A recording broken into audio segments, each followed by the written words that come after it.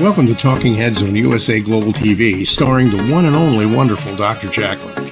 It's a prestigious place where world-class influencers and experts meet, and where you'll find the most trusted advisors and coaches for all things in life and business. Visit usaglobaltv.com to sign up for our newsletter, get the value you need, and be first in line to learn about events and giveaways and other valuable content. Connect with us. Email Dr. Jacqueline at usaglobaltv.com to talk about how you can become part of USA Global TV. That's USA Global TV, where the doctor is always in. And hello and welcome back to World Jenny's Day. In fact, where in the world is World Jenny's Day? Because during the course of this day, from 10 a.m. this morning right through to now, we have been live streaming all over the world, including performers from all over the world with outstanding acts, incredible insight, and the feedback we've been getting throughout the day has been that people are inspired and really enjoying what's happening on this platform today. And the reason we're having this platform is because it is World Mental Health Day, and World Jenny's Day is on World Mental Health Day, celebrating mental health wellness. Jenny was my daughter, 16-year-old daughter, who died from suicide 17 years ago. And the legacy that World Jenny's Day is creating, I'm going to talk about a little bit later, because it's enormous. And I look forward to sharing that with you. And I'm going to say, stay with us, because we've got some incredible artists coming up, including Jodie Bird from the West End stage. She was famously known as being stopped in Britain's Got Talent by Simon Cowell because he didn't like the song she was singing, and she bravely carried on back singing it and sang it to him. An amazing lady. So you've got to come back for that one too. And but in the meantime, I would like to bring up Red O'Loughlin, our co-host, my co-host for this hour. Red, thank you. Please do come on up. Welcome. Thank you for having me back. It's just like a minor disruption. Boom, we get it fixed and we're back again. Yeah, we had a technical hitch. You know, one of those hiccups. Anyway, the hitch and the hiccup are over, and we're back and we're rolling, and it's wonderful to have you here. So, Red, I would also like, we're waiting for our guests that were waiting in the corridor in the last way. To come back. But right now, we're going to have two people. The one is actually a USA Global TV co-host as well. And that's Ricky McKenna. And I'm just so delighted because Ricky agreed to come in on here with both her boots blacked, and she jumped in and said, oh, this is a fabulous idea, because she's going to be making a very special salad for us today from her kitchen, and she does some marvelous food on USA Global TV. And then the other person we've got in this slot is Taylor Rain from your side, from your and Dr. Jacqueline's side of the world, and she actually is an audio book reader. And I've known Taylor for some time. So those are our new two new slots to come in, but we seem to have lost them. Wonder in trying to get back online after our glitch. They have gone. There they were gone. I wonder what we can do. I'm taking care of one. I'm taking care of one of them right now. Oh, you are? Is that Ricky? I am. Yes. That's wonderful. Hey there. I just wanted to let you know I sent the link to everybody else who's supposed to be coming on. So everyone now has it. Fantastic. All right. Thank you. For now. And Ricky's here. Ricky. Yeah, here's Ricky. All right. Hi, Ricky. We can bring her up now. Me minute or a half here. Like, There we Rick, go. you're live. Yahoo! Yeah. I thought I was gone. Hi. hi, You, Red, Madeline, Janetta, how are you? exceptionally We're well, as well. always. Look Very at well. what you got there.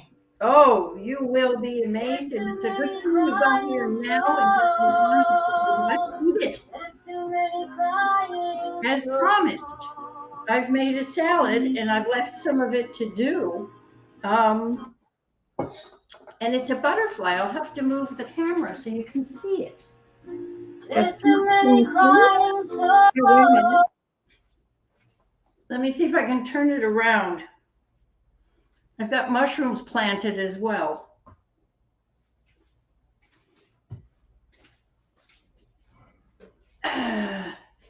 Butterfly flying in.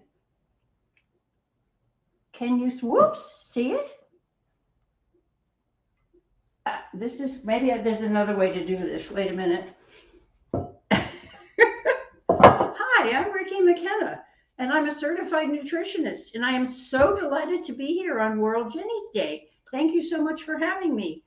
And one of the things I promised before my vegetables started falling off the butterfly was to make a butterfly salad.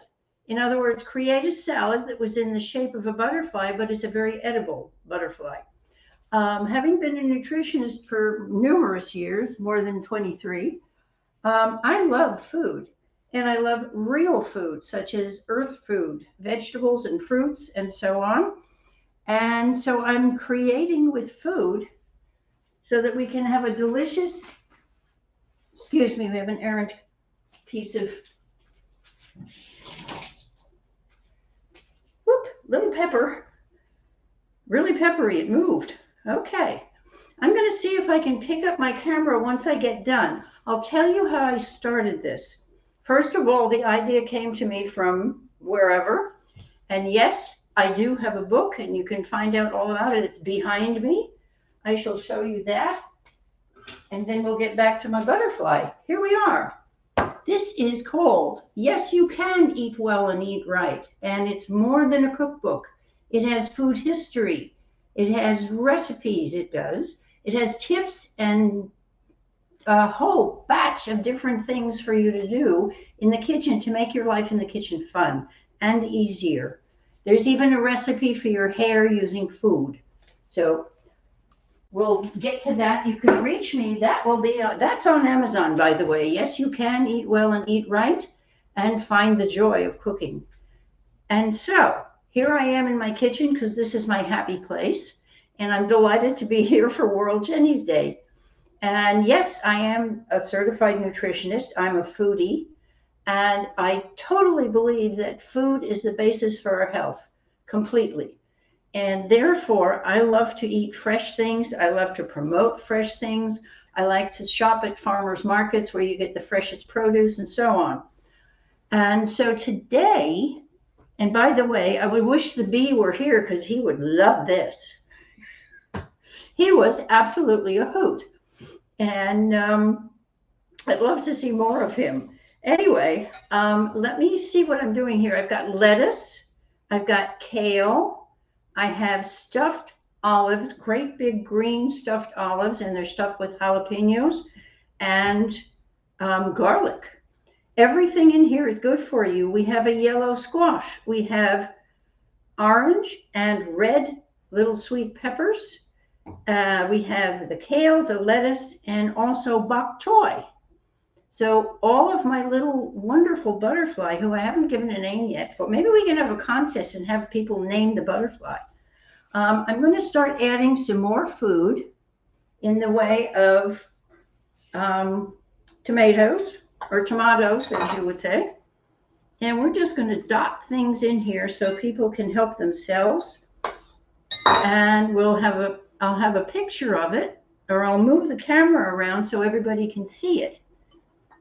And right now I'm working with little grape tomatoes. And as far as I can, I use organic food 99% of the time because I believe that we need to eat things that are fresh and clean from the earth. And let's see what we do. We've even got some grapes. I think we'll throw some purple grapes in there. They're seedless. And we'll just give our little butterfly a little more personality here with some grape legs and a grape bottom, just for fun. Can you guys come back on with me? I would really love that if you did. Hello.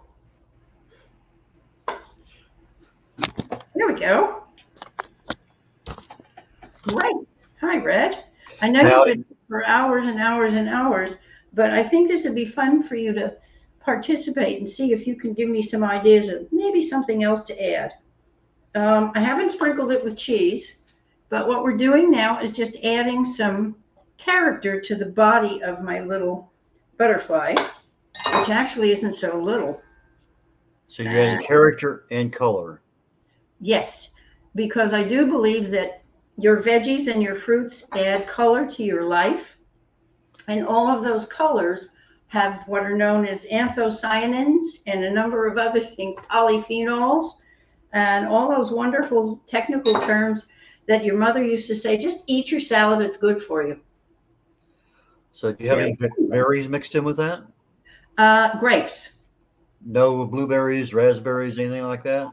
Unfortunately, the blueberries I have right now are frozen, but I do have some nice fresh mushrooms, and mushrooms are medicinal, and especially things like shiitake and reiki and maitake, and they're really very good for you. So at any rate, I'm going to see if I can pick up my camera and move it above this because it keeps growing. It started out with a little yellow squash in the middle, and it has cloves for eyes and decorations on its back. And we have, let's see, we can throw in a couple of green onions because they're good for you. We do have carrots. And let's see what else. I'm going to take this off. Well, you know, there's always a part of some of the foods that we can use for something or other. We're just going to put a little crown on top of its head. This is so much fun. I wish you could be here with me to help. I'm going to take this wonderful green onion and slit it, if I can, right down the middle. Because most of the time, butterflies are pretty symmetrical. So I'm working from that angle. And let's see if I can do this. Butterflies have legs.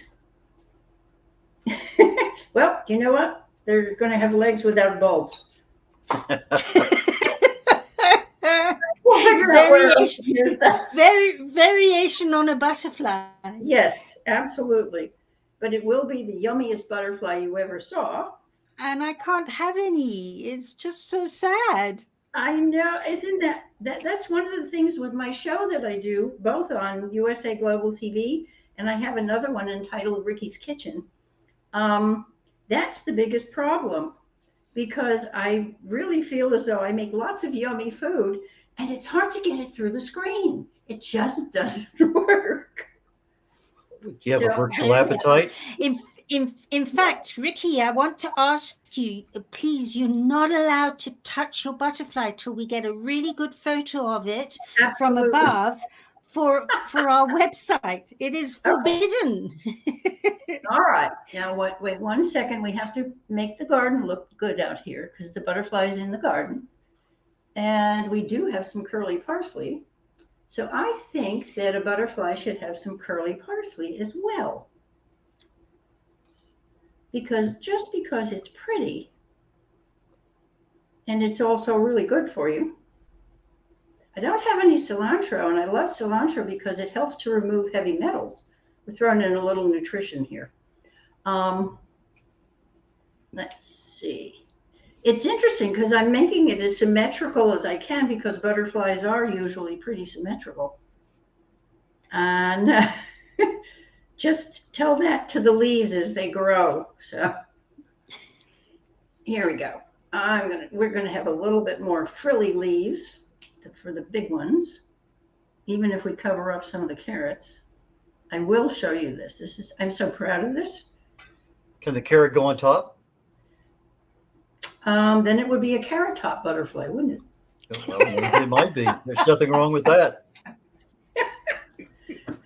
I read something the other day, or actually was talking with a friend about doing something like this, and we were talking about being silly. And you know something? I think being silly should be a requirement. Oh, high Because five. being silly helps you to stay young. It helps you be creative, because sometimes goofy ideas turn out to be the best ones that anybody ever has, or what people may say are goofy. I've got a couple more. I'll tell you what else I've used. Beet greens, red beet greens, or beetroot, as you say, Janetta? Yeah, beetroot. We've got beet. Well, that's actually the butterfly's antennae are beet greens, and the beet stems, which contain tons of minerals, by the way. And I think we'll just give him, I don't know where to put these. Okay, any suggestions? I think we've got quite enough here, but this is lots of fun. I might do this again, Janetta. Oh, yes. Oh, this is just Yeah, that would be amazing. These are I mean, that. beautiful. See, this is what I love, Ricky. I just loved when I suggested this to you, and you literally took it with 2 pairs of hands and feet and teeth and everything else, because when we can bring that creativity out and that silliness in something like this, it's just so beautiful. I mean, look at that beautiful butterfly. Yeah, we'll get there. Just a minute. I'm going to give him. Tell me, the feelers are beet leaves as well? Beet leaves and beet stems, yes. Stems. You know, Janetta? Amazing. Yeah. A double dose here. You know, Janetta, she's putting together a masterpiece there, but I'm sure there's probably a few other cooks, chefs, or just enthusiasts who could probably do something with 10 or 15 different vegetables, fruits they have in their own home, and submit those, and maybe we include those at some point in time in our accumulation of material from this show today. I mean, because this is a beautiful example. Why not use our audience to, you know, it may not be today, it may not be next week, but there are going to be some things in there. And if that's the case, we send them to Janetta, and then she figures out what's the most appropriate use of that. I think Great idea, Red. I think that's a fabulous idea. I love the spontaneity of these type of things. Let's see, where can we put these? Yes. Let's see. If you were a butterfly, where would you put these? Oh, this is fun. Okay, wait a minute. No. Okay, whilst you're trying to find a place for, what are they? They're actually, Celery. it's the bottom end of the green onion that I cut in Oh, half. green onion. Sure, wait a minute. Okay. Oh, look it's at that. So it kind of looks like a glass, well, not really a white wine glass. Okay, we'll just leave them out here and be creative with them that way. Okay. Yeah, they look very attractive there. I'm going to pick this up, and I have a little flower for him also. So we'll put that over here. What I want to do is pick up the camera, but not with my hands icky. So. Look at this. This is so exciting. I'm so inspired. I have one other thing to do. Are you ready for this? We have spirals, and they're wonderful red onion. And let's see where we can. Oh, so that's more of a pattern. How clever is that? So we're really going to get the rainbow butterfly. Absolutely. And are you using both black and red caviar also? We're fresh out of caviar right now, Red. However, We do have a few other things that we can use. Let me see if what I'm trying to do is get the same size relatively of each little thing so it is symmetrical. Oh, that's cute. Wait a minute. Okay, here we go. We're almost there. I think the butterfly needs a little red onion on the end of its wing. Just because. I will put 2 over here. Have you ever tried to train lettuce? It doesn't work. Okay. Do you mean that it's really badly behaved? If you blanch it first, will it work better? No. If you speak nicely to the lettuce, will it behave? Absolutely. Maybe. Okay. Okay. Oh, I love the parsnip. Okay. We're going to do an experiment and see how long I'm going to move the camera.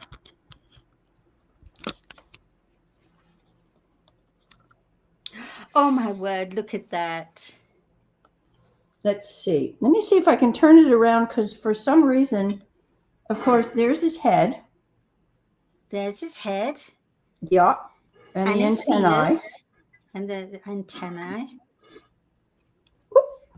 My Oh mushroom- my word. My mushroom Look at this. garden is moving. What fun. Can you see him? Yes. We Or her? can, we Yes. can. Her, him, it. It, whatever. Yes. And You a know, flower. Whatever gender he chooses to say. I mean, Mhm. it, No, them, the butterflies them, have them. genders. It's a them. It's It's a a them. them, yeah. I don't Yeah. really think butterflies have genders. And then they become caterpillars, and I really wonder. So anyway, there we have the salad butterfly. Oh, that's amazing. Look at the red. Oh, that's just amazing. Red on the, see the red on red's caviar. Yeah, wouldn't that be nice? Well, actually, these are grapes. We have the red onions. We have cherry, or actually grape Tomatoes. tomatoes. Yes, grape tomatoes. Yes. Tomatoes. And then we have yes. sweet peppers, carrots, and stuffed, chopped in half olives that have jalapeno and garlic in them. And the body, again, is a yellow squash. And So these it's one- lovely little spots on my butterfly come from cloves. So it's one spicy butterfly, huh? Yes, it is. And the top, of One course, is the, spicy. well, I don't know if you now you can see his eyes. Oh, yes. Hello. We can see you. I see you.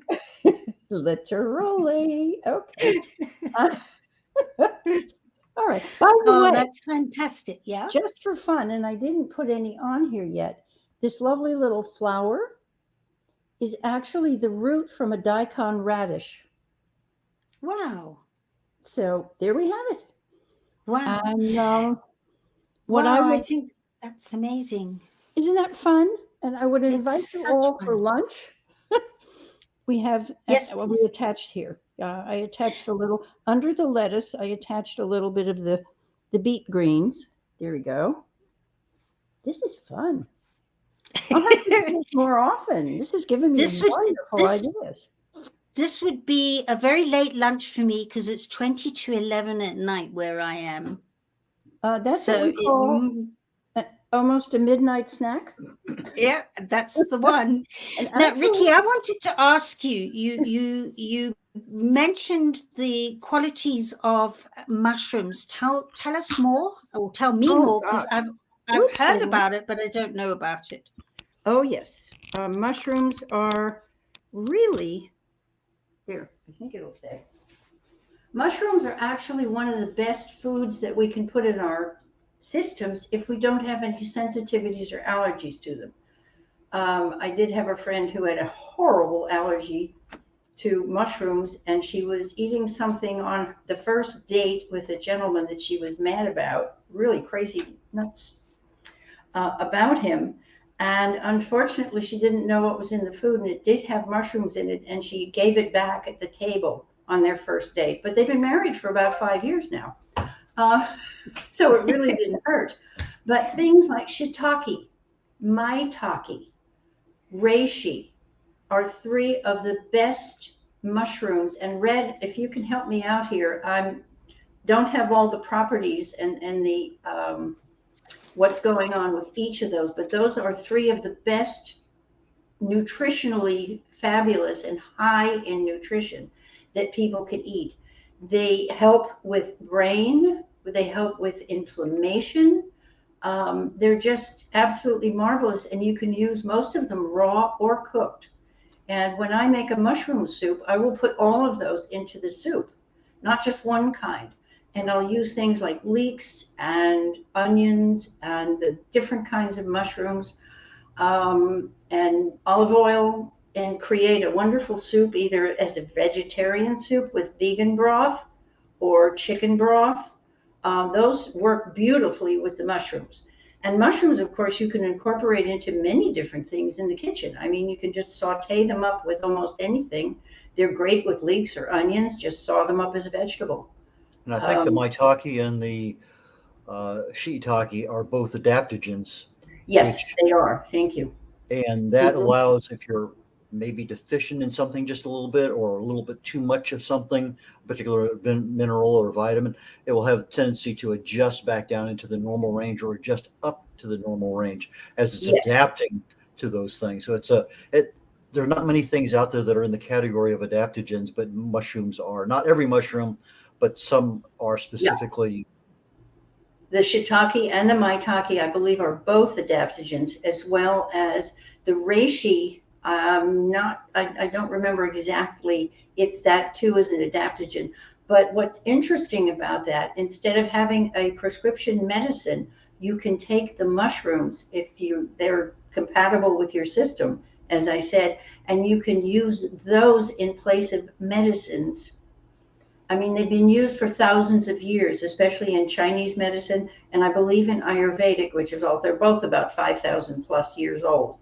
And they use more natural forms of medicine. This is a form of medicine with it, and I do have the mushrooms, and I can slice up a few. We'll just make this thing much bigger. I'll slice some mushrooms, and the thing about these is you can eat these raw or cooked. And depending on which way you eat them, the difference is not very much, other than some foods, when you heat them, it actually brings out through the enzyme and it brings out the nutrients. Some foods are better raw. Some foods are better when you heat them a little bit to bring out those nutrients. So those are the things that I talk about in Ricky's Kitchen and on USA Global TV in the United Kitchens. And I'm absolutely delighted to be here. And the mushrooms have probably been around for 1 million years intergalactically. Yes. At least 1 million years intergalactically. And it's really wonderful to have this opportunity and to bring this to the world. Thank you so much, Janetta, and thank you, Dr. Jacqueline, and everybody who's been on here, Madeline, Red, and I haven't seen too many of other people on, but this is so much fun because it's also helping the world, and mental health extends into everything that we do. It extends into what we eat. It extends into our emotions. It extends to our physical responses to things. It's all involved. It's just one holistic package that we live in. And I truly believe that we are divine beings in a human package, and we're here to have a good time while we're here on Earth. And radiate the peace and love that we want to see throughout the world, and it does come back. So if there's anything else I can add, let me know, please. Well, Ricky, I tell you what, just to remind you, for our viewers and listeners joining now, this is a butterfly salad, a salad made into the World Jenny's Day butterfly. And I want you to promise me you're not allowed here, Girl Guide's sort of oath. I promise I will not eat this yummy salad till I've taken a photo of it for the World Jenny's Day website. Absolutely. It's one of the few organic butterflies we have around. It's what, Red? One of the few organic butterflies in existence. Yes. Indeed. Yep. And please remember my book on Amazon. I appreciate the chance to speak to it. It's meant to help people have a good time in the kitchen, because this is my favorite room. And this is something that helps me meditate, to create something like this. It's just wonderful to just get into it, and nothing else gets into me. It's like an incredible meditation. And Ricky, so thank I you. am so grateful. Thank you so much. Oh, for thank having you me here. so much. What a delight. And what a variation we've had. We've had dancers. We've had this. We've had the metaverse. It's just been such a wonderful cross section. We've had Sam Seen drawing part of the day whilst people were performing. And I just love how all the creative juices have been flowing through the day, inspiring people to understand how important it is we connect to our creative genius. And when we do, our responses change. And I was watching the joy in you going, this is so much fun. I'm going to do it again. And one other thing that I want to mention, Janetta, this proves to me that not only do we all have to eat, we all are one.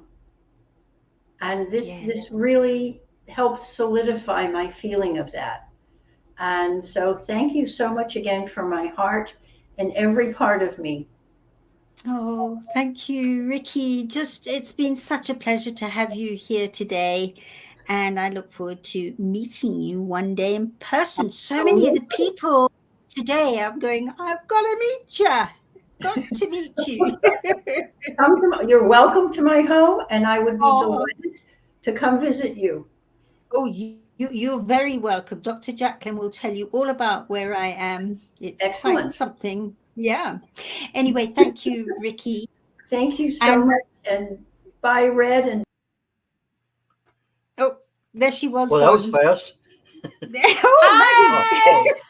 I know why it was. Now I know why it was so fast. We had to get Madeline back on here. Do you know what? I just had to, because it's like today I've been in 3 different places, 3 different studios, and I had to come back to my home and then redo the studio. And I was in the same clothes, and I was thinking, I need to just change, even a jacket or something, and a scarf or something, just have something different, and a sandwich because I needed to eat. But yeah, it's all going Welcome great, back. isn't it? Thank you. Thank you. Amazing. Red, our next guest, and Madeline, I'd like to introduce you to. She's kind of special to me. We go back probably about 7-8 years when I was living in New York, and we met through the work, my Epiphany work, and we met one day in East Village for coffee, and I immediately thought, what an amazing lady. And in fact, Taylor Rain, who's coming up, has gone through the certification course with me with the Epiphany process. So it's been a very special journey with Taylor, but I'm going to bring her up so that she can tell you about the journey of where she's now stepped into her true genius. So welcome, Taylor Rain. Thank you. Hello. Can you hear me? Hi. Taylor, tell us a little bit about what you're doing and why you're doing it. Well, it has always been a dream of mine. First of all, to use my voice, because a joke I tell people is, my mouth got me in a lot of trouble, and I think it needs to make me some money. But that's a joke. The truth is that it's always been a passion of mine. I've always seen myself speaking to people. I've always seen myself delivering a message. I'm a visual person, so I'm always seeing myself in that way. And so many years ago, I attempted to do what I'm doing now, which is narration. And I started by doing voiceovers as a way to express myself, because I used to mimic commercials on television. I used to say, well, and copy them and try to be like the actor presenting the commercial. And so it was a passion of mine, and I didn't succeed at it. And so I kept putting it on the back burner and on the back burner. And many years later, I was driving along to work and I was listening to a tape that said, if you could do something, and God said, if you do this, you will not fail, what would you do? And I said, oh, I would do voiceovers in a heartbeat. And of course, at that time, I was working for a company that was making animated movies. And so their access in New York City to that kind of studio and environment and coaches was wide open. I had open access and entree. And so as a result of that, I started going to take commercial acting classes. And I took a workshop just because I love reading. And I love the idea of narration, because one of my challenges in being in Connecticut, as you know, and not in New York proper, I have to travel in to do auditions. And that was challenging, working a full-time job. So I was like, how can this happen for me? How can I have my love thing, talking behind a microphone? How could that happen for me if I'm working full time and I can't get into the city to do an audition? So I really don't have much opportunity to be in the game. And I decided to take this workshop on narration. And I started to think like, oh, I love to read. I love to learn. I got a master's degree. I went back to school at 48 to get a bachelor's and a master's degree. So I surely love to learn. And I thought, this is a great way to combine the two. But my challenge was technical stuff. So after the workshop, I embarked on my journey. And during COVID, I buckled down in spite of the challenges that COVID presented at every level for me. I buckled down and took a coaching session with a nonfiction coach and completed that certification. It took me 18 months. But on the other side of it, I have 6 books and under my belt at this time. And I'm working on a little special project with a friend of mine doing a water conservation educational program for elementary school children in Texas and California, because they have to learn about water conservation. So my world of voiceover has expanded into many different areas, but my love is truly reading, and narration is truly my love, because it allows me to, I'm by myself creating a story, reading a story, but living the story, jumping into the story and becoming that person and drawing from every bit of experience that I've had for the characters that show up in the book, because they're always me. There's always a me in every book that I read and audition for. I look for me, and I look for that part of me that I need to bring out in that book to make it happen, make that character come alive. And you can see I light up as soon as I talk about it.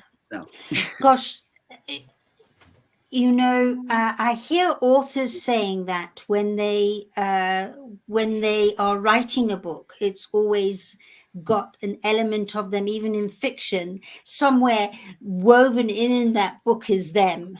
But I've never thought of it in terms of reading a book and narrating a book. That is amazing.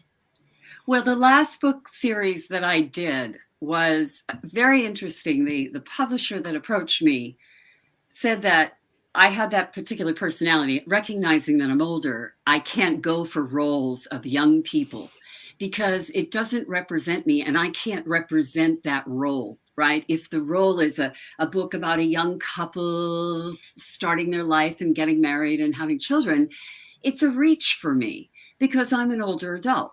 So the books that I pick tend to have that appeal. And so in this particular case, the publisher thought that I would be a perfect fit for this book about a character who was a retired New York City police detective. And of course, she can bring home the bacon, fry it up in a pan. She's tough, she's a fighter. She uses curse words on a regular basis. She has many, many qualities like me. And I thoroughly enjoyed becoming her. I became her. I was truly her in every respect. And I could see myself being her. And so I miss her. I finished the 3 books and I actually miss her. And there's a 4th and a 5th that I understand the author is doing, but I'm not sure if the publisher will plug me in for that. But if she does, I'm open to it, because I'd like to resurrect Sylvia, because she was truly, truly, as soon as I read it, I said, wow, this publisher is so right. It's me. There's this part of me that I can see it. And so I've heard of other narrators saying this, that there are characters that they hate to say goodbye to, because there are these special things that you get to be and do in that environment and become, if only for a minute, carrying guns and catching bad guys, if only for a minute, if I have another life, if I have time in this lifetime, right? But again, this is the thing that draws me to it.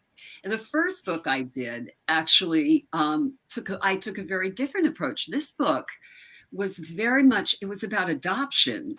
The bottom line was that the main story theme was that this woman was adopted. She's a professor now in Vancouver, doing well. And all of a sudden, there is this cold case file that comes up. A dead body was found, skeletal remains, and they recreated the look of this body. Like, who is this person? And it looked exactly like her, and it was her mother. And so she went on this hunt across Canada. It took place in Canada. And she went on this hunt to find who this woman was, because the recreation of this, building the skull and creating a face, it looked just like her.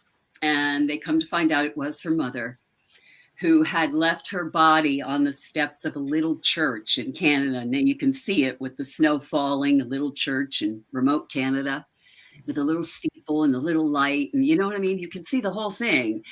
And she was found by the parishioners and given to a couple who wanted to adopt her and had a lovely life. And she went back to, again, find her roots and met the people that saved her that night, saved that infant child. And so for me, it was actually emotional, because it was like, it brought up like, what must it be like to be adopted? And how can I draw from my limited experience, because I wasn't adopted, but I had to draw from someplace in me to draw that feeling of what it was like when she realized she was face to face with the people that picked her up off that stoop that night and saved her life. This author made me cry. But again, I kept saying it's touching on some real life issues. And so for me, I thought the book was extremely important for a fiction book. I thought it was extremely, extremely important.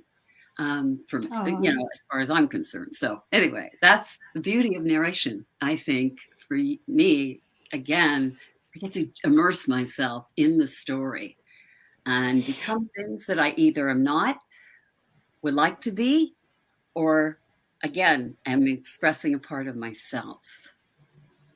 It's so wonderful to see your eyes sparkling.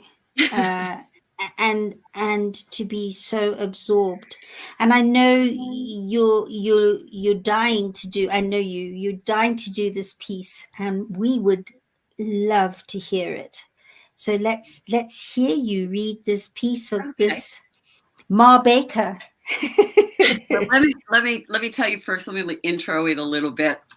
I actually did a demo, if you will, of this piece. It is a part of a series of books that, when working with a coach, I was directed to look at books that appeal to an older audience, because it kind of has to match where I am in my world. I can swing a little bit, as I mentioned, but not too far. I can't go too far back in the past.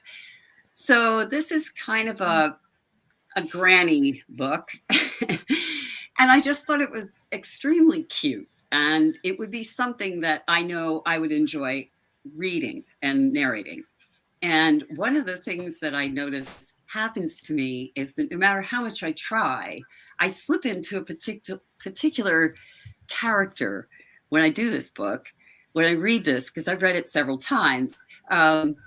And it's just the nature of the beast, I guess, if for lack of a better word. It's what this work does. Kind of draws you in, it sucks you in. But anyway, this is a cute piece. It is about 5 minutes. Do we have about that much time? Yes, let's hear it. Excellent. Come, let's go. Okay. Yeah.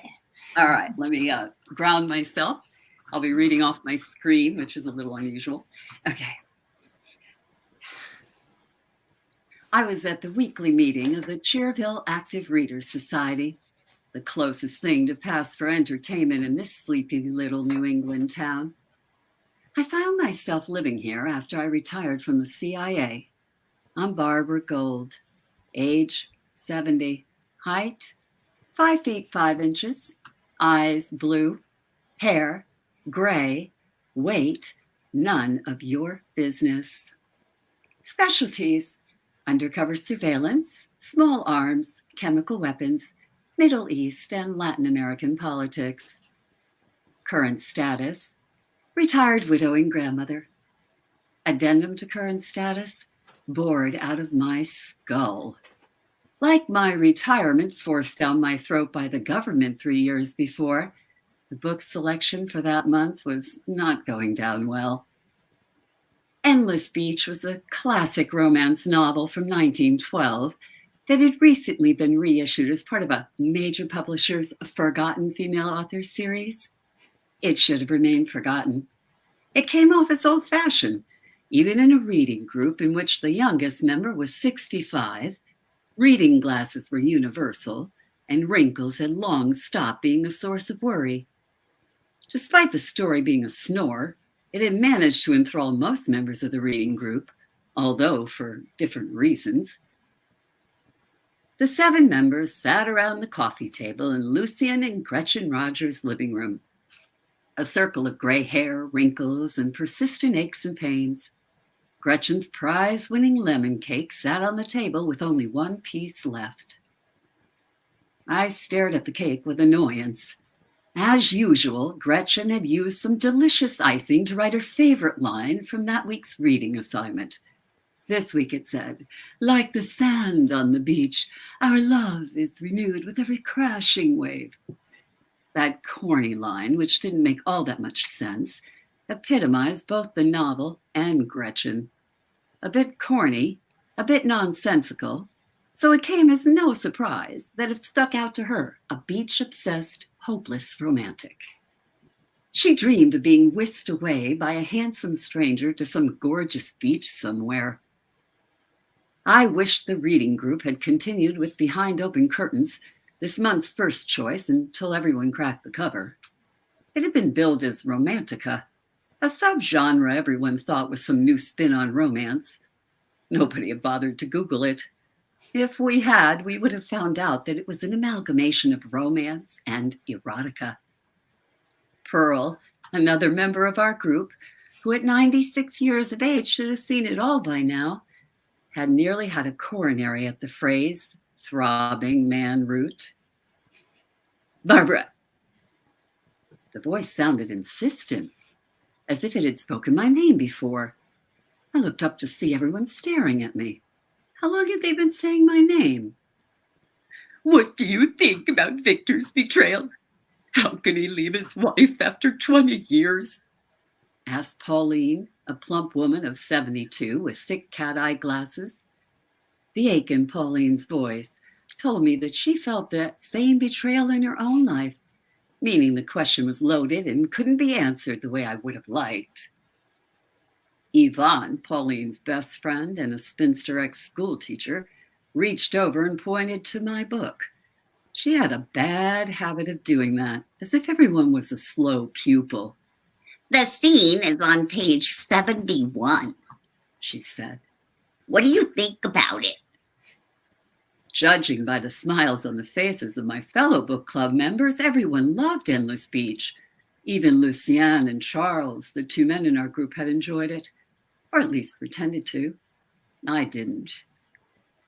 He's a quitter, selfish jerk. Marriage is forever and you have to stick with it through thick and thin. That came from Lucien Rogers, Gretchen's husband, mumbled through the last bite of a slice of lemon cake. Lucien, obviously feeling pleased with himself by closing the conversation with such a sparkling insight into Endless Beach, started to clear the table, collecting the platter with the one lone piece of lemon cake with its mournful phrase crashing wave on it, before disappearing into the kitchen. I watched it go, knowing it was destined to be eaten by some undeserving rat in the town landfill. That was a shame, because Gretchen's cake really was delicious. The chatter continued as the other members of the club freely spoke their minds on the tragedy of giving up on something you've been building for 20 years. The author should have written a sequel in which Victor fails as a painter and drinks himself to death with absence, Charles proclaimed, emphasizing his point by thumping his cane on the carpet. Charles was the local funeral director. For some reason, no one objected to his presence. I sighed and leaned back in my chair. I'd skipped my turn, but I didn't mind at all because it let me off the hook. It was the end of another faintly amusing but really quite dull meeting of the Cherville Active Readers Society. I had grown tired of Cherville so quickly. Tired of the people, tired of living alone, tired of the prosperous, straight-laced dreariness of it all. I changed that prognosis immediately when Lucien fell dead in the kitchen. I can't believe, honestly, Taylor, are you an actress as well? Because you were very animated, and it's as if we were watching a stage production, like on stage. That's what I felt. Well, that's how I do it in the booth. Now, I was probably more active on this call than I would normally be, because normally I would not want to have too much motion because of the microphone being centered. But I'm in there with my hands, and I have been known to swat the microphone. He's a You're all in. You're all in, so to speak. Exactly. With whatever part of my body, especially the face, like I have to create the emotion sometimes with some physicality, but it can't be too much. But sometimes you do get a little carried away. Like I said, the arms are flailing because that's all you've got. And you're going like this with the quotes. And, it's active participation. Super talented. Oh, thank Taylor, you so much. You've really stepped into your genius. Thank you. And you've worked jolly hard. I mean, even when I was with you in New York, you were going for lessons, and look where it's got you. You've just persevered and gone on and practiced, and it's shining through. Thank you. Yeah, it's been great. I mean, the books that I have done, as I said, there's only 6 of them now, but I'm working on more. My real true passion, I think, in this business is nonfiction, due to my love of learning. And my master's degree in social work from Fordham. So, it kind of all ties in, and hence the reason that I was attracted to the work you were doing. I think that full circle, the reason that I was attracted to your work was really because I had done so much of my own journey with therapeutic models and such. And this one as a modality was really quite different. So it's why I stuck with it. And it's helped me a lot in getting through the last couple of years, because it didn't seem like it was going to happen. And then all of a sudden I got a book, and then it happened. And then I realized, yes, I can do this, So well done. I really, truly, I'm my so super proud of you. So proud of you. You've come on in leaps and bounds, and Thank you for joining us on World Jenny's Day. Oh, In fact, thank you for having me. you were our voiceover for the very first World Jenny's Day, and here you are back on this one. So welcome back. Welcome back again. Yeah, absolutely amazing. Thank you, and lots of love. And Red, I don't know. I know we've gone a little over time, and you've dedicated some grand time with us. Do you need to go, or would you like to stay, or what would you like to do? I would love to stay. I'd love to meet. I'm going to try to listen to Jody Bird, but I got a couple things I really got to get done. But I'm going to have it on in the background, and hopefully I'll be back up here to listen and watch. But thank you so very much for inviting me. I feel honored. And Janetta, I look forward to visiting you one day in your home, because that's a part of the world I have not been to. So that's on my bucket list. You have to. The hippos are waiting for you. In fact, last night we got, well, I didn't sleep last night, obviously putting all this together, but Andy, I was already awake, got woken up with a hyena kill right outside our window. It was like, put the pillow again, Kotia. And Taylor, I enjoyed it tremendously. I really and truly did. Thank you, I wish Red. you the absolute best. And Madeline, as always, look forward to our next time. So Absolutely. you all take care. Thank you. Taylor, bye. Pleasure, Red. You're amazing. Wow. So, Madeline, what an array of amazing people. So, our next guest actually hails from your end of the world. Would you like to introduce to our listeners and everybody what's what? Yes, her name is Cheryl Millen, and I met Cheryl in Malta, and she's phenomenally, she's just got such a compassionate heart that she's always giving to others, always helping children in orphanages. She's just such a free spirit. I met her when she did yoga, and she's a life coach now, and she just gives so much of her heart. Honestly, but let's bring Cheryl in and let her tell her story. Hi, Cheryl. Good to see you. Oh my gosh. Oh, so excited to be here. Thank you. You're very welcome. Wow, Cheryl, nice to meet you in person. Yeah, nice to meet you too. You both look amazing. Even Jacqueline. What a lovely team you are. Thank you. Yeah. So Cheryl, what you want to tell the viewers your journey with what you're going to sing today, the songs that you're going to sing, or share who Cheryl is, basically. Yeah, well, the first song I'm going to sing is one I just actually wrote this afternoon for this event, and so it's really raw. And I don't have any professional studio as such. I'm in my office, so it's going to be from home, right here with the guitar, live. So I'm going to sing that song first. And the reason being is I have so many songs I've written over the years, and it was very hard to choose one. So I thought, I'm just going to have to do one fresh, raw song for today. So I took snippets as I was reading through. But when I was a kid, my dad was a singer, and I used to hang out my mum was telling me recently that I used to hang out in the garage when he was rehearsing. And I remember even playing the triangle and the tambourine and anything that shaked or rattled, really, I would be, having a bit of a play. So as I grew older, I started to write more deeper, more spiritual songs.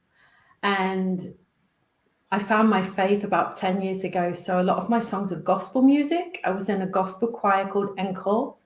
And I also joined in Uganda with a Father's Heart Choir, which is to support children in the slums. So I'm going to start with my first song.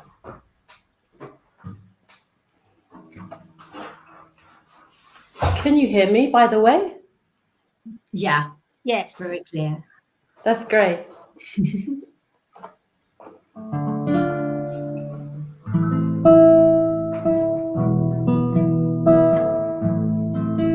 There's a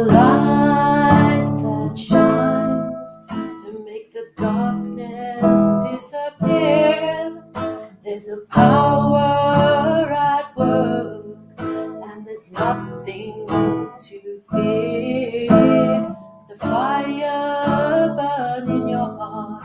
Let the light defeat the dark. Let the flame of love burn higher. We're a people on fire. La la la la la la la la la la la la la la la la la la la. May the heart be healed and your soul be restored. Miracles can happen. Miracles can happen. Miracles can happen. Miracles can happen if you believe. La la la la la la. There is no one like you. There is none beside you. You are me. Wonderfully made. You are beautiful. You are beautiful. You are beautiful. You are beautiful. I'm not a victim. I am a victor. I have purpose. So do you. I have mission. I am confident. I'm not broken. Bye bye dark emotions. Bye bye dark emotions. Bye bye dark emotions. La la la la la la la la la la la la la la la la la. So that's the first song. It's a bit random, needs a lot of work, but we'll get there. So later on, after my singing sort of took off over in Uganda, during the pandemic, when there was nothing going on, not much to do, I felt a calling on my life to train in life coaching, Christian life coaching, which took my walk with Jesus a bit deeper. And a few years ago, I wrote this song called I Surrender. I literally was drowning and emotionally drained and physically tired and just felt like I had no direction.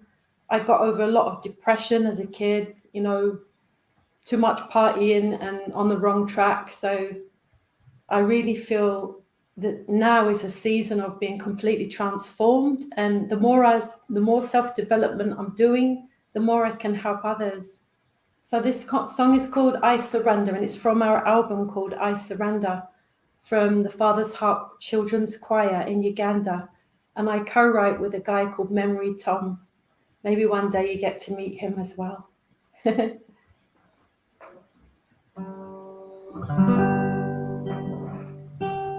In your arms of love,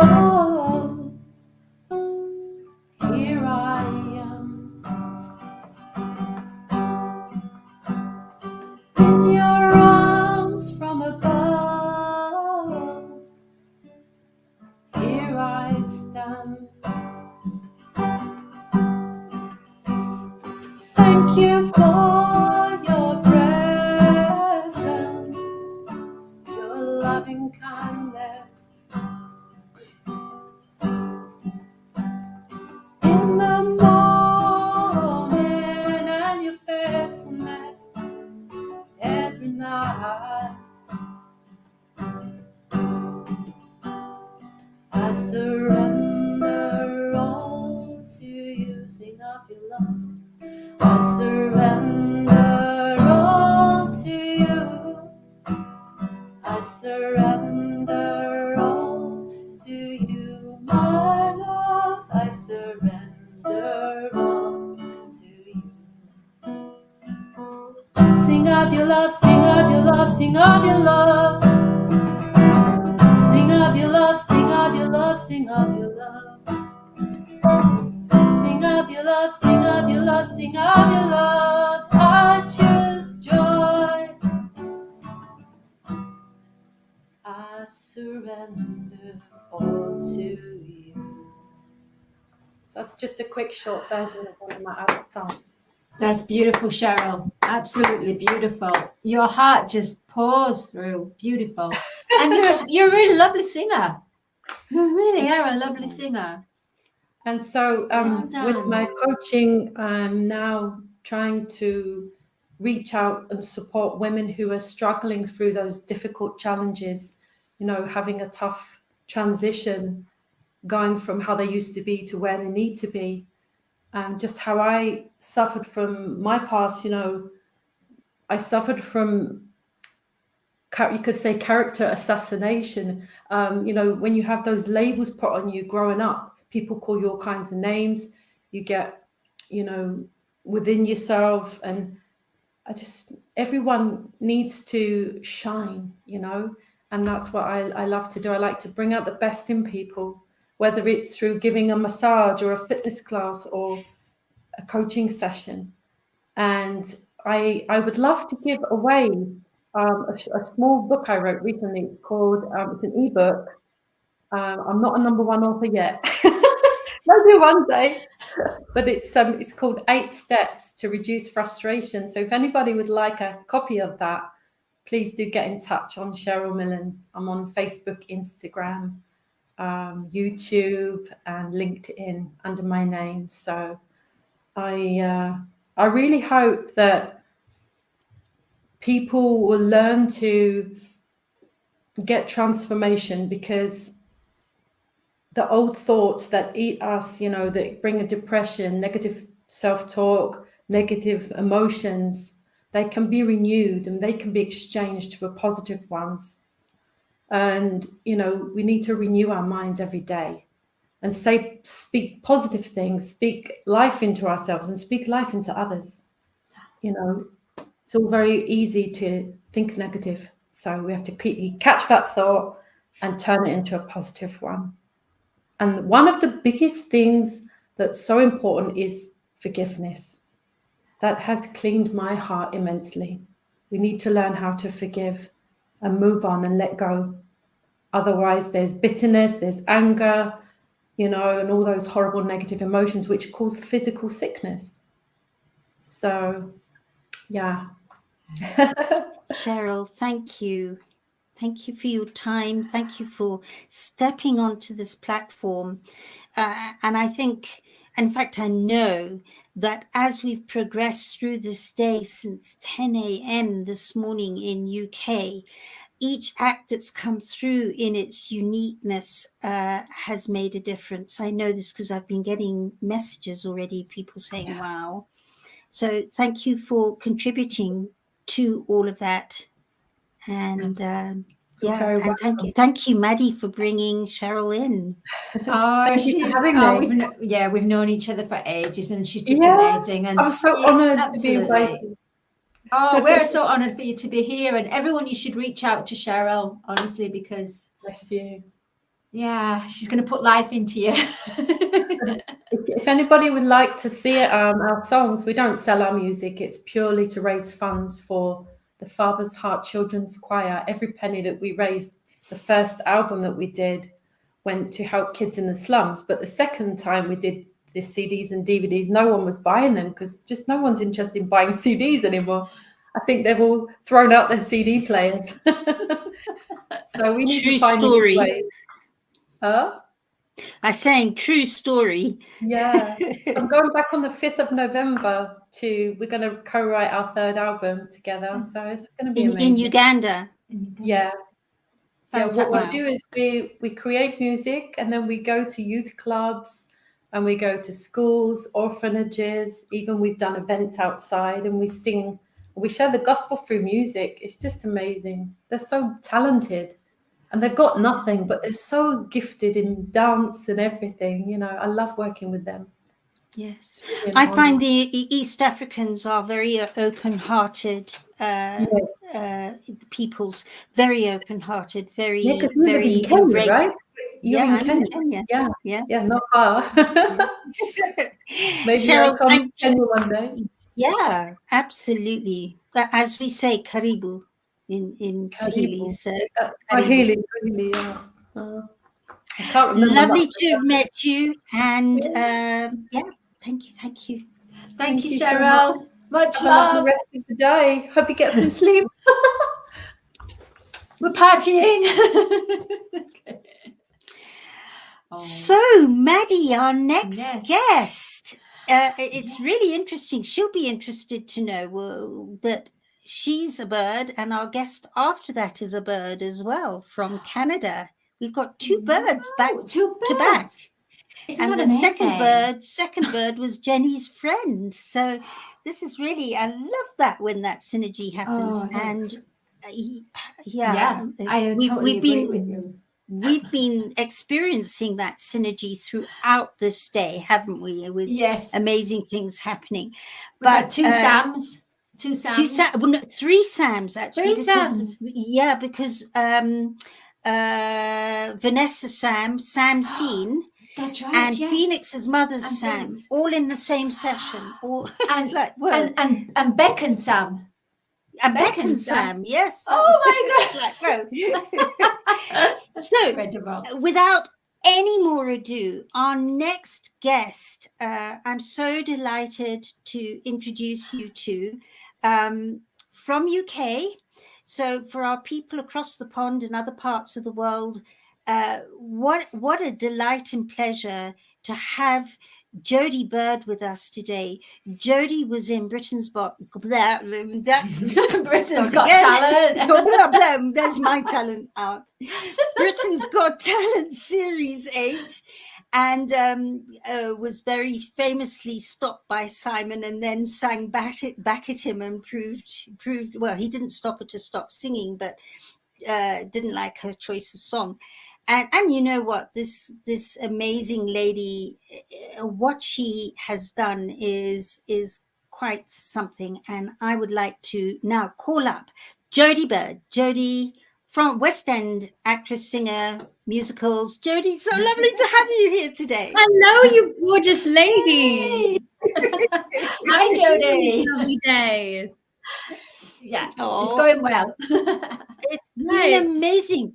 You know, we've had a circus act from Nairobi. We've had children in the Kibera slums, which is one of the biggest slums in the world, in Nairobi. They were doing amazing movements. We've just had so much voice animation, singing.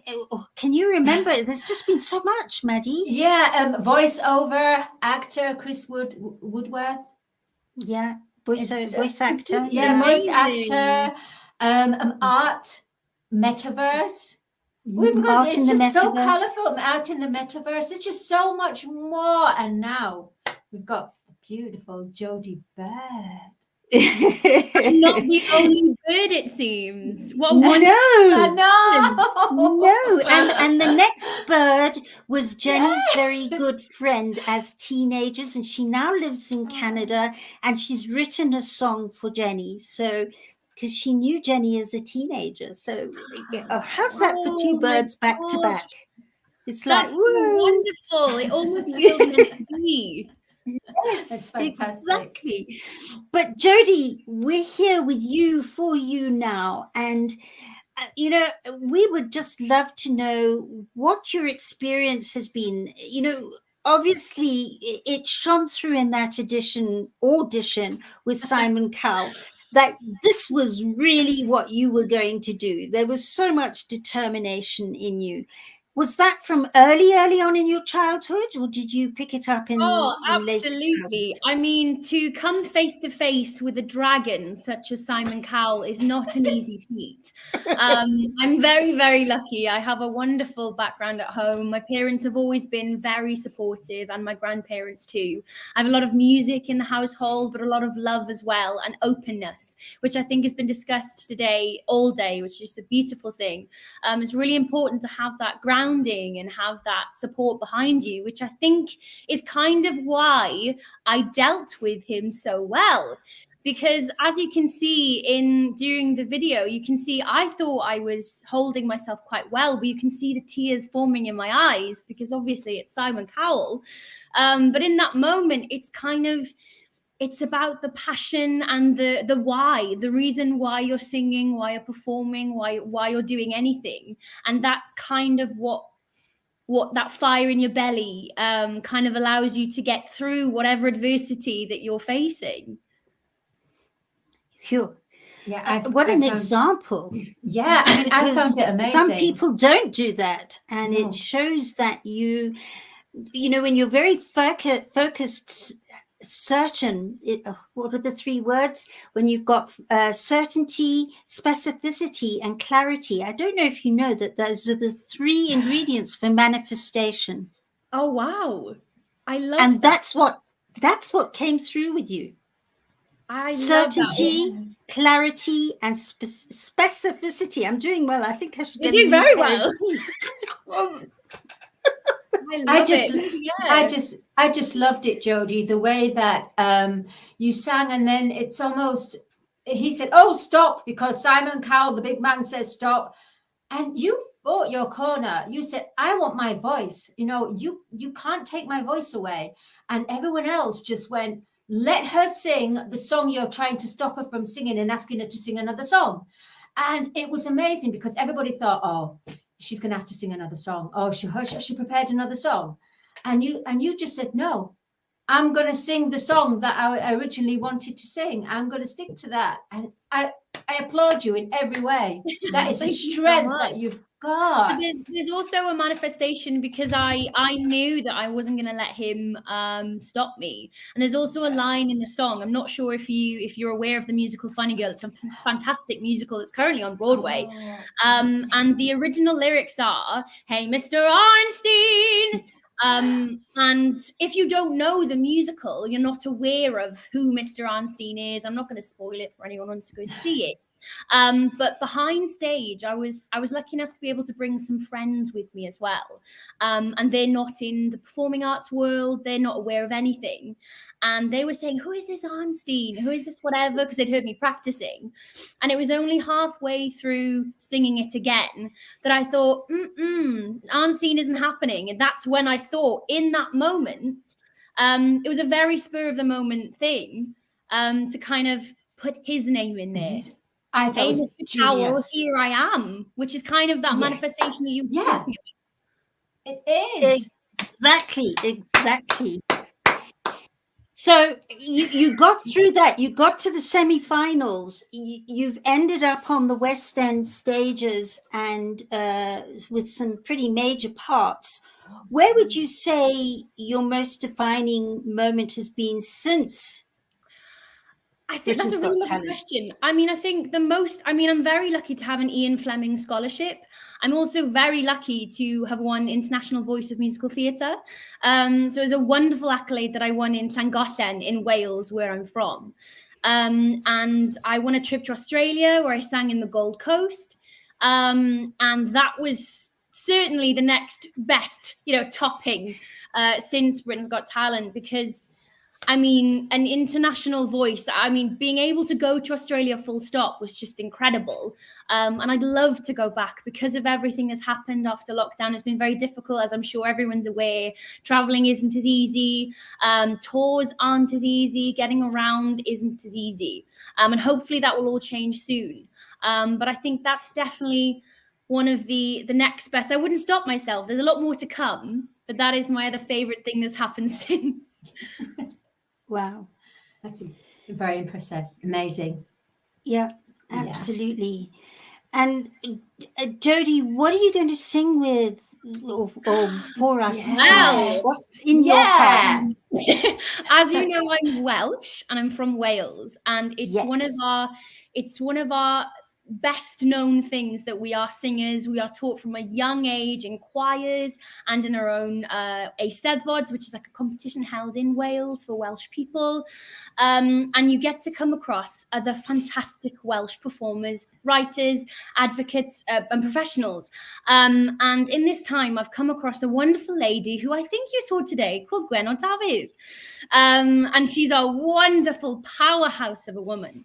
And I've been lucky enough to work with her a couple of times throughout the years on various different projects, which we've had a lot of fun doing. And one of them is this beautiful song called Tarod Gwaelod.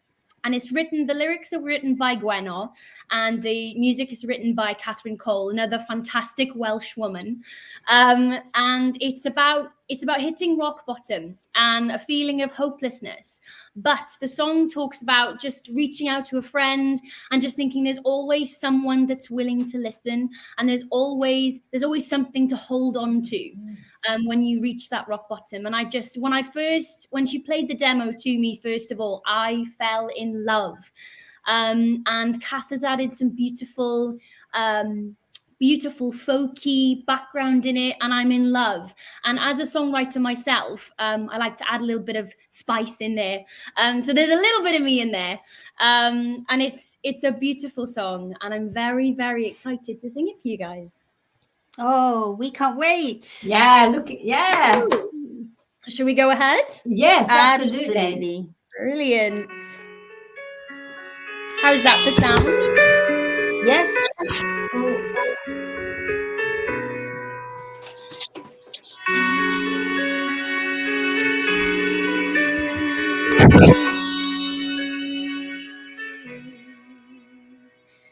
Pan mae'r cymylau'n casglu diflastod sydd yn dod.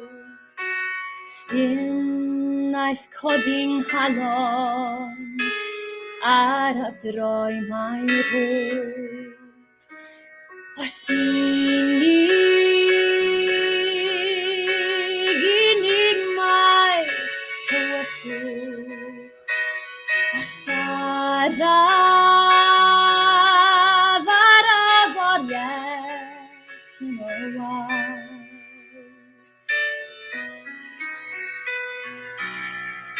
Paid taro gwaelod, mae na le i fynd, pan fo'r byd yn grelon, galw ar dy ffrind. Pwy all gynnal bellach o ble y daw yn nerth? Beth yw'r pwynt bodoli, ble aeth fy hun angwerth? Os unig mae'r tywyllwch yn hobal, os araf ar mae'r oriau yn awal.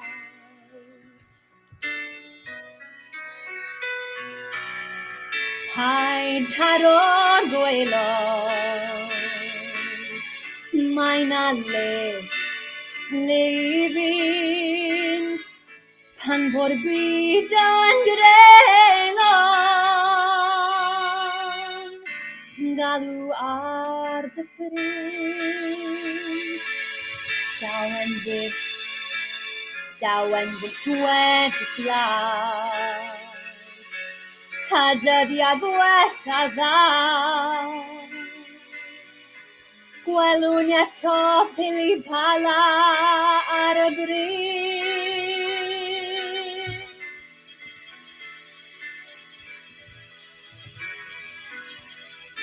Paid taro gwaelod, mae na le i fynd, pan fo'r byd yn grelon, galw ar dy ffrind.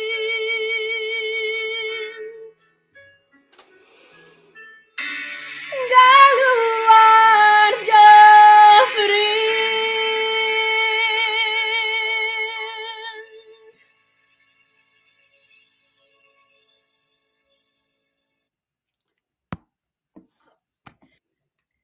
And I forgot to say before we started, I changed two of the last lines, and they are Welsh. And this is pan fo'r byd yn grelon, galw ar dy ffrind.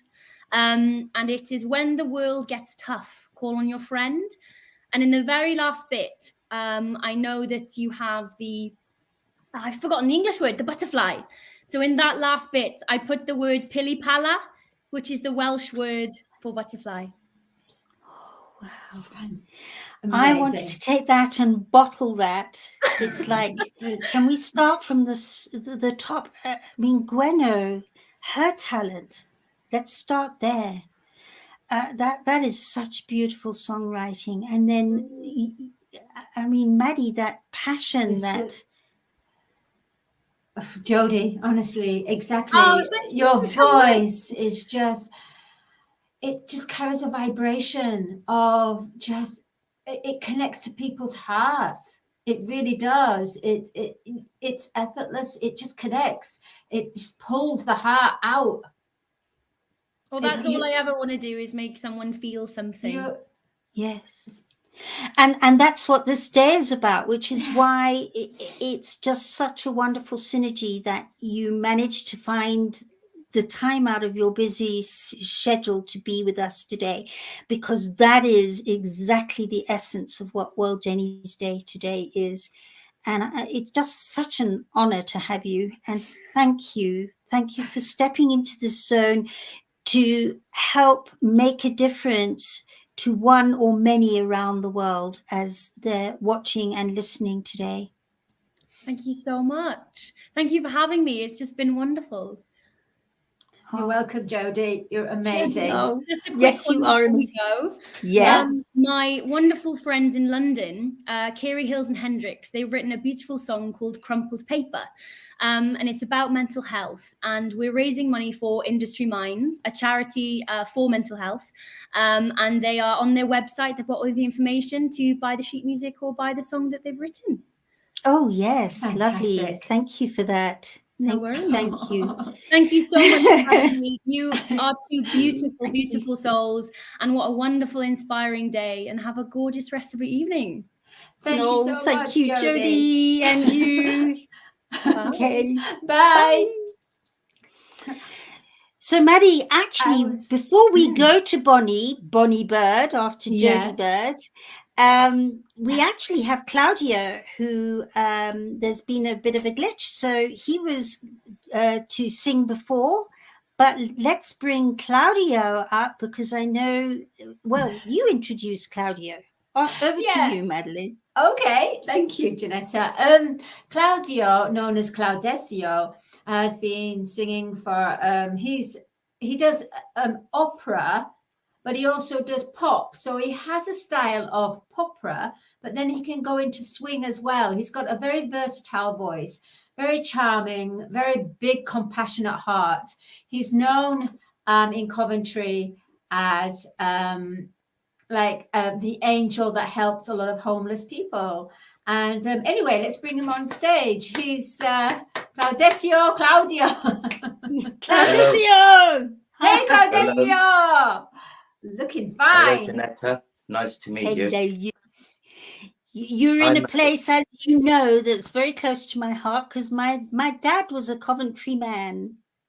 I remember you telling me, yes. Yes. So big welcome. Not biased. Big welcome. It's such an honor, that yourself and Maddie and everyone that organised this amazing day for Jenny, for making me a part of it. I'm really, it's fantastic. Thank you so much. Yeah, you are so welcome, and we're really honored to have you to step into this zone, share with us, and again, as we were saying earlier, it just takes a note. We were talking. In fact, it's come up so often today about how notes and vibrations can make a difference. And there are billions of people around the world that will hear one voice and go, oh, yeah. And yeah. How long have you been singing for? I started singing from a baby, really. So I'm told by my mother. But I realized I loved to sing and could sing when I was about 5 or 6 years old. And I took it more seriously when I was 13, 14, and it's stuck with me ever since. And Claudia, haven't you sung with a very famous opera singer? Yes, the maestro himself, Luciano Pavarotti. Wow. And what was that like? That must have Oh, been. it's to think that's your idol and you follow him on. At the time, it was video cassettes and tapes, and and then to see him there, you know, in real life was like, phew, blew my head away. I bet. Which I thank bet. my dear friend and brother Rocco Bombino for that, for happening. So and he made a lot of other things amazing with my singing happen. So thank you. And Claudia, what are you singing for us today?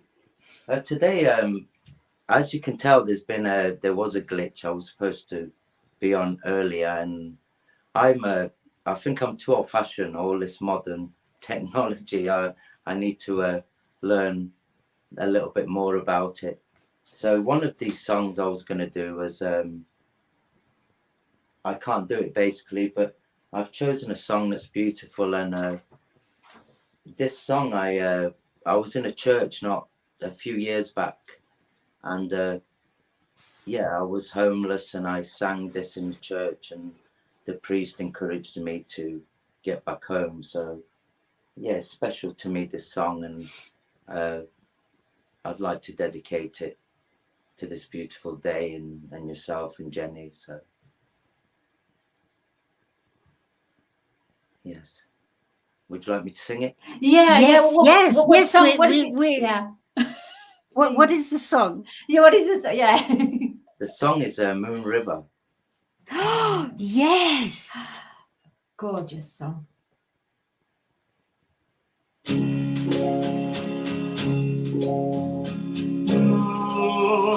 River wider than a mile, I'm crossing you in style someday.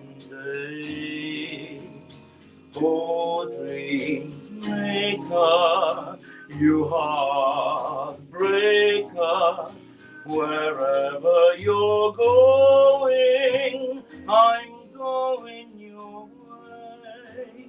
To drifters off to see the world, there's such a lot of world to see. Whereafter the same rainbows hang, waiting round the bend, my huckleberry friend, Moon River, and me.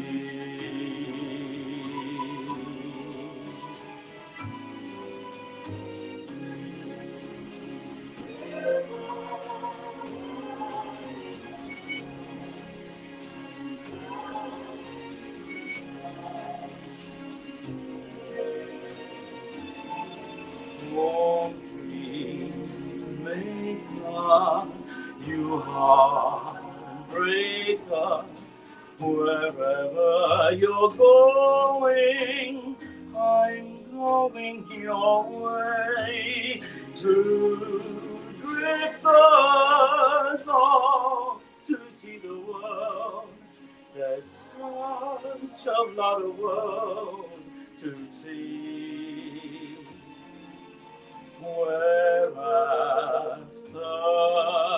the same rainbows hang, waiting round the bend, my huckleberry friend, Moon River, and me.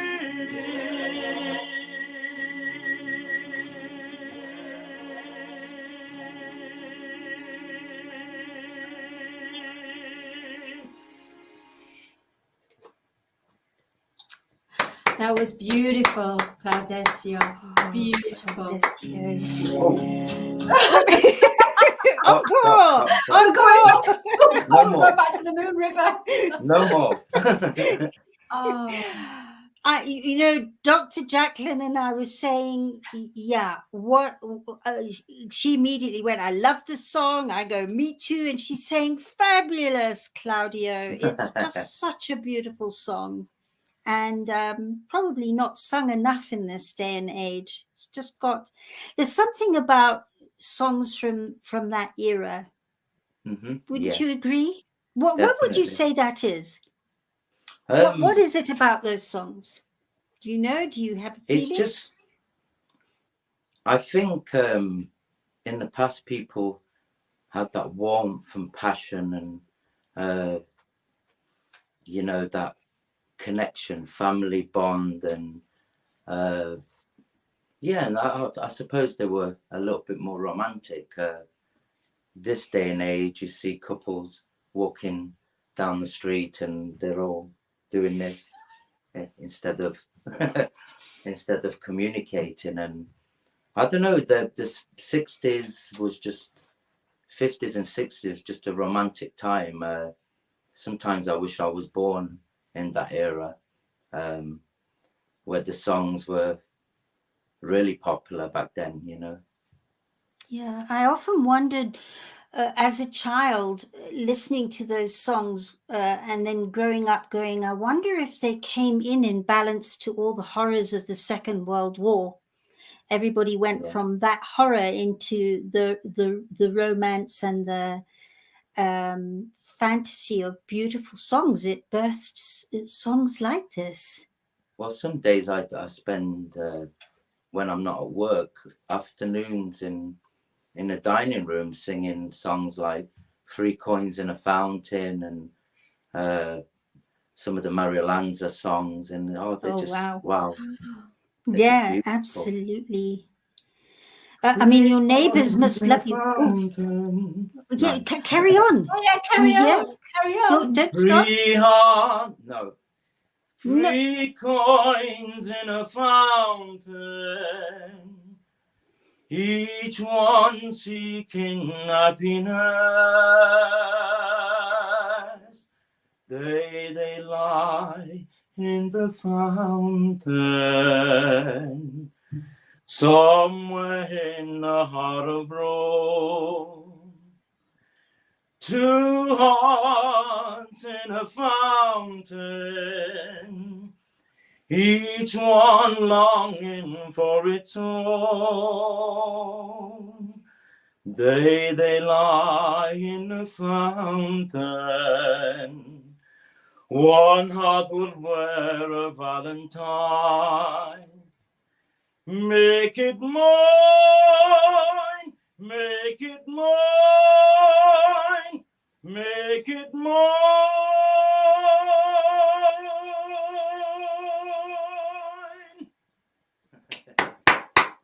Claudecio, that big bravo.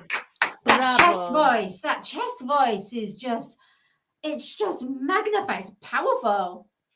I'm watching Dr. Jacqueline backstage and she's got a smile from here to here. Really? Hi, Dr. She's Jacqueline. loving it. Yeah, I thought so. Sorry, it's like, yes, you can see her going, yes. And I'm going like that too. I love songs from that era. They're my most favorites. I've got a little surprise for you this evening, Janetta. I chose a song that, before you tell me to go, I would like to dedicate it to Jenny. That right at the end. It's not very long, so I won't. Yes, please. I won't. No, go ahead. I'll do that at the very end, if that's okay. At the very end? You mean at the end of this of the day? If I you may, know what, may we have it now? Yeah, of course. Yeah. Yes. I can't wait. It's sorry, bear with me. Yeah. It's okay. Beauty of being live. Okay.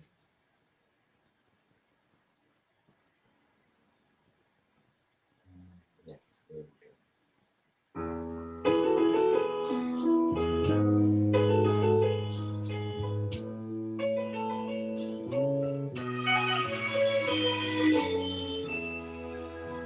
I'll remember you long after this endless summer has gone. I'll be lonely, oh so lonely, living only to remember you.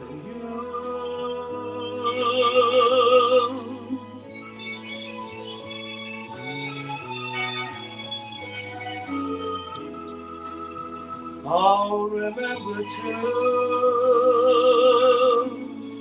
your voice is soft as a warm summer breeze, your sweet laughter mornings after, ever after. I'll remember you till your arms someday. I'll return to stay. Till then, I will remember too every bright star we made wishes upon. Love me always, promise always. Ooh, you'll remember too.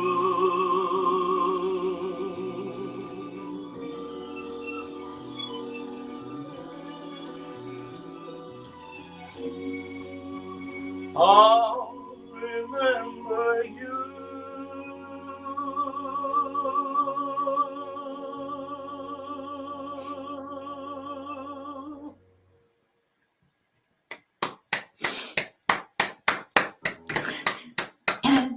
I was so I can't speak. It's just too emotional. Wow. So, that's for Jenny and for you. Oh, bless you.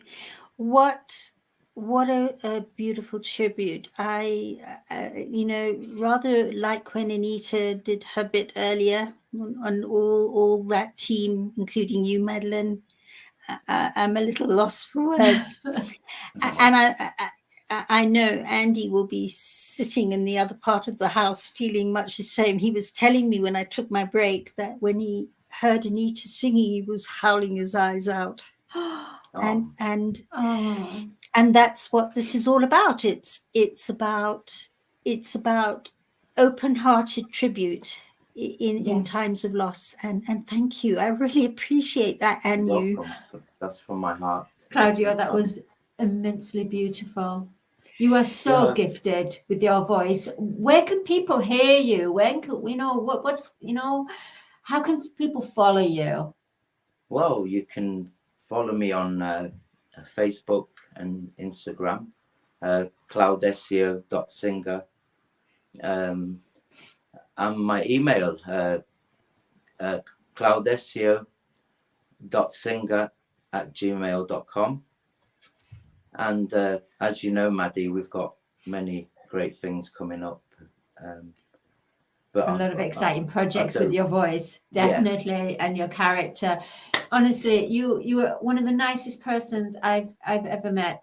Honestly, as far as like singers, you just got such a compassionate heart, and your compassion carries through your voice, just like Jodie Bird. Isn't it amazing? It's amazing. I'm gifted to be surrounded by beautiful souls and hearts and people like yourself, Maddie, and Janetta, now that I've met you, and Dr. Jacqueline. I'm a fortunate person that I'm surrounded by beautiful people. I mean, beautiful here.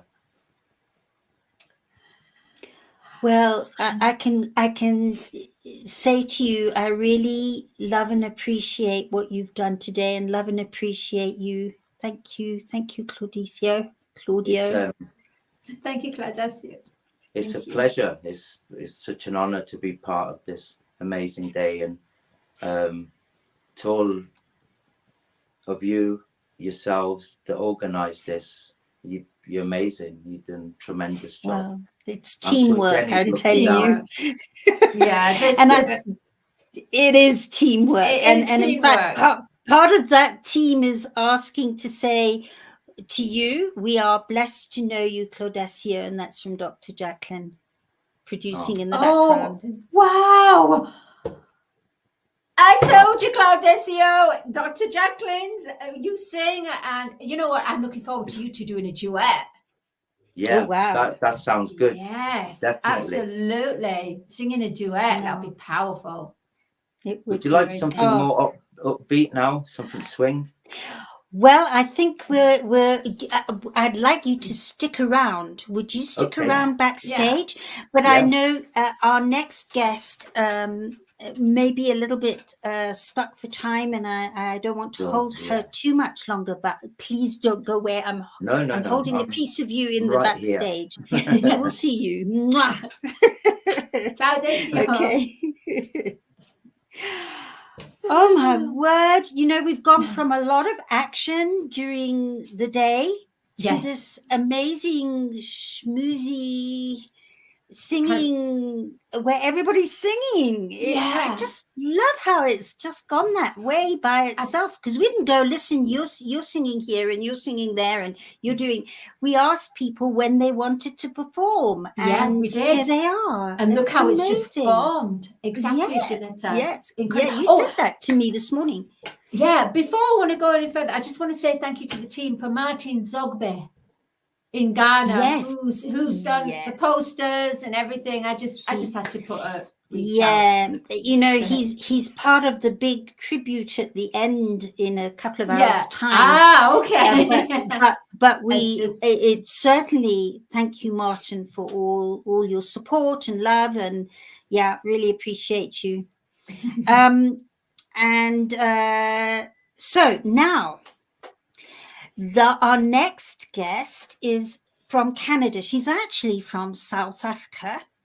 And you remember when we had Renee earlier from Durban? And that's where Bonnie Bird hails from. And she was actually in Pietermaritzburg and Hilton area when Jenny was there first at school and then dropped out to study from home. And you know, she was part of the gang that Jenny was part of, and they were friends.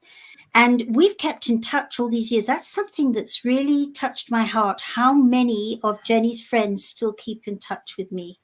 That's amazing. I mean, not a huge amount, but the fact is, 17 years later, they're still there in the periphery in my life on Facebook. They come through and go, "Hi, how you doing?" And I go, "I'm okay." And Bonnie is one of those people. So Bonnie, welcome to World Jenny's Day. Just so pleased to have you here. Hi, Bonnie. Hi, thank you so much for having me. It's such an honor to be here. Hi, Madeline. Nice to meet you. Hi, Janetta. Nice to meet you, Bonnie. It's such a wonderful day. I've been clocked in since the beginning, watching everyone's tributes and amazing talents, and it's just such an honor to be a part of it. So thank you. I really appreciate it. Well, I just know, having had Anita from her primary school and you from her teenage years, how's that for a balance, for a day of balancing life? It's amazing how, you know, and our conversation the other day, how everything just kind of lines up and the energies just align and everything just falls into place as it should. And it's beautiful to watch. Yeah. So Bonnie, tell us about your singing. I've been watching your singing journey over the years on Facebook. Yeah, I've been singing since I was 3 years old. And then when I was about, I think shortly after we lost Jenny, I was lucky enough to survive my own suicide attempt.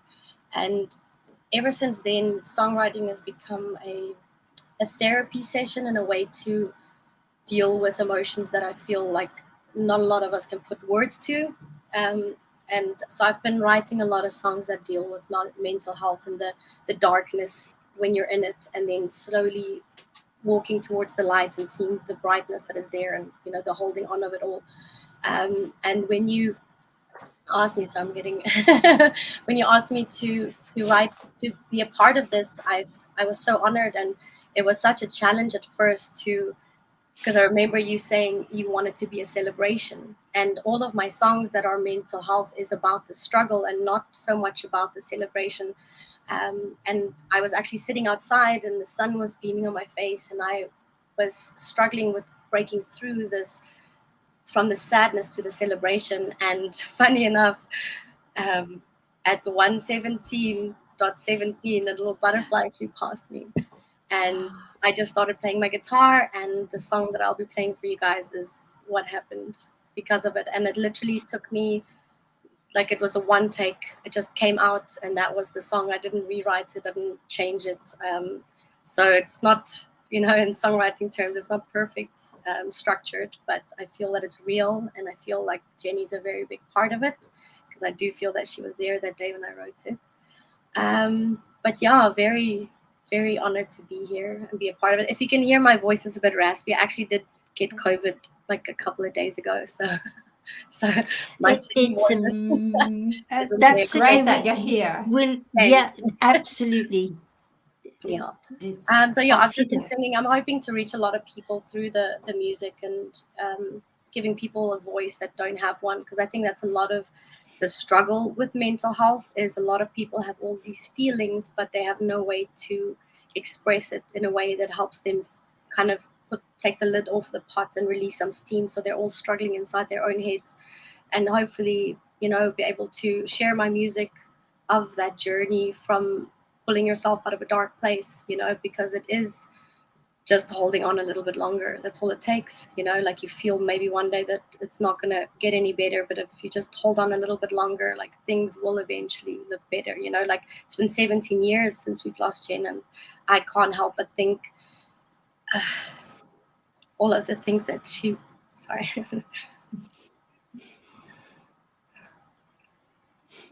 that she could have done. And it's so beautiful how losing her, it opened up these massive doors to help so many people. And yeah, I'm just so honored to be a part of it. So thank you. Wow. We're so honored, Bonnie. Just and Jenny's heart and spirit is here, and I just, yeah. There's something I want to share that has come through very strongly today for me, with Jenny and you and Anita being a part of this. And that was Jenny. I don't know if you know, Bonnie, I'm sure you probably did. Jenny had the most beautiful singing voice. Yeah. And when she was growing up in Kenya, before she went down to South Africa to go to school, I can remember, because I was teaching ballet at her school, one assembly morning, they got her to sing Elaine Page's Memories on stage, and I sat there so proud of this daughter of mine, because this voice. And she got off that stage and said, "I will never sing like that again." And I was like, "No, Jen." She said, "No, too many people were mocking me, and I can't do it." And however much I tried, I'd say, "Look, take you to voice lessons," or "This one thought you were amazing." And in fact, the more I tried, the more she went, "No." Yeah. That was the thing about Jen. Like, the moment she was I remember the first time meeting her, how in awe of her strong personality I was, because we were all hanging out in Hilton and just teenagers having fun. And she was one of the first girls that I saw that kind of stood up for what she believed. And then everyone around us would kind of falter. If someone said something, everyone would be like, oh yeah. And she was one of the first people that were like, you know what? No, I don't agree with that. And she was very strong, and that inspired me to be a stronger person. And I remember she had a very distinct way to say something without saying something. She would have a way to, without words, get her point across. And so she was very talented, but also very, very hard-headed, very stubborn. But she wanted very to stubborn. And also, just one funny story. I remember I actually snuck out of school that day because we were very naughty back then. And we went to your house, Janetta, and she introduced The me to truth one- is out. The truth is out. We used to go and we snuck out of school. And because he was homeschooled at that time, so she was there, and she showed me the wonders of the simple pleasures of pasta, just spaghetti with butter. Something, and I would never forget that till this day. That's one of my go-to pleasures, and it just always reminds me of her. So it's something that's so small amazing. that carries on with you forever. Yeah, It is. yeah. And to carry on with what you've just said and Jenny's energy, to me, you and Anita have represented that voice that Jenny shut down today. Mm. She's singing through the two of you, and that just blows me sideways. So, Well, on that note, sweetheart, I think that's the note of me. On That's that a note. no. On that no, absolutely. Yeah, like I said, the song kind of came by itself, and it's not perfect, so no judgment. But it's called Jenny Dear. Can you guys hear me? Yeah.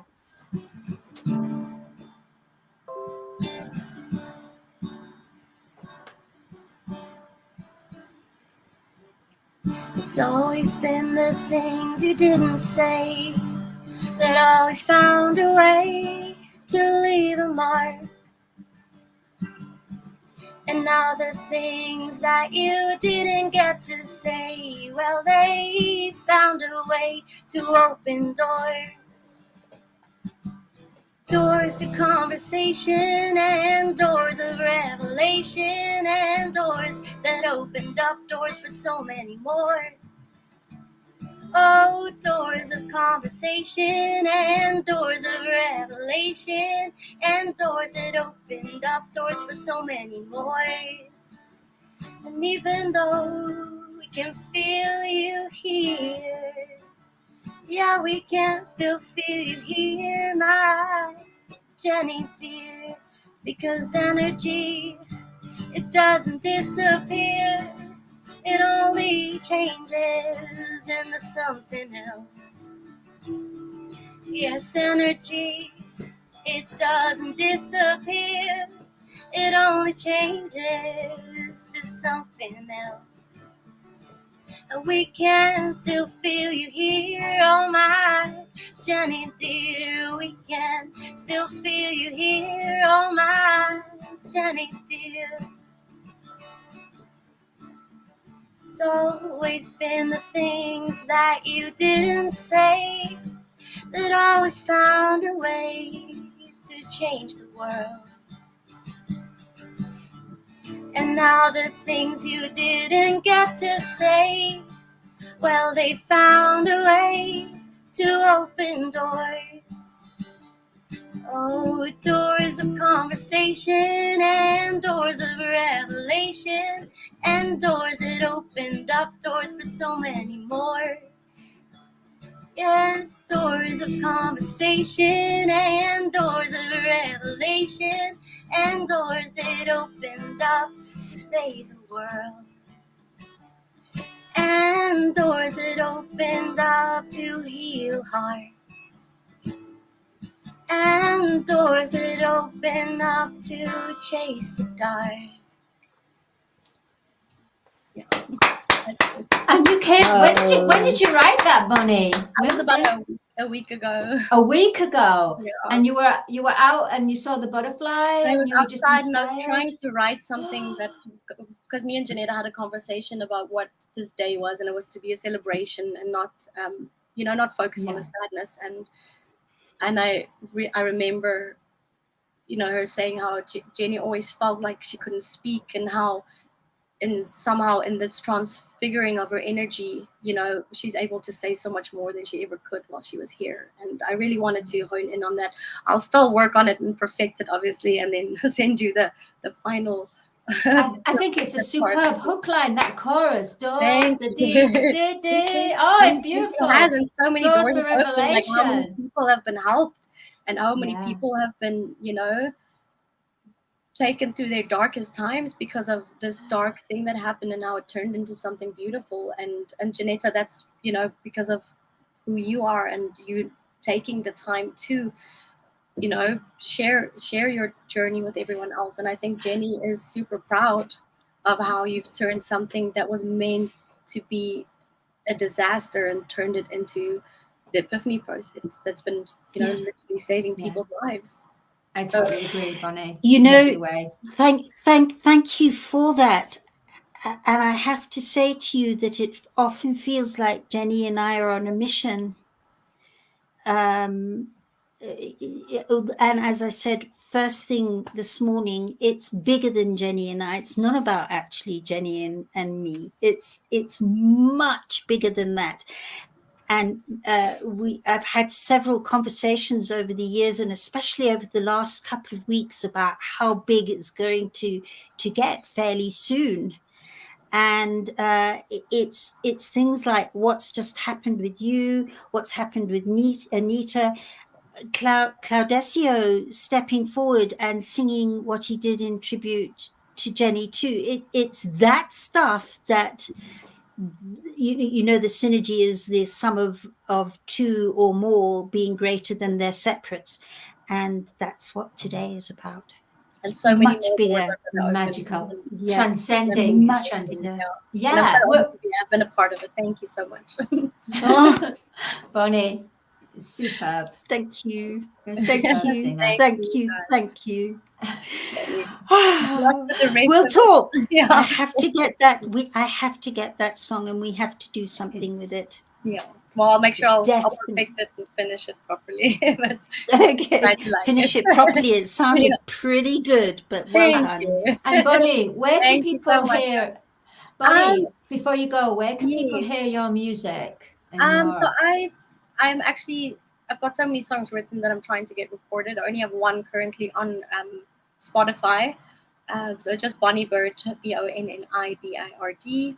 I'm on Spotify, Facebook, Instagram. Like I don't have a lot of music published. I have a lot of music that I've written that I'm trying to get published. So it's time. You will. It's You will. time. It's like And- Janetta and said. It's time. And Bonnie, I have a message we have a message from Dr. Jacqueline saying, what beautiful words, what a powerful tribute. Thank you so much. I appreciate it. So so it's much. Thank time. you so It's much, time guys. for Bonnie Bird. I can feel it in my bones. For sure. My butterfly's telling me, look. Oh, oh my gosh, it is. Transcending. Yeah, it's a You're going to butterfly dress. transcend us. Oh, that's beautiful. It's a butterfly. Oh, how beautiful. Awesome. Well, thank you so much, ladies, and good luck with the rest of the stream. I will be watching and enjoying from here. So Okay. Thank Lots you, and lots Bonnie. of love. thanks so much, Okay. guys. Much Bye, love, Bonnie. Bonnie. Bye. Bye. Oh my Superb. word. This part of the day is just blowing me. It's so just- heartful, isn't it? It's It so is it's so just- through the heart. Really, it's like the spirit of the connectingness. Yes. actual- And you know, it definitely feels like that. And it's so funny because this is how life is. A few hours ago, I dropped energy. And that's what happens in life when you're challenged, you drop energy, forgetting that it's at that time that you're dropping energy that something meaningful's just about to happen.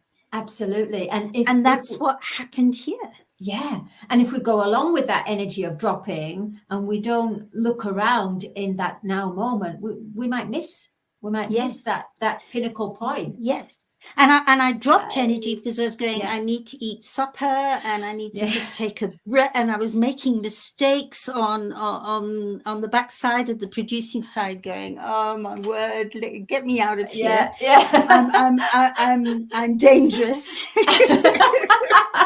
I was feeling that as well. I was thinking, I just need to have a drink or something, you know, something to Having eat. said that, Dr. Jacqueline has not been away from here, and she's supposed to have gone away. Yeah. So how come she here is us hasn't? going, I've got to have an hour off. Yeah, She's not even had half a minute off. She's super Amazon woman, honestly. Dr. Jacqueline, you are superb. You're she's a superhero. She's a superhero. Thank you.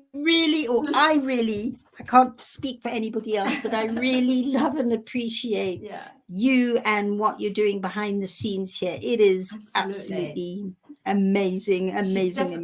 She's definitely an octopus. You know, Janetta, you've been talking to me about how you're an octopus lately. I do believe 18 tentacle octopuses last week. I do believe Dr. Jacqueline is like this octopus. 36. On 36 tentacles. Tentacles? Yeah. It is tentacles. Oh, thank you, Dr. Jacqueline. We love So you, now Dr. Jacqueline. somebody, we do. And but I have to say, somebody here has been very patiently waiting for a long time to join us, and that's Claudia Machado. Madeline, I know you know so much about Claudia and Claudia. We've got Claudio and Claudia. Claudia. Over to you. Yeah. Well, I met Claudia about a year ago, and I met her through Desiree Richardson, and through the late Philip Chan. Actually, it was the late Philip Chan that I met Claudia as well. And we connected. And what I found amazing about Claudia is that she's a trained nurse, and she's got so much compassion. And she came to me, and I taught her to do a bit of singing and everything. And she said that I want to act. And I've just watched her grow within that year, to grow from attending acting classes and then getting opportunities to go with independent filmmakers. At the same time, boost with her modeling career as well. She is an absolute diamond. She really is. She has got such a voice that she wants to bring out, to express to the world. And she knows that in order to do that, she had to become and grow to be the highest potential she's already is, and going to even more attain even higher. Here she is, beautiful Claudia Machado. Claudia, are you there? If you actually want the money. It sounds like she's on a phone call and doesn't realize she's on. So I would like to very specially invite back Claudecio. Yeah. Oops. Claudecio has gone as well. Oh my goodness. Maddie, it's over to you. Okay. Oh no, she's Claudia. Hello, sorry. No, it's all right. Can you give us another song? Yeah, of course. Yes. Yeah. We're so honored, Claudecio. Absolutely. No, I'm the one who's honored. I really am. And what song is this called? This is going to be something a bit more upbeat. Ooh. Something to take us in the night. Yeah. Here we go.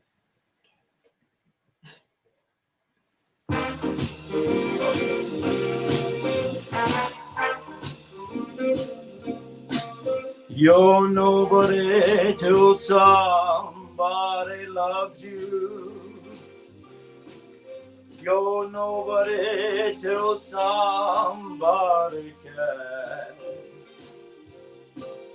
You may be king, you may possess the world and its gold, but gold won't bring you happiness. But when the growing is old, the world still is the same. You never change it. As sure as the stars shine above, you're nobody till somebody loves you. So find yourself somebody to love.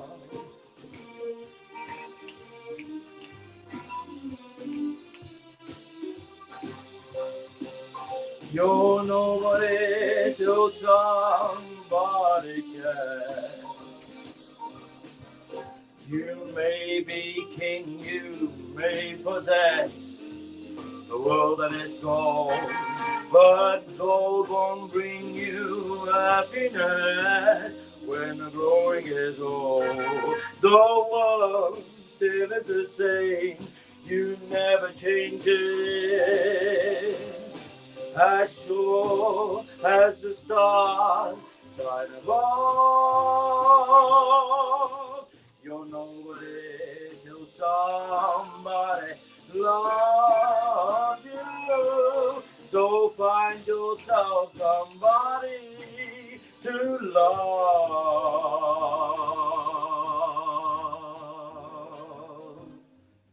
Yeah.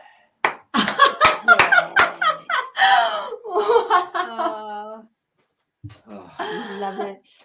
Yes. Yes. Swooning and crooning. I tell you, Claudio, you've got to become like the entertainer throughout the night now. Yeah. Honestly, Thank you. Beautiful, beautiful voice. Pleasure. Thank you. Thank you. Thank you. And well, there's another one. We got Claudio and Claudia. We've got Claudesio and both together. Claudia. Yeah. Amazing. I worked Thank again you a little confused. They said, what shall we call you now? Claudio or Claudesio? I said, no, that's my stage name. I work, everyday life, for everybody that exists in my life or in the world, I'm Claudio, but on stage, Claudesio. So the work of a bit more clear now. They delivered something. They went, Claudesio. I said, Claudio. I'm not singing at the minute. They already see you as a star. You could get an identity crisis. You do know this now. Yes. Who am I? Let me think about it. Anyway, Claudio and Claudesio and all of the above, just so appreciate you. And thank you for impromptuly carrying on, because your voice is in fact our last lot of singers, it's kind of like, no, don't go away, come back, stay, we don't want to lose you. And yours was especially so, and thank you for that wonderful tribute to Jenny. Means the world. Definitely. It's been a huge honor and pleasure to be a part of this day for Jenny, and you ladies, you've been amazing. So thank you for making me a part of it. I'm really blessed. Thank you. Thank you, Claudia. Thank you. Amazing.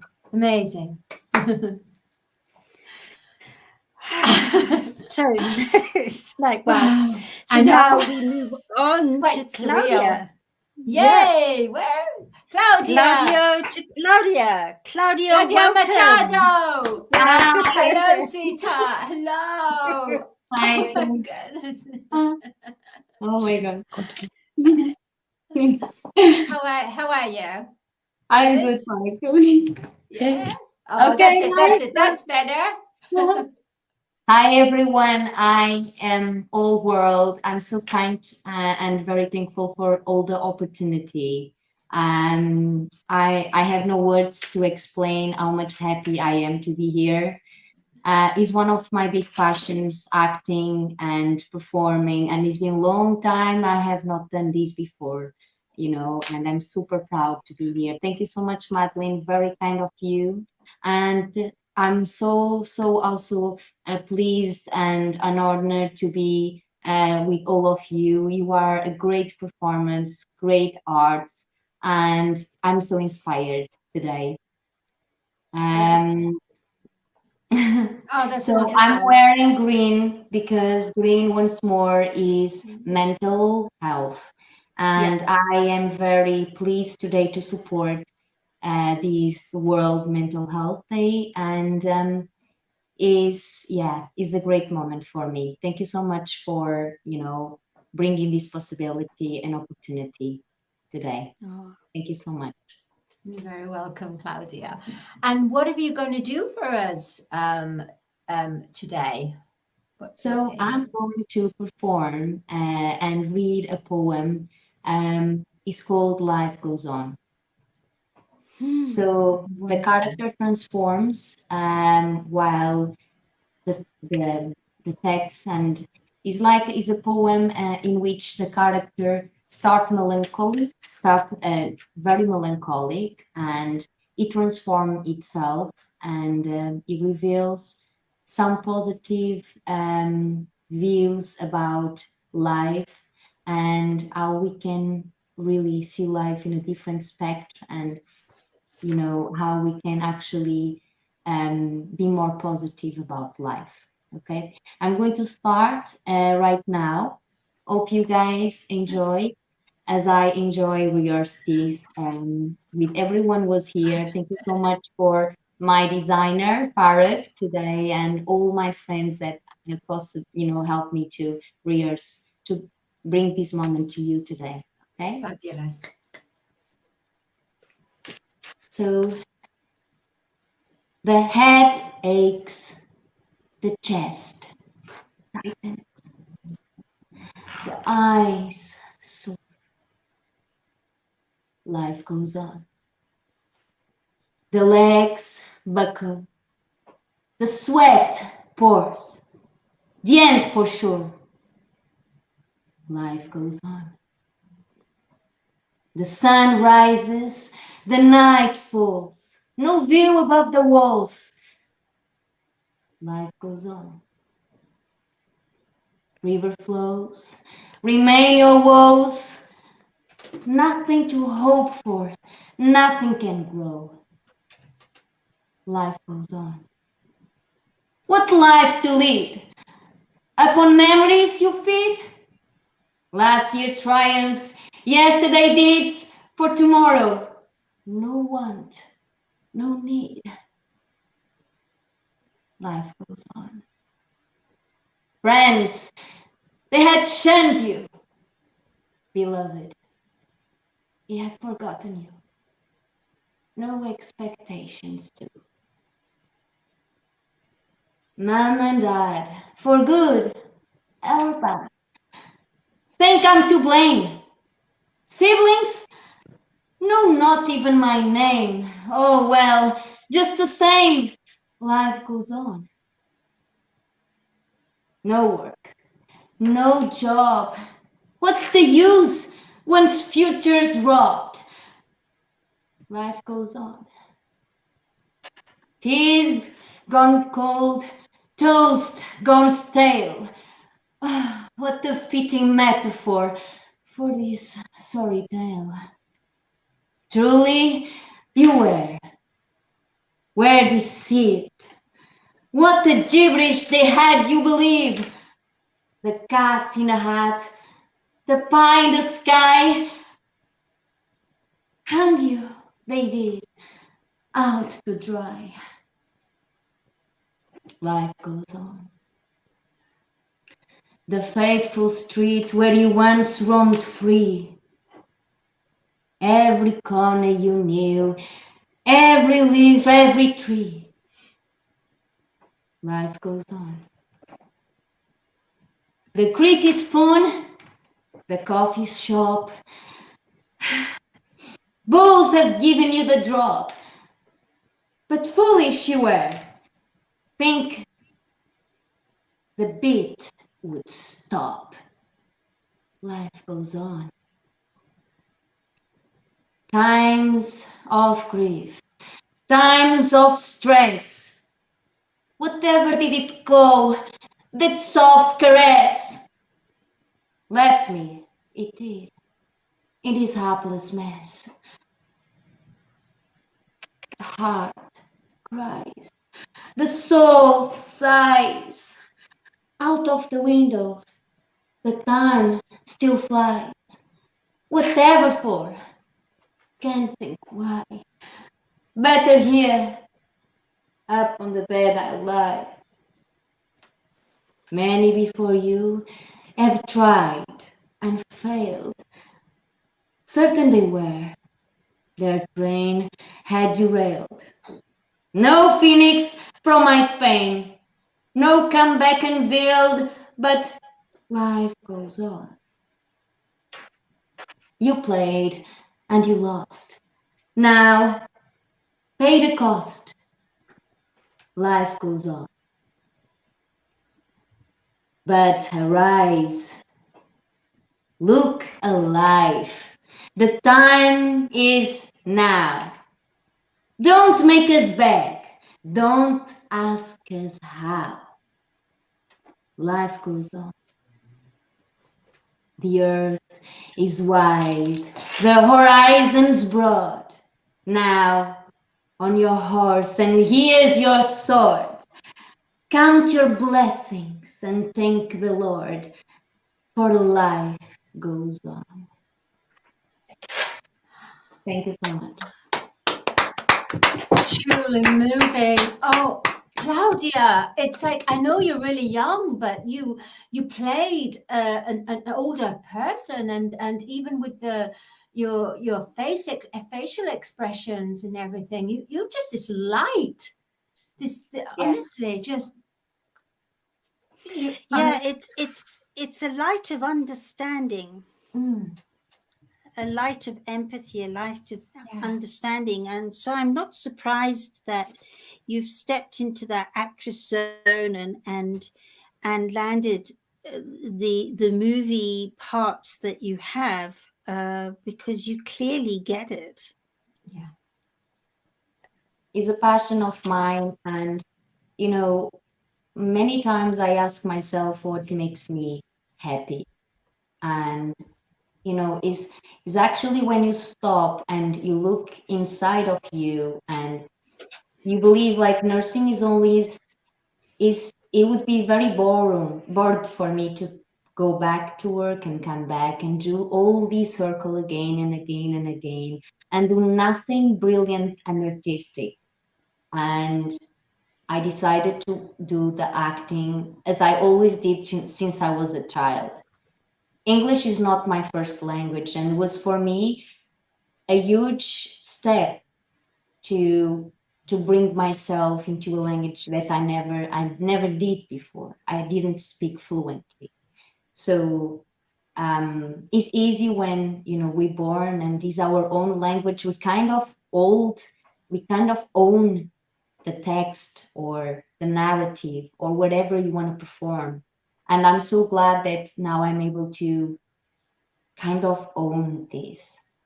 And I'm so thankful that I have so many friends who support me today. So I'm so thankful to them, my designer Farag, my makeup artist, everyone who I really want to help, because I want to help people as well while I'm doing my performances, my creative art. And this is what world is about. It's about discovering the secrets inside you, and that's why I'm revealing a new of me that is a secret. See the secret inside you. Discover yourself and bring the talent of your own self.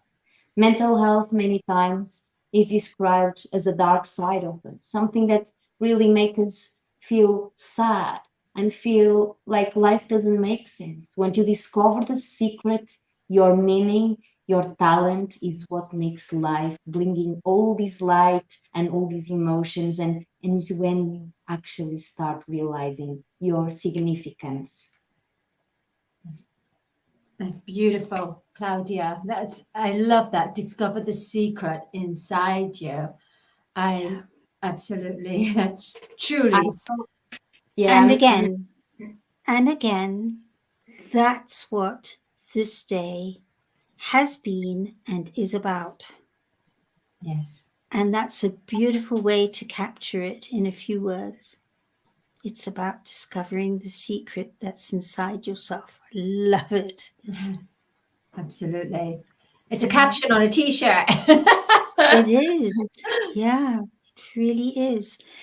So, Claudia, where do you see yourself going from here? Madeline's mentioned that you're fairly young. Where's that bigger picture that you see yourself going to? It doesn't have to be specific, but what is that passion in you to move forward? I'm flowing like I see myself performing and continue doing this creative art, because this is an art for me, and is when I do modeling, I want to really bring a part of me. I want to bring a character. It's not about being, showing the ego. Is more about bringing parts of me that I thought that I never had, parts of me that are potentially lost.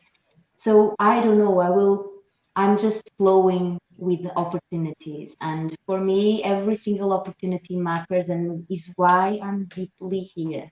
I'm here because I believe life is about opportunities, about, working together and make the world beautiful and meaningful. I love that message.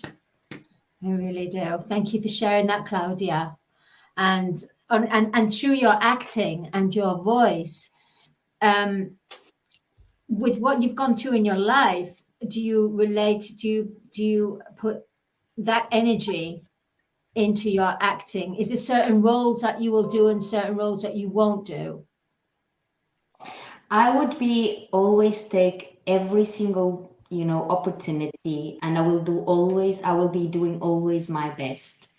If I need to learn a new accent, if I need to work hard to become better, I will do.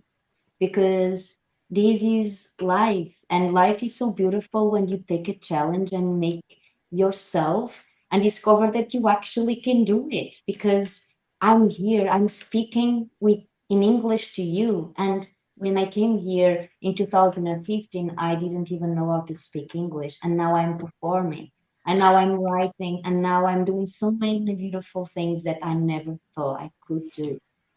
And this is about challenging yourself and discover your secrets. I'm speechless. It's amazing. Yeah. Discover your talent, discover your secrets. And you're writing a book, Claudia, on your secrets. Yeah, I'm writing a book, and I think sometimes you need to write to not forget. And this is somebody very, very special in my life that always told me that you have to write. And so you have to manifest who you want to become.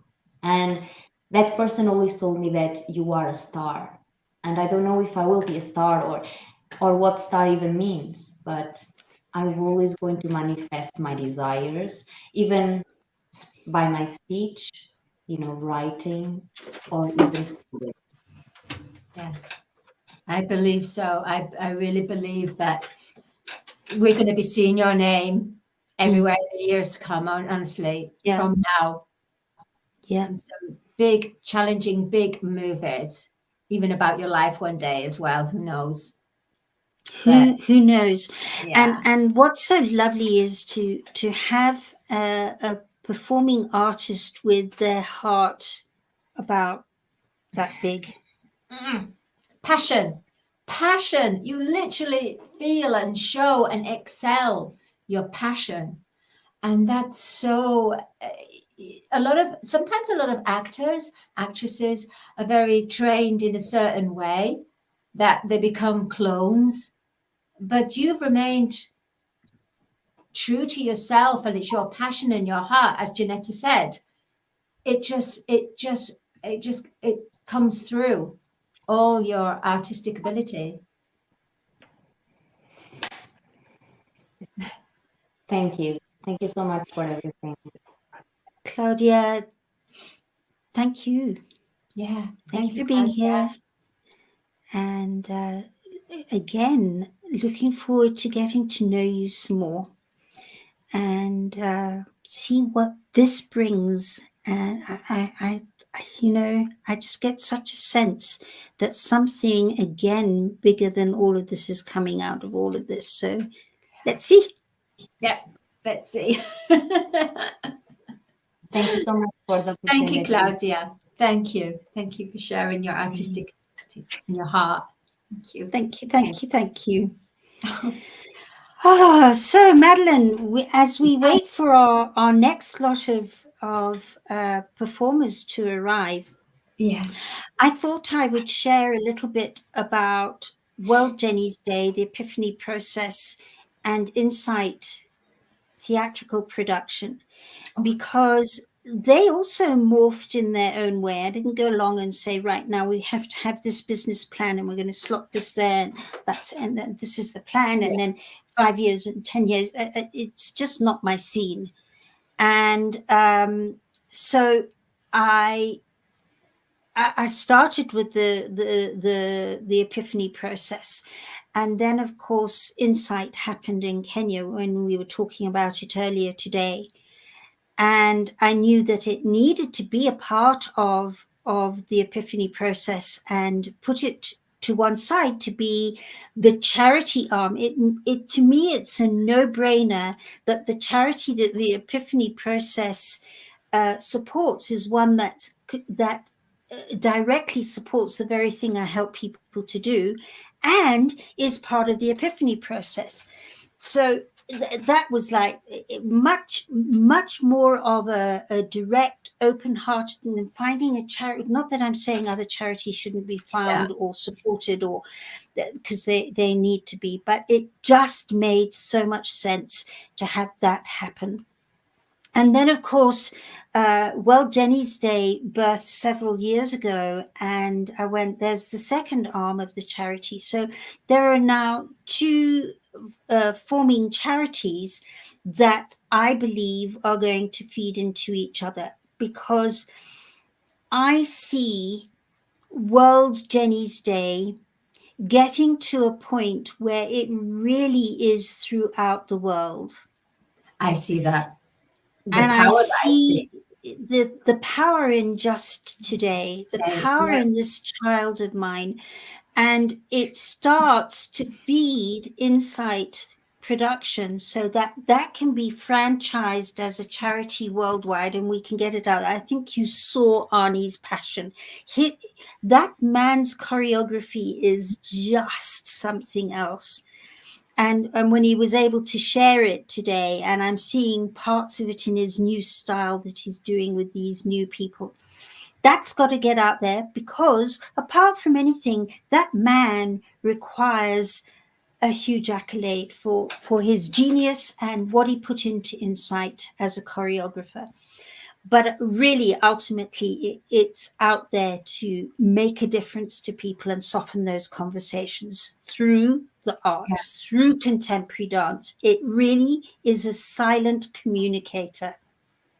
And in fact, it's the silent communication that Bonnie was talking about.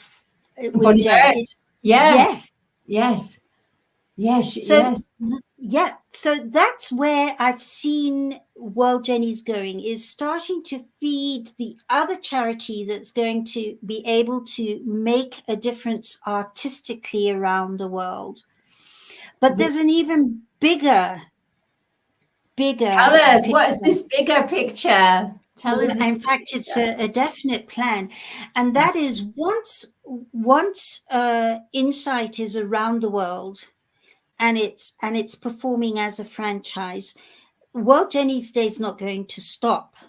So I just believe that we've had all this time today where artists came in the goodness of their hearts, poured into this day, absolutely poured into this day from the goodness of their hearts, and that will be the time for World Jenny's Day to turn around and say, right, we're supporting the global artists, supporting them in whatever way. It might be in their old age or in their times of feeling troubled or whatever. And that is what World Jenny's Day is going to feed back into, is to the performing arts and performing artists. Start again. Performing artists. Yes. Again. Performing artists and Yes. the artists, and it goes in there, and it becomes like a global benevolent fund. And you can see it's nearly 1 o'clock in the morning for me. And I honestly, I see this in the way that you're saying this, but also in the way that, like for example, during COVID, not a lot of artists, musicians, singers were recognized and helped. The government did not recognize that their art was something that they made their living from. That matters. Yeah. So I think it's a lot of artistic people have a lot of pain, a lot of issues, a lot of mental health problems. They do because so they put into their art. But then what happens if they don't deal with it? It starts eating up at them, they can no longer cope with real life and everything. And I think it's wonderful what you're doing, Janetta, in the way that raising awareness. And yes, a lot of even the retired actors, they need help. They need help with funding. People that become ill over mental health and unable to carry on with their art, then they need help. There needs to be organizations, the Epiphany Process, which is there to help people face their shadow, their demons there, to transcend, like the butterfly from the cocoon that they feel, like this caterpillar in the cocoon, and they're dying to come out. And the only time they come out is when they're on stage as the butterfly. But when they come off the stage, they go back to that cocoon of insecurity. Often they just feel like nothing. Exactly. There's a great insecurity in many artists, whether they be performing or other forms of artistry. And it's that very reason that they step out and become different in a scenario that helps them to feel supported. And so now it's time to support them in other scenarios, like living and getting through difficult times. And that's where I see World Jenny's Day going. And Dr. Jacqueline and I, at the beginning of this year, were already talking about planning in a year's time a gala evening, either in New York or in London, for this time next year. I see that happening. With performing artists. Performing artists. So let's see where that takes us. Yes. Because I can see it and feel it already. There's been quite a lot of mechanics that have started talking that way already.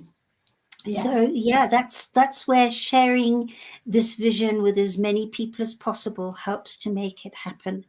And I'm just so glad to be able to share it tonight with you and Dr. Jacqueline, and then to the world as they listen to this as well. So honored. This is the plan. Yeah, I think it's a wonderful plan, Janetta, and I think that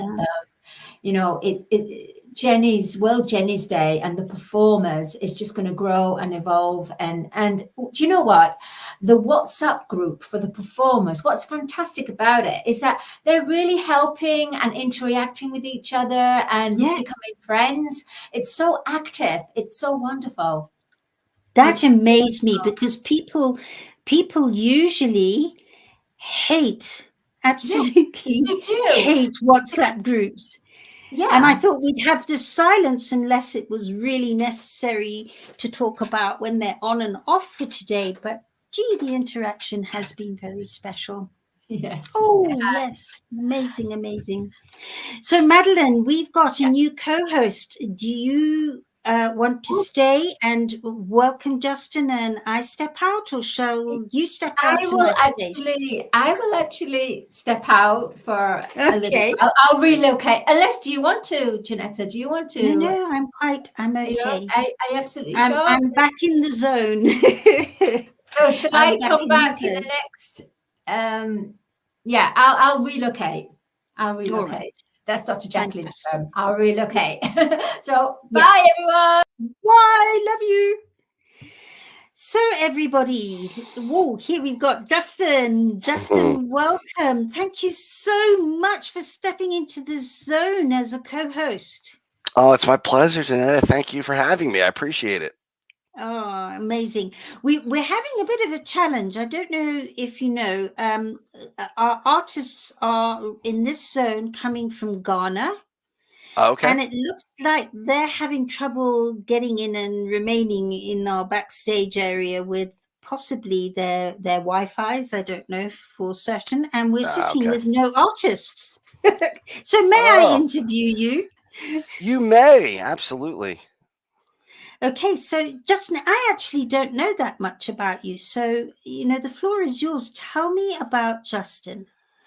Yeah, and it's funny that we're doing this today. I'm really struggling with some issues with mental health myself. I've been very open about the fact that I suffer with several different issues: anxiety disorder, obsessive compulsive disorder, and depression. And right now, I'm actually in the middle of a changing medications, and I'm having withdrawal from one of the medications that I've been on, which was Cymbalta. I've been on that only for a few months, and really, it's been tough. It's been hard. It's mental illness is not something that's easy. It's something that is with you all the time.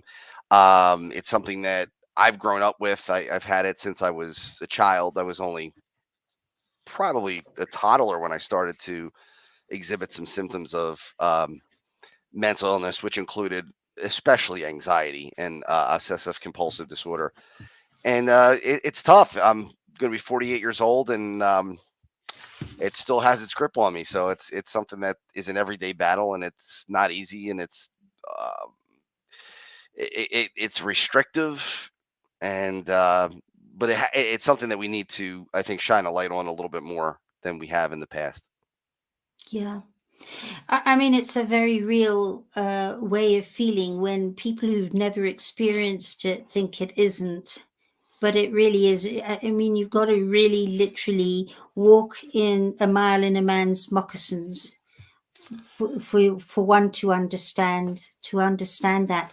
And actually, Justin, I'd love to have a conversation with you about all of that. Sure. When we finished World Jenny's Day, because I mean, your transparency is nothing short of amazing on platforms like this. And it does have the capacity to help others who are feeling as though they're in the same boat. And I would love to chat some more about you, about that with you. And let's see if there possibly could be some possibilities there. Let's talk some more. But Sure. yeah, I'm rather glad we've had a bit of a respite for you to be able to share that and in sharing possibly assist you, but definitely help others to go, yeah, that's me. Yeah, it's something that especially as a kid, we didn't talk about in the 80s. I was in grade school and seeing a psychiatrist 3 days a week. So it was pretty intensive therapy, especially for back then. And in those days, they really didn't use medication for kids. So it was kind of psychotherapy and that type of thing. Like I said, 3 days a week was pretty intensive, but it was very secretive. Nobody knew. Every time I had to go to the doctor, I was going to the orthodontist to get my braces fixed and that type of thing. So it was something that you didn't want to tell anybody. It was something that you wanted to keep quiet, and I did for the most part. And I think more people suffer with some sort of mental illness now I think they always did. I just think we know more now. I think people have been suffering with it in all walks of life and in one way or another. And honestly, it's my belief that most people at some point in their lives do need some kind of help. Maybe not necessarily medications, but psychotherapy, CBT, cognitive behavioral therapy, that type of thing. I think today we're getting better with it being okay to be mentally ill. Like I said, in the 80s when I was a kid, it wasn't okay. It was something that you had to keep quiet, and you wonder how many people just suffered in silence back Oh, then. they did. And it was beyond suffering. It must have been torture. And in fact, I so agree with you. You've hit it on the head. Everybody goes through some form of challenge in their life, which tells one that it's about being human. It's not being broken. I said this right at the beginning of the day today, because I've dealt with many obsessive compulsives and many people dealing with all that you talked about. And when they stop and realize they're being humans, they're human beings, being messy, being human, and there's actually nothing wrong with them. They're not broken. They don't need fixing. They just need to understand what they're feeling is human. And then they can step forward and gain the skills and the tools to deal with it, because that's what they're lacking. Right.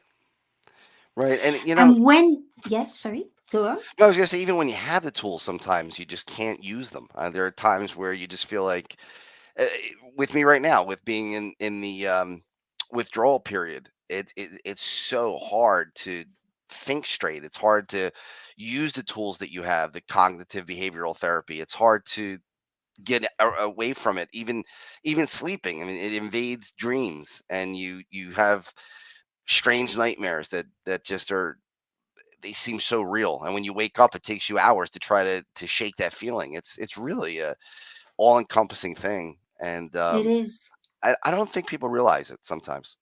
No, it's back to walking a mile in a man's moccasins, isn't it? It is. Yeah, it really, really is. Now, we've got Ray Afro from Ghana really trying his hardest to get in, and he's popping in and he's popping out. And I do know what it's like, because I live in Africa, and it can be very problematic, even though here in East Africa, we've got fiber optic. Every now and then it challenges, and I can see it's been. So let's call Ray Afro up whilst we still got him. I'm holding you there, Ray Afro. Welcome. Hi. Hi, Ray. Can you hear us? Don't think he can hear us. We can see Ray, but we can't hear Ray. Interesting. Janetta, live TV, right? That's what happens sometimes. Yeah, it's live TV, and we've had our techie issues. Sometimes it's the operator, and sometimes it's the internet. So yeah, it doesn't look like we're going to get Ray. Now we do have our last session of the day coming up, but it's not now. And the sessions we've got now are Ghana people, and they're just not getting in by the look of it. So, I don't know quite whether we shouldn't end transmission and then come back through for our home run, which is Japan. Japan are going to be coming in at 9 o'clock on their 11th of October to be with us. And they're followed with LA and Iowa, where we have World Jenny's Day street art that was drawn or painted over the last couple of days for World Jenny's Day today. That art is sitting in LA, so we can't miss that. They're all scheduled to come in. Here's Ray, but I think, I don't know. I think maybe we should end and come through. Let's try Ray Afro one more time. Ray Afro, it really does feel like a seance, you know. Ray Afro, are you there? Please, can you hear me? please come through, Tap. right? Yes. Ray Afro, can you hear us? No, I think we he's lost gone. him again. Janelle, I've noticed even on my screen, I can see my screen is kind of blinking and flashing, so I don't know what's going on there either. I don't know Oh, if you see okay. that So on. you've got a discotheque. It looks like it. Yeah, you're I didn't know looking if you fine noticed to that. us. No, Okay. you're looking fine to us. But I just, Madeline, if you wouldn't mind just coming up and we'll have a conflab. Hey, I'm here. Yes, Hello, Madeline. Dr. Jacqueline. I think we've got the next few slots are all From Ghana. Ghana. Yeah, and it doesn't look So- like it's happening. I don't know. Maybe So would that be? I don't know. I don't know what to do. So that's We've like got Ray Afro, we have- Clipson, and yeah. K Fresh. Yeah, Nicole Burkle from she's in LA, but she's she's representing Germany. But we've kind of got dead time right here. I think Nicole's due on, mind you, she's due on in about 10 minutes, but I don't know. Okay. Ah, yes, that's a good idea. Ray Afro's back. Madeline, That's a what good about idea. a voice lesson for Justin? Oh my gosh, is that what you want to? Okay, so Bye. What do you mean bye? Oh, she's gone. She took off, huh? Oh my god, Justin, do you like to sing? I'm not really a singer. I'm willing to talk about singing though. Yeah. My mom's a singer. My dad's a singer. They Really? yeah. What type? What style of singing? They do? were part of a band at church. They were they would sing every Sunday at mass, and they would sing at the special events at mass, like Christmas mass and things like that. So they were in that. Very good. Oh, Really, wow. really good group of musicians. So are you artistic? Do you play? Are you a musician or as well, or do you I'm take not. after the creative side? Now, the creative side of me is I am starting to get into movie making. So I have a documentary that's coming up pretty soon about the Philadelphia Flyers, the hockey team here in Philadelphia through the 1980s. So that's my artistic side. Is Fantastic. Did you write the script? I did. I created the format for it, the whole Yeah. outline for it. Yeah, and I'm working with a good group of people who Yeah. are helping bring it all together. So it's pretty cool.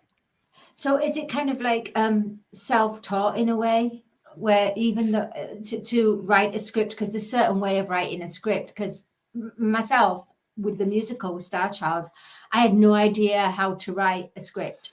So I just went on, I had to do self-taught, watch lots of mini lessons and, on YouTube and and watch examples of it. But it's not easy. No, it's not. It's No. not. I'm sure getting somebody who can teach that to you would speed up the process. But Yeah, how that's do you find true. the time, right? I mean, between the Yeah. work that you have and everything else, I know it's not easy.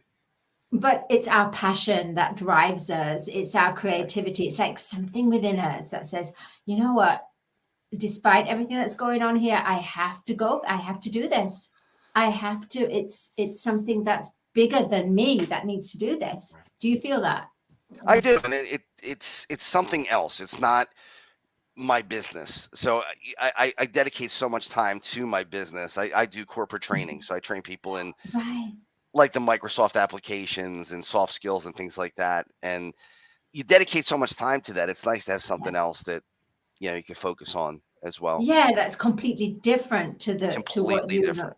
Yeah, so it's almost like it's not work. It doesn't feel like work. It's downtime or I don't know, hobby or something, or I don't know. That's And but then did you find that you started to develop skills doing your hobbies that made you better at your work? yes, Yes, I did actually. Absolutely, Justin. That's a great question. Yeah, I had to be more attentive. I had to be more focused. I had to think of other people rather than the team, rather than just myself, because I've come from the channel of being artistic, you know, the artist performing. So I only had to kind of think of myself, really, in a way, when I was on, yeah, kind of ego as well. But writing a script and having everybody on board to do with it all, it's almost, as the term today has been, octopus arms, octopus. I had to be an octopus, arm here, arm there, and I had to know exactly what everybody's job was, what everybody's energy was bringing into it, rather than when I was from the artist, I just stood on the top of the cake. And I just, Right. I wasn't even aware of people doing, contributing and helping. I was in my own bubble of. But that's what you needed to be at that time, right? I mean, that's how you had to do it. Yeah. Yeah. How about yourself? How did you feel that you've learned something from doing? How you've added to your skills? Really, a lot of it is the creativity side of it. I started to be able to help people build their own websites and get some money for doing that. I'm not a web designer, but I could use Wix now, and I could build some really nice websites without having to know a whole lot of code. Yes. And that's helpful. And it was born out of how much money it was going to cost me to get a website built. I mean, people were saying $4,000, $5,000, $6,000 just to have a simple website built. You are kidding me. Yeah. $4,000 to $6,000? You are kidding. You know what? I went on Fiverr.com and I started to work with people that are just as highly qualified, graphic artists, website designers. And I went on there, and they were in a poorer country, but just as high the quality of a professional. And I was helping them. They were helping me. So it worked in my metaverse, if you think about it. You know, it worked where I had a certain budget and I couldn't afford high end, but I wanted high end performance. So this worked for me. And right now, I'm working with Martin Zogby, who's part of World Jenny's Day. And he's been designing the posters, and he's a website designer. He's in Ghana, and it's amazing how he's a very high end, but his prices are lower. But in his country, it would be high end prices, if you know what I mean. Location matters. It's a tremendous. Yeah. It really makes a big difference. But at the end of the day, I think it's great to design your own, because then you're not relying on other people. I found a lot of my projects were taking much time because I had other people doing them. And of course, they have to do it in their time, and they have to honor that. That's the other thing. Yeah. Even if you have somebody who's doing it as a friend and not charging you much money, you still are on their schedule, and you can't tell somebody, thanks for doing me a favor, but I need it now. Yeah, exactly. It's just. But going back to you wanting to sing, you know what? You know what really helps me get up? Oh, I think we have someone, Nicole. I think she's coming in. Oh, I think she's waiting backstage. Nicole. I think she's coming in now. Hi. Welcome, Nicole. Welcome. Hi, Madeleine. Hi, Justin. Hey. How are you? Such a pleasure to meet you. I'm very fine. Thank you so much. Wonderful. And where are you transmitting from? I'm from Germany. From Germany. Fantastic. Yes. Wow. And how do you know Janetta? Because Janetta reached out to you. Exactly. Yes. And I'm very happy and so honored and proud to be here with you on this special day. It's beautiful. Thank you so much. And thanks, Janetta. Yes. Yeah. So, Tell Janetta, us. yeah, Janetta and I met on the audio app on Clubhouse. I joined Clubhouse almost 2 years ago now. It's an audio app, and you can connect it there with the whole world, actually. And I was in a room with where Janetta were hosting. It was Waltz Jenny's room day, and I was reciting also poetry there, and so we were connected. And yeah, since then I know Janetta. Yes, It's amazing how small the Yeah. world is, isn't it? it is, yes, and it's so beautiful to learn about so many cultures, and especially art and music. There are so beautiful communities over there, which became friends, families, and we are joining art, poetry, music together. That's so beautiful, and we are healing together there. That's what it is. It's a universal language. Is Yeah. the creative arts. Everybody understands. You don't need to know a language. It's just the energy itself, and Yes. everybody connects. So how do you connect through your art, Nicole? How do you? It's the way I can express myself, actually. I'm a Asperger autism person, high sensitive. And since I was a little child, it was very difficult for me to express my emotions and feelings. I was very shy and hide myself all the time. I was very quiet, and when I came out, it was very weird sometimes to my family and friends, because I was so overwhelmed and did not know how to handle all these emotions, And I kept my distance from the world outside, sometimes here and there.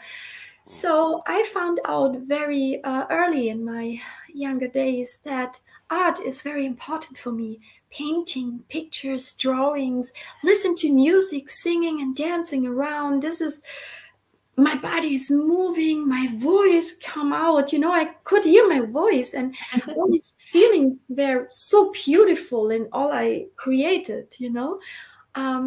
Sometimes my mom told me, it's a little bit funny to watch you when you're doing this, but honey, I love you and I love what you are doing, And she was so lovely. And my sister, she was so impressed all the time. And she was trying to, she was younger. She is younger, actually.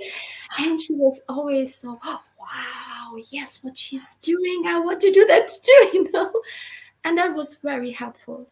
I grew up very safe and very with a lot of understandings. It was different in kindergarten, school, and with my work, actually studying people who don't know me. And if they know me better, then it was quite more difficult, Wow, that's wonderful. It's great to have that kind of support. Yeah. Yes, actually, yes. I'm so Absolutely. And Nicole, we hear that you're a poet. Yes. Oh, we'd love to hear some sonnets, poetry Please. from you. I would love to. Yes. Please. Thank you. Sometimes the world could be a little too loud for someone like me. And that's why I go back to my inner part, just to feel silence and can heal there a little bit more and better. Oops, my cat is Love it. The cat wants some airtime. Yeah, exactly. That's time. Okay. So there's my favorite poem, and it shows the differences. Both are beautiful, but maybe you can figure out which one I love more. It's called The Sun and the Moon. Once I met the sun, and she was very bright. She was always talking. She was a huge ball of light. She told me about the things she sees throughout the day, and when I thought she was done talking, she suddenly had more to say. And when she left at dusk, I did not feel completely whole. And I realized all of her talking did nothing for my soul.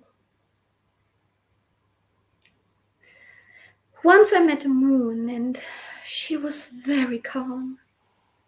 She looked at me as if she knew the secrets that I held in my palm. She did not speak once. The silence brought me peace. It was as if her silence was fixing me piece by piece. And when she left at dawn, I felt something deep within me. And I knew that her silence had set my soul free. It's beautiful. Thank you, Nicole. Yes. Wow. So Thank you're you. asking us which poem you relate to more. This is I love questions like this. What do you think, Justin? I think the moon. Dear, Yes. I was thinking the moon, because I remember when Nicole says, oh, the world is too noisy, so sometimes Right. it's to go within. But somehow the sun is something that you want to achieve and bring out your voice even more. And you want your soul to shine with that sun rays. So I felt it's almost like you feel comfortable with the moon because it's a nice place, a silent place.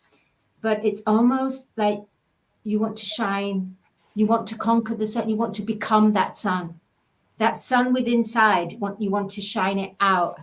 So I just felt that you've been running away from the sun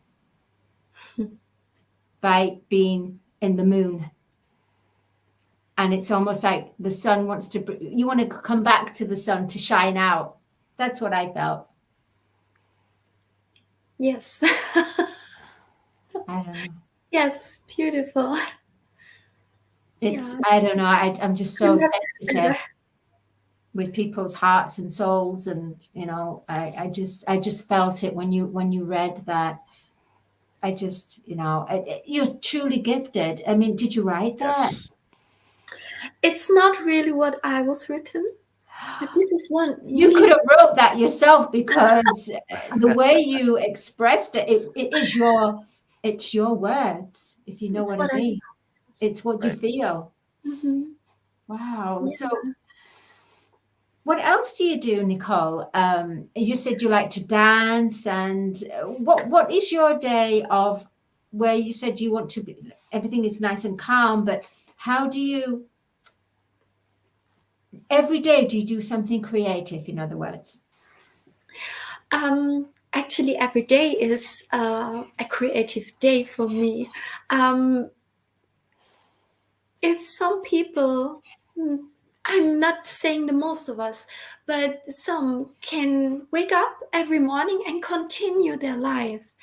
To me, it's I wake up every morning and I start anew. I have to do a lot of rituals to keep my day going, to staying focused. You know, that's why I have a cat, actually. She needs me, and there's no going not to ignore her. You know?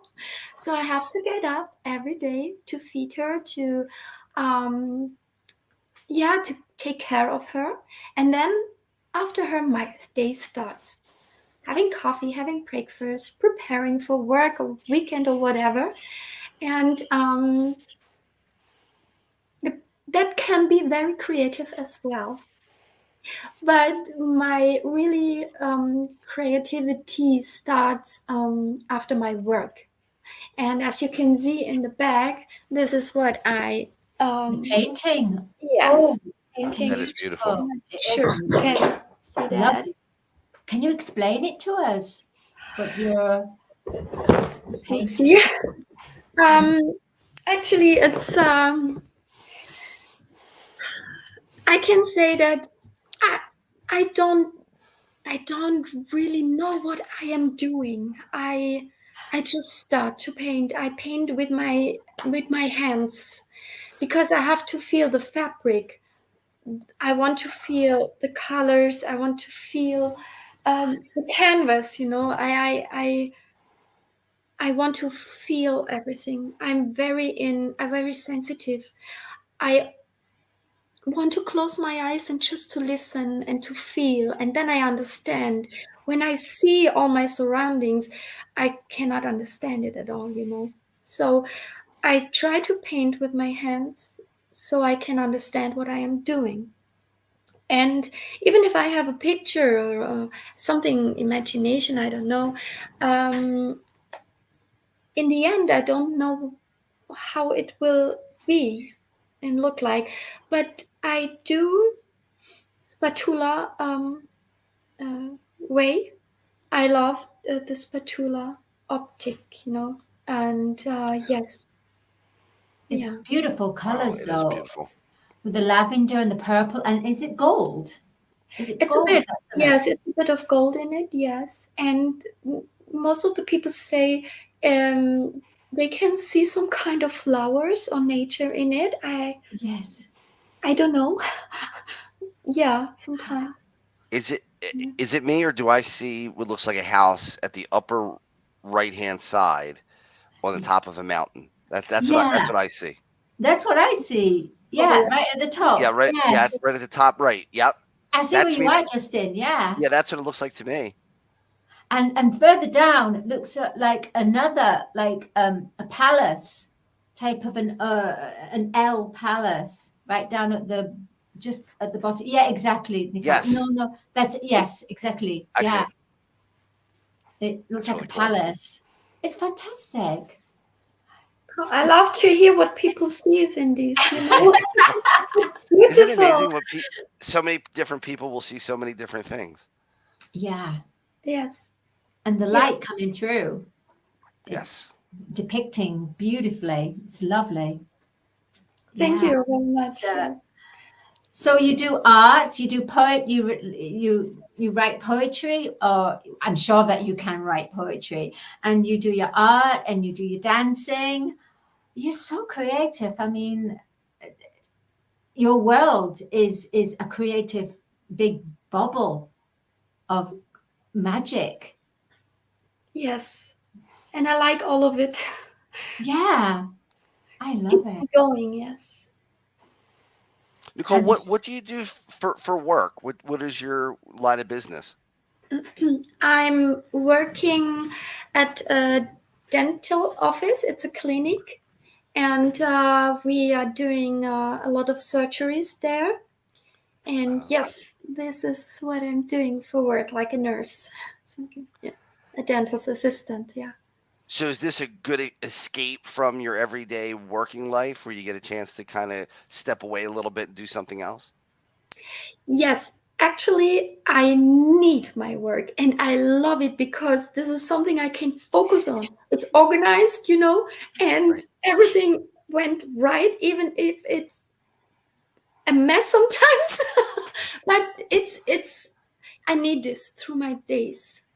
And when I get home and I'm just by myself, then I need my art, not to get stuck in the loneliness, you know, like hiding too much in myself. How I can say my English is sometimes worse. Sorry. Oh, you're doing brilliantly No, you're doing well. great. Honestly. And Amazing. that's one thing I think in the U.S. that we dropped the ball on, where we don't speak other languages, where countries around the world, they speak English. In Germany, I know they speak German, English, other languages. Yeah, U.S. I think. Yeah. Okay. I'm very lazy. I only know English. I mean, I learned like school French and everything, but not enough to carry conversations or anything. Yeah, if you don't speak it constantly, you will forget the most of the words. Yes. Yeah, but you're very international, Nicole. Yeah, I love that as well. So many beautiful souls out there and so many culture out there to find out. And yeah, I like that. You've got a very soft nature, like an angelic. Like angelic and fairy, like a fairy as well, you know? You've got this persona. Yeah. But sometimes I would love to be a lion. Oh, well, that's what you need to bring out, the lioness. That's what the sun rays was about. That's it. When you were saying about your poetry, about the sun rays is the lion. Yeah, absolutely. Oh my gosh. Beautiful. And I think we could be more than one person. I think we're different people at different times. Or we could be like Jeanette, who's an octopus of different people. Today, all different people. 18 tentacles. And Justin, I so agree. I've noticed that I'm a different person with different people too. Yes. And I've noticed that in relationships. So when I'm with in a relationship or was in a relationship with that person, I was different. And then in a new relationship, I was different again. And yet, if I stop and look at it, they're all sides of who I am. It's just that relationship brings it out. That's the truth. And I think sometimes you revert back to the way you were sometimes when you are with someone who you knew 20, 30 years ago. That's so true. That is so true. What a good, I never thought of it like that. Yeah. Sometimes I'll see myself differently with people that I knew when I was a child versus the way I am with people that I know as an adult. Yes. Yeah. I can agree. Yeah. Do you find that, Justin, that you're still, you know, with the people that you were associated when you were younger, even though you've grown and evolved as a character, but when you go back to them, you go back to that energy that you had with them, like maybe like if you're at school with them, you go back to that school type of. I think it's more of the way I think they see me. So if I was a kid and I was, let's say I had a friend who was a couple of years older, I was the little guy trying to keep up with the big guy. If I meet that person today, I still feel that way in the relationship. Like I'm still the little kid and that's still the older person that I'm trying to impress. You know, that type of thing. And you, Nicole, how are you in the way that are you different with different people as well? Do you adopt a different personality? Definitely.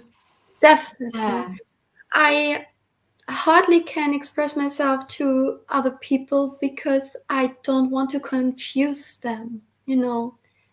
I found out lately, a few months ago, I still in a very difficult grief because my ex-partner, what I have lived for 25 years,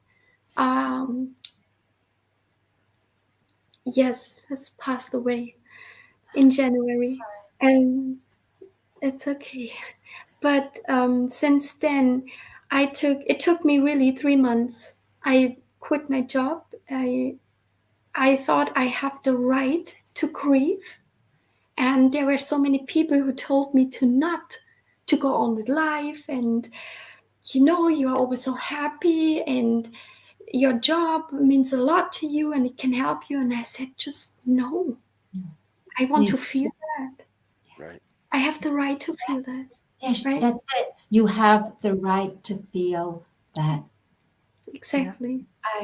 In fact, it's part of the grieving process. I call it allowing and wallowing. You know, when you get to a point where you're feeling sorry for yourself and it clicks over, but that allowing time is part of grieving.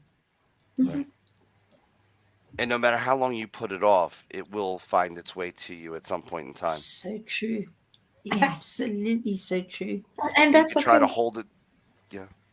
Yeah. That's okay.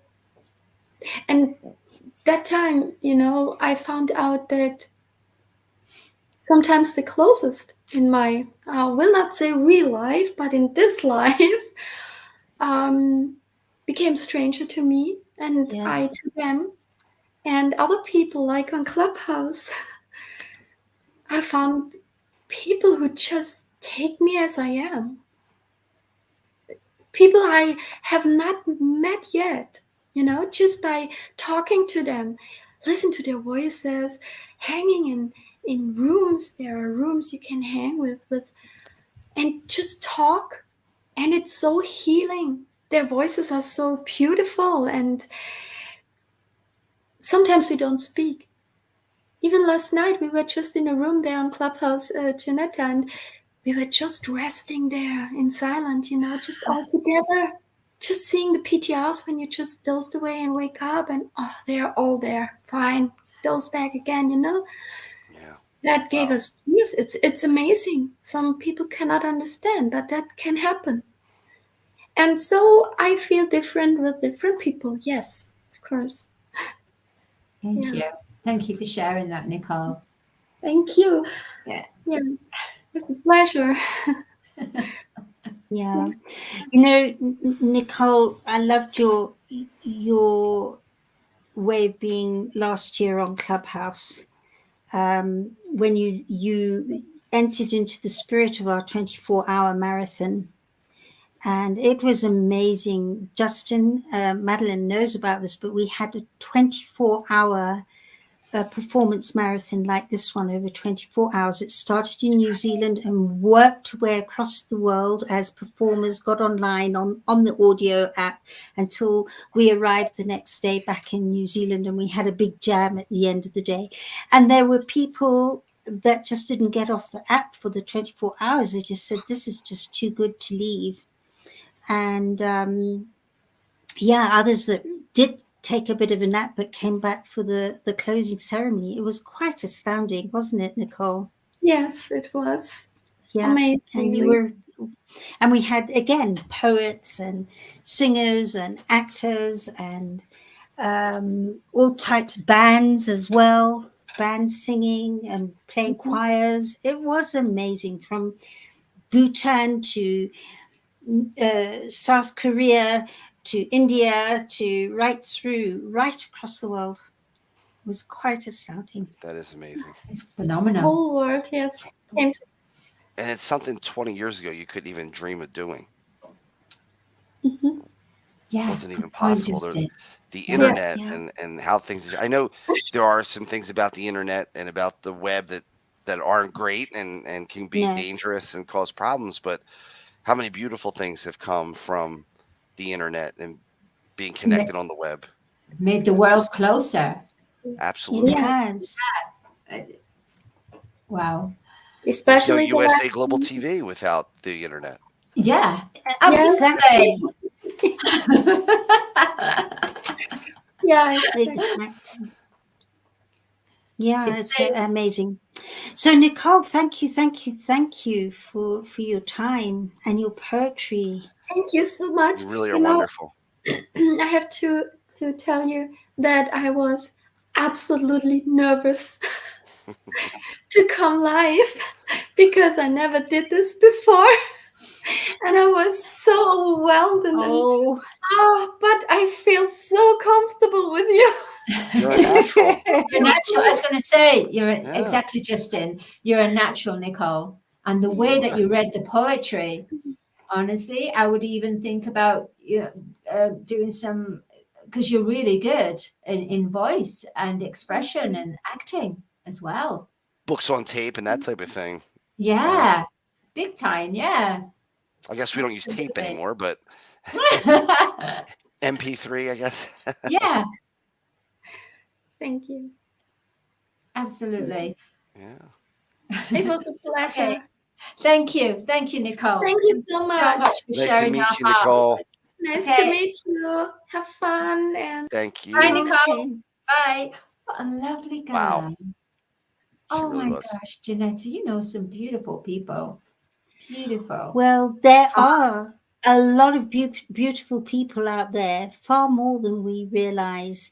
And I've learned that when you align yourself to them, you become magnets, and like souls And so, yeah, I mean, it's been just such a blessing. I've never really liked the Clubhouse app in terms of having my own club and presenting my work there. It just, I don't know what it was. I've tried to describe it before, and I still don't like stepping up on stages and speaking my work there. It feels like I'm standing there naked. Don't know why. It's got to have something to do with my childhood that I don't like it. I like visual. I'm a visual person. When it comes to that, I do a lot of my consulting on WhatsApp with my clients. So it's just Clubhouse. But goodness gracious me, the people I've met there have been nothing short of amazing. Kev Orkian is one of them. I met him on Clubhouse, and within he's one of the World Jenny's Day ambassadors, Justin, and a pretty well-known UK personality in the performing arts. And within a day, I said to him, "This is what's I'm on. I'm with you. I'm behind you. I'm there. Fabulous, lovely, and so on." Fantastic. So yeah, that's Clubhouse. So we have America with us. They've come through early. Well, one of them, they have come through early, and that's Hirsch Reppen. So let's bring Hirsch up, and he's going to disclose something very special today. Hello, Hirsch. Hi. Hello, everybody. Hi, Madeline. Hi, Justin. How are you? Janetta, so wonderful to be here. What a privilege. Right. Yeah. So we can say the same. Yes. Oh, thank you. So, so we have. I know we had sent in a video and some photos, but should I just preface what this is that was created? Yes, please. I'm just so excited. So we're waiting because we're coming on early. We're waiting for Danny and possibly Ian, the two artists who created a mural in a space called the Fame Yard. And just to give you a little context, the Fame Yard in Los Angeles, which is owned by my partner in the Kosher brand, which is a streetwear brand. We started a nonprofit called the Keep It Kosher Project, and because Isaac owns the Fame Yard and co-curates it with some wonderful artists. A lot of artists are street artists that come and paint murals, and they have wonderful messages, beautiful messages. And we thought with the Keep It Kosher Project, it was a chance to sponsor some artists and give them supplies, give them a space to express themselves and share their positivity with the world, because almost at least 1,000 or 1,500 people a day come to the Fame Yard to take pictures in front of the art. And so this seemed like a wonderful opportunity to share the message of World Jenny's Day and World Mental Health Day. And Dan Hernandez and his art partner, Ian Lance, go by the moniker Raised in LA Art. So if you go on Instagram, you'll see their work. And they're all about beautification of Los Angeles and specifically the Melrose area. So they go around and they paint incredible mini murals on electricity boxes that have been kind of tagged by, by gang members or just graffiti, and they cover it up with these beautiful pictures. And so they're kind of the perfect artists for this moment. And they also have such kind hearts. And all they think of is making the world literally more beautiful. And so we invited them to create a mural, which I'll let them talk about. And fortunately, we have them on video speaking about it as well, already pre-recorded. And Danny's wife, Samantha Larson, who is a comedian and a broadcast host, goes down there and does these LA stories, these little LA stories that document their work. And so she was kind enough and very excited to go down there and do that as well. And so it has ended up being a real community, just like this World Jenny's Day celebration, this Herculean task I told Janetta that you take on to put this together. It's unfathomable, really, the talent and heart and beauty you were just talking about with Nicole. The beauty of the people that come out to support and to give what they give, whatever they give to the world, their special sauce that they bring to the world and bring it in honor of mental health. So it's everything that you touched, Janetta, with this process just blooms and people come out of themselves in a way that they might not have previously, and certainly that's the case with me. I'm just really grateful that we met and I had you on my podcast, because it kicked off this. You know, it wasn't that long ago that we met. It wasn't that long ago, but it certainly led to something really, really beautiful, to this wonderful moment. Yeah, thank you, Hirsch. I just know it's because people are being given a channel to step into their creative zones, and it opens hearts. Yeah. And it feels natural, it feels spontaneous, it feels like a no-brainer to make happen, and they just want to be a part of something that is part of our creator, part of creation, which makes us able to be creative. And we are creatures of that creation. And the moment you step into that zone, it's like you just want to be there. And Yeah. so often our channels of living don't allow for that. Yeah. I mean, I found a lot of that through my podcast, through the Truth Tastes Funny podcast, because the idea with that was that we can't look away from reality. We have to look at it. We have to look at it and deal with it. And it is the same with mental health. We have to open ourselves up to the idea that everybody struggles, that everybody's going through something, and we shouldn't add a layer of stigma, fear, judgment on top of that. Because I'm certain that the people who add the layer of fear, the layer of judgment, they're hurting too.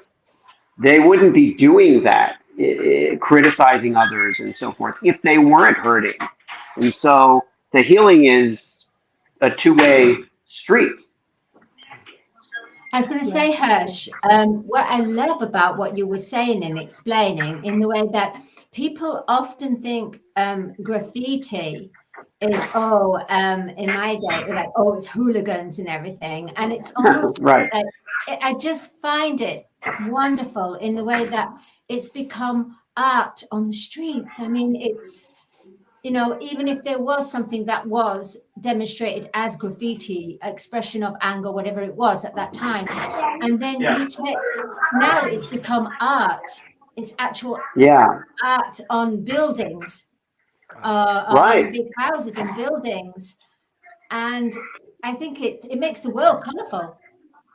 Well, what's happened, Madeline, is that it's become appreciated for what it is, rather than judged based on how it started, you know, where, and also what I found is so much of street art is an expression of something to make the world a better place, not to make it, to make it ugly.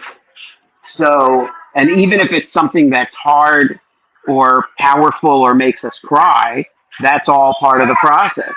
So that's part of it as well. It's not, I'm actually, because I didn't, but it's very fitting that I'm here. I'm actually at a theater and dance studio. My daughter's in a musical theater class right now. So, they're doing Annie. So, wow. they're doing Annie. So sun will come out tomorrow. Bet Right your now, $1 there's there's no that sorrow. tomorrow there'll be sun. Is your daughter Oh, cringing? she's done. Yeah, Actually, yeah. actually, this is so appropriate again. I have to share this with you. Yeah. When she was 4, Jenny decided she was Annie. She loved Annie. Wow. And she I bought her a dress, a red dress, because I just bought her a red dress. She used to say, "It's my Annie dress. It's my Annie dress." Yeah. And she'd go around singing, you know, Tomorrow and all those. And it was her most favorite musical film. She watched it to death for years until she was about 8. We've So how watched it. appropriate is that? We've watched it so many times. So this is my daughter Samantha. Hi, Samantha. Samantha is 8. You can't really hear them because here you want one of the earplugs. Maybe you can. No, I don't know. It's going to hang up if I take the earplug out. Okay. But Samantha's 11. 11. Samantha's 8. Samantha's 8. 8. Yeah. 8 I don't know where I got 11 from. I have a lot of It goes I have fast a lot of enough. numbers in my head. Yeah, it does, doesn't it? Her sister just turned 15 last week, so it's like Wow. it's a very theater is so curative and so everybody talks about how it is about escape. It's not about escape. It's about immersion. We are immersing ourselves in a reality that the whole point is the more yes. Okay. So, I don't know. Oh, see, she just won. She said I want to get something. I didn't ask what it was. I just said okay, and now I'm committed. You're on the hook. I hope it's not an elephant. Is it an elephant? No. Okay. So I don't know if my friends have joined yet. I know they were trying.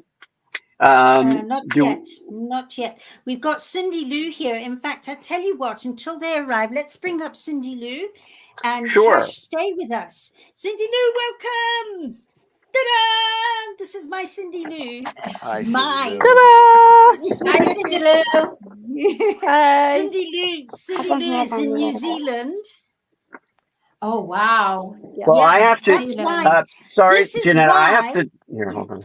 What's I wrong, have to Joe? drive, so maybe I should be in the waiting room for a minute. Yeah, Right, in the we'll put you backstage. Yeah, down for a relocate. moment. Yeah. Okay. So this is why we're sitting on hour number 16, because places like New Zealand and LA can be live with us and bring this day to life. And nobody knows this better than the lady sitting with us on the stage, because, drum roll, this is the lady that did the 24-hour marathon on Clubhouse last year. Ta-da! Great, that's fantastic. The full 24 hours. Wow. Yes. Oh my gosh. I did get to take a couple of 2-hour naps when I had some people that could care for me, but the rest of the time I was awake. Oh, congratulate you. Honestly, congratulations.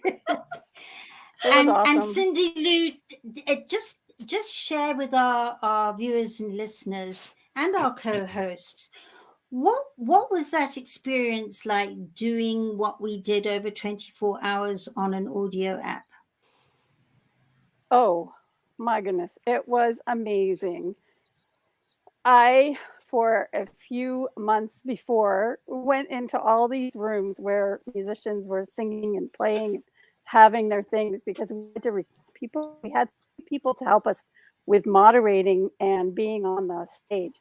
But the having enough performers to fill 24 hours was another thing. And it came through at the end.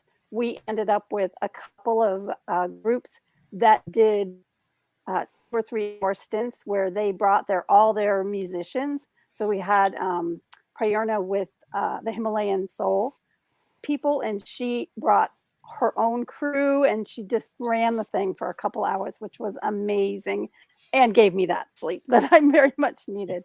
We're wondering, you know, how's it going to go on an audio app? It was amazing how much music you can play and poetry that can be said.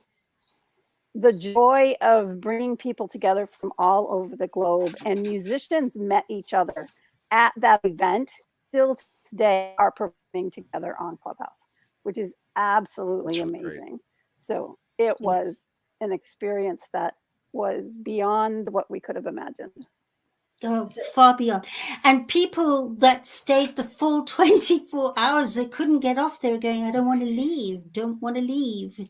And people that left and came back for the 24th hour jam. I mean, that last hour was magical. Yeah, we had Absolutely musicians. Yeah, musicians from all over the world playing with each other.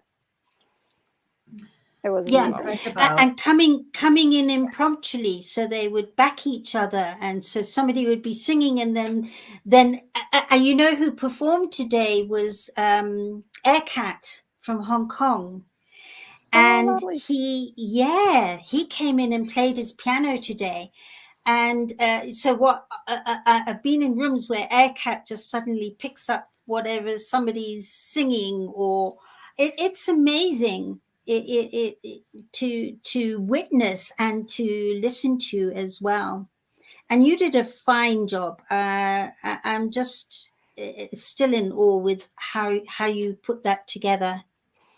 Amazing. Well, that so just I just prepared me wanted for to the give that shout 48-hour one that I did this year.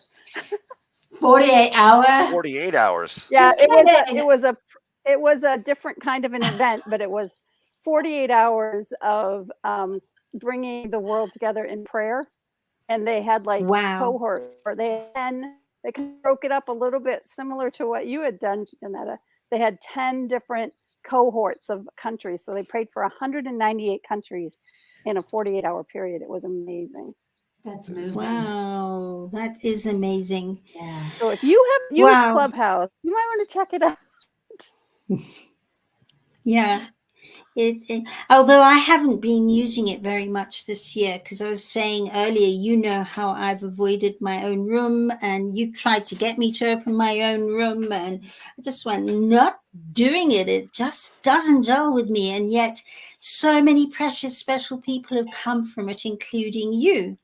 And in fact, the next thing I wanted to share with you was our experience with NFT Land, and the painting that you did. I'm just going to show a little bit of it from my website. I'm not going into OpenSea because I haven't got all my codes and things. It's too much.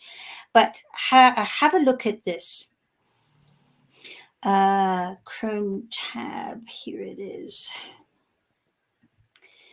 So this is the NFT art collection that we put together for last year, World Jenny's Day. And this is some of the art. So you know how earlier, Madeline, Helena Chard said to me, do you have a picture doing the rounds of the toilet and butterflies? Yes, the rainbow butterfly on the toilet.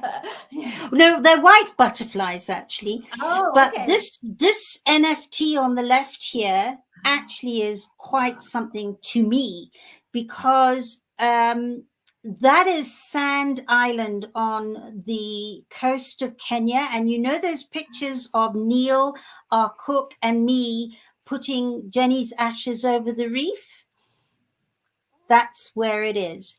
And that house we stay in, Jenny often used to sit in that chair. So I put my feet up. You can see my butterfly tattoo on my ankle there. Put my feet up, took a photo as the sun was coming up, rising above the sea, and thought nothing of it. And then it came to a time to make these NFTs, and I added all these graphics to it with yellow butterflies fluttering around where Jen, and other butterflies coming out of the chair. And to me, it's such an amazing piece for me personally, on a personal level, because it's so connected to Jenny. And then the next one is some ink and watercolor sketches that my friend Moira did in rehearsals for Insight, and so we NFT'd them. And then this World Jenny's Day rainbow, Andy bought, my fiance Andy bought for me. And then Claire, who has a whole collection on the NFT, she's a ballet teacher, she made this rainbow parrotfish NFT on the left. And here, this piece of NFT is Vera DG's room. And that was the link to get in for the drop party. In fact, Kev's not there. But that was the day we went into Clubhouse and had the drop party where the United Nations came in. I took a picture and then I did all these graphics with it and made it into an NFT. Quite something. And then here on the right is why I've really brought this up. This one on the bottom right is Cindy Lou's picture that she did for World Jenny's Day NFT art collection last year. And so that's kind of morphed into something even more in this last few days, because Cindy Lou, you messaged me and I went, I so can't do this now because I'm still that octopus looking. I think it's gone to 36 tentacles now. But Cindy Lou, I'll keep the picture on so people can get what you, first of all, describe what that picture was and why you did it. Absolutely. So you had sent me Jenny's book. And as I was reading through Jenny's book, talked about wine and water and the butterflies in the rainbow. And so I just took all of those pieces of what you had talked about with Jenny and put them together in this collection. And it's a digitally created, and I used Photoshop and Canva, so the two of them together to create it. And there you go. And Illustrator a little bit. It's stunning, Cindy Lou. Isn't it? Yeah. It's almost like 3D. Often, you know, the whole water into wine thing, the miracle that life can be. And we don't always think about death as being a miracle of life, but in many ways it is. Because there were so many instances within the book that Janetta gave me that you could feel Jenny's presence. And so you know she's still there. She's still alive. And it was just amazing to create that for you. Oh, you're muted. Janetta, you're muted. So it's this problem again. It's your earbuds. It's the ear charging. 16 hours. Are you out of your freaking mind? So my talking earpods. Yeah, so there it is again, Jenny's presence. And it happens all the time. Yeah. So Cindy Lou, you rang me this week and you said, I said I've made an offer. I wanted to kind of jumpstart the NFT idea for Janetta again and just say, you know, you have this stuff. It's all here. You should let people know it exists. Yeah. So she made an offer on it for World Jenny's Day. Because I'm trying to learn the system. I think I'm a bit octopusy too, if that's what you're talking about. Like trying to learn all these things and trying to do it all. Yeah, we'll figure it out. We'll get there. But it's true. We're sitting with a whole collection. I think you can see there's quite a different eclectic cross section there, and even the Insight painting of the two figures leaping, which my friend Moira also painted. She came on World Jenny's Day last year to talk about that amazing painting, which is enormous, and we still want to get it to London and auction it at somewhere like Christie's. I mean, I know I'm being very ambitious, but and Why not? Manifest it, Janetta. And if you don't dream it, it won't happen. You got to start with a Absolutely. dream. Exactly. And it's such an Totally on amazing that. painting. Such an amazing painting. And it's there on the as an NFT as well, and Cindy's, and it's been sitting there because really I've got so much other things to do. And if I could find hello, here we go, shut up. If I could find an NFT manager for World Jenny's Day, then I'll start doing that. But that offer is really very special, Cindy Lou. Thank you. You're welcome. As always, your heart is amazing. Thank you. Thank you. Yeah, thank you, Cindy Lou. I just love that rainbow and the butterflies. I see it on a t-shirt. I've been saying this all night to everybody else. I see your words on a t-shirt. I see this on a t-shirt, because actually I would forget about all the designer t-shirts and all. I believe the new language is through the creatives, through what they're feeling and seeing and visualizing and creating, rather than being no disrespect to like designer brands and everything. They have a place in the world. But I believe now there has to be an upraising of what people truly want to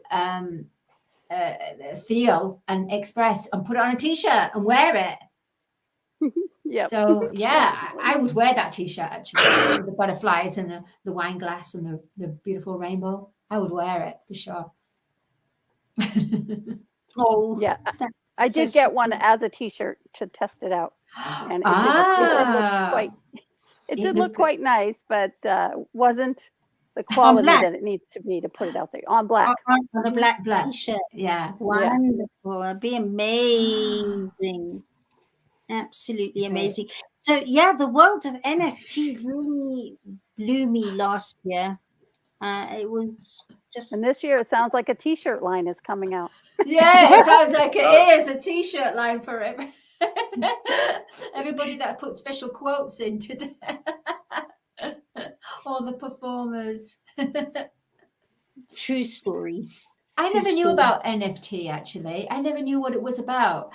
As far as I knew, and I'm being I don't know, I thought it was like a football team or something. I don't know. Or I don't know, NF. That's the NFL. NFL, yeah. I thought it's NFTs. Okay, then the NFTs. So I thought, oh, we're gonna go see a football team, NFT. Oh, that's just so lovely. I love that one. So Cindy Lou, tell everybody what you do around Clubhouse, apart from 48 and 24-hour marathons for good fun. Yes. I teach people how to use Clubhouse and go over strategies for how they can use Clubhouse for what they want to do, because you've heard about these marathons, but there's people that have summits, and then there's people that just come in and hang out. All they want to do is gather with some of their friends. There's people that come in there to have fun.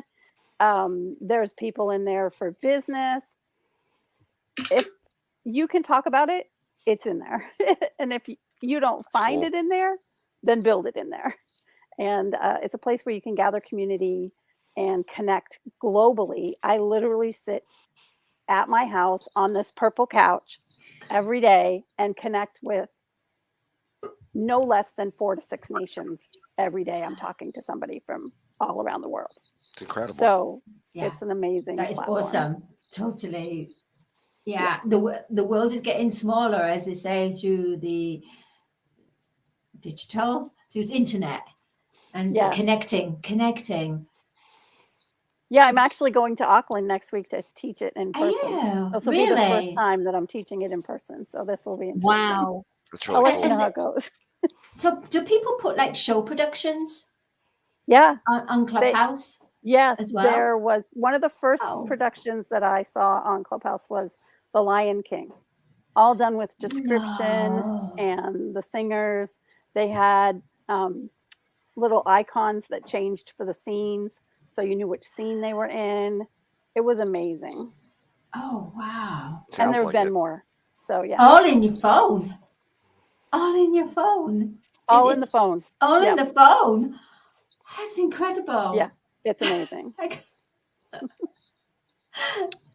This You know, lady the is power that we amazing. hold right in our hands. Yeah, amazing. exactly. Yes, the Justin. power to reach the globe is in your hands.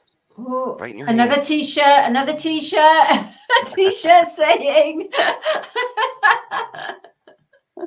you got to start your own collection now, Cindy Lou. I'm working on it. Yeah. I actually have one that's called Your Voice, Your Choice. Because when you're making a room on Clubhouse, it's your room, it's your rules. That's another one. And, you know, you get the choice of what you're going to talk about. It's your voice. Yeah. And where else do we have the opportunity to literally have a stage? And you don't have to do your hair like I had to do for today. Yeah. and Because you know plus, show, right? There's you're no not paying. picture. Yeah. Plus, you're not paying all that price for putting a whole production in the physical world. Right. And all the people you have to bring on board, and you know, it's a big budget. So Yeah, and I don't have to fly 16 hours Yeah. to talk to somebody in LA. oh my gosh, wow, I love it. I have to. That isn't easy. Yeah, no, Those 16-hour flights. Yeah, that's not simple. really. 24 hours to get to London, I think. Oh my goodness. How do you Just the manage airline. that? Just the airline alone. Yeah. Wow. I don't think I could. I find it. How do you manage to do that in 24 hours? I mean, you're 24 hours on Clubhouse doing a marathon. So I'd rather do that than get on Yeah. a plane for 24 hours. yeah, I don't I was blame gonna you. say, how many films can you watch? Yeah, being on a plane for 24 hours isn't very creative, but you can get Yeah. quite creative on Clubhouse. Yeah. TED Talks. I'm a TED Talks fan. Feed. Mm. So I watch TED Talks on the airplane. That's cool. You do. Why not? Right? You got the time. Yeah. Yeah. Right. Absolutely. Yeah. So, Janetta, this has been amazing. How are you feeling? Are you getting tired? We were just- you know, the lady who you haven't met, but she's met you because she's listening to you, is you on this platform. And Dr. Jacqueline has got up at 4 this morning. We started at her 5 a.m. She has not been able to get away from the computer. She eventually got on her bike and biked a bit in front of the computer as she carried on doing all the production in the Oh, the background. production. If anybody needs Amazing. a shout out, it's this lady. Yeah. Absolutely. Dr. Jacqueline. She's unbelievable. Yeah, she is. She's a superhero. She's unbelievable. It's almost like with StreamYard, honestly, it's so complex behind the scenes in the production. I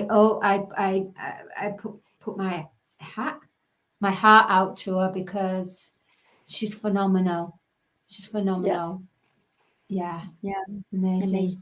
We're so blessed in every way. Yeah, she's really handled this day, and she's got family with her on, and she's moving tomorrow. So Yeah. Yeah. She's a star, superstar. Yeah. Should we do it? Da, da, da, da, da, No, she's a Nova star. Da, da, da, da, da. Dr. Jacqueline, Dr. Jacqueline. Does I Dr. love Jacqueline need you. a break? I probably could take over for a little bit if she Do really you know- needed a break. Do you know what, Cindy Lou? That's really strange because earlier on, Dr. Jacqueline says, wow, Cindy Lou could do my job, you know? She did say that. I saw it. Yeah, but in That's a what I really was just beautiful seeing. way. In a beautiful way. Say, you know, wow, and Cindy Lou could really do my job. That would be great.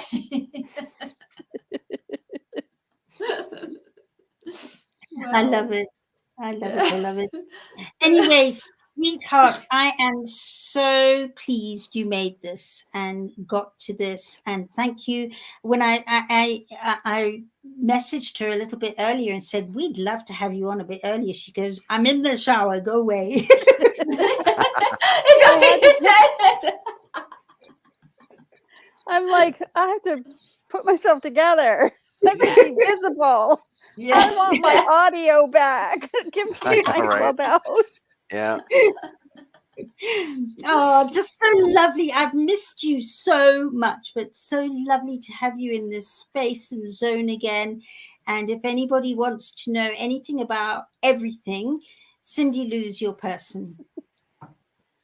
Truly Yeah. is. If you need Yeah. help to learn an app, let me know. Oh, thank you so much for coming in. Thank you, Cindy Lou. Thank you. Cindy Lou, it's nice to meet you. Nice Yeah. to meet you all too. Yeah. Oh, Thank you. lots of love in New Zealand. Yeah. So one of the things that I'm really relating to is she's Cindy Lou Miller. And when I get married in 2 weeks' time, Andy is Andy Miller. So we're both going to be Millers. Wow. Congratulations. That's Oh, awesome. wow. Oh, Miller and Yeah. Miller. Miller and M&M. Miller. M&M. Yeah. Wow. But I won't change my name. I've been Barry for over half my lifetime, and it's Sure. just too complicated. It really is. And it's just a name. It's the energy you put into the name that matters. Absolutely. Spot on there. I'm getting quite delirious now. Sorry. I'm kind of seeing double a little bit. Sorry. I don't know how you could have done 24 hours. Oh, Yeah, that's amazing. Yeah, we That's all incredible. did. Actually, what Yeah. happened was Cindy Lou spearheaded the Clubhouse one, and then Kev Orkian first came into Clubhouse and played his piano and did his bit and co-hosted there, and then he came over onto StreamYard with me, and we did 6 hours on StreamYard whilst Clubhouse was going on. And Patty Dobrovolsky was going in between us and Clubhouse, drawing it, going backwards and forwards, like Sam Seen was doing this evening, going back, drawing. She was going and doing Clubhouse, coming back and doing us, and then Clubhouse, and then back to us. Wow. And we got some amazing drawings out of it. And so I was absent for 6 of those 24 hours, but I was there otherwise. Yeah. Otherwise, yeah. It was amazing, amazing day. So we've got 2 people joining us from LA and Iowa. Hirsch and Samantha, welcome. They're on their way. Hello again. Yes, Hirsch. I'm Hi, back. Hirsch again. Hi. I'm Hi, back, Samantha. and I believe we have Sammy. Hi, how you doing? Hi, Sammy. There we go. There we go. I don't know if she knows whether she's on. Oh Can no, she hear I'm us? here. It's just I'm walking. Oh, okay. Walking. I'm in the middle of my work day here, but hopefully I can hear you a little better when I'm driving. Oh, see, now I'm in the car. That's so LA. What an It's so LA LA. thing. Yeah, I'm in my car now. That's So LA here. Yeah. I don't know Okay. if you can see me, but there we go. Yeah, we see you. A little better. Yeah. A little better. Yeah. I can hear you. I wish I don't have headphones though. It's a little hard to hear, but I'll do my best. I'm also. I was just thinking, Hirsch's daughter's called Samantha. Yes, And that's right. Samantha. Yeah. Yeah. Her name is Samantha, too. Yeah, exactly. Oh my gosh, isn't that wonderful? Samantha and Samantha. Yeah. Fabulous. Yeah, and I must Right. tell you that we had a session this afternoon where everybody had a Samantha connected to them. We had Vanessa Sam, Sam Seen, and Phoenix's mother Samantha. Yeah. That's it's hilarious. incredible. Yeah. Yeah, it's amazing how that happens. Hirsch, I wonder, you know what I've realized? For some reason, you sent me a video, didn't you? Yes. Yeah, I just shared it with Dr. Jacqueline. I shared the link with her. Excellent. Thank you. So I hope they'll be able to play it. Yes. Sammy did such a great job with the video, and chronicling the work that that her husband Danny and his art partner Ian were doing. And it would be great to hear a little of her perspective about the project. Absolutely. And Dr. Jacqueline's got the photos as well. Yeah. So if anytime you want to show the finished artwork, yeah, that'll be wonderful. Well, let's do a bit of a backstory. Oh, there it is. There it is. Oh, there it is. Yeah, they killed it. I think we knew the ribbon was green, and we knew about the emblem and how important it is, and they really wanted to bring those shades of green for the representation into the picture, and then incorporate those beautiful butterflies. So basically, Ian does his, I call them squigglies or squiggles. He has a more technical name for those, because he has, believe it or not, all different types of those designs, depending on like what he's working on. I think he has about 8 types of them, which are really wild. It's fascinating, and he uses both of his hands to do it, which is doubly fascinating. He's I probably can't even ambidextrous. I think I said it correctly with my lisp and my dyslexia. I think that's. Can you guys hear me? Because I'm driving. Yeah, we can hear you, Samantha. Yes. Okay, good. So yeah, he did. Ian did that. Danny did the white, and then Ian did that beautiful background. Danny is a perfectionist with his stencils. He cut them, which I thought was fascinating, very quickly, because it was all kind of on the fly. And he did the three or four different size butterflies, and laid them on top of the of that beautiful background. And I just think it's stunning, and they did it, like I said, it was like a last minute thing, and or they only really had a day to prepare, and they were both kind of in between work, and I think it came out so lovely, and I think it's so important. And usually when they go when they go paint, I try to document it, but honestly they paint so much that I probably only get about half of what they do, or maybe even like a third. Wow, it's gorgeous.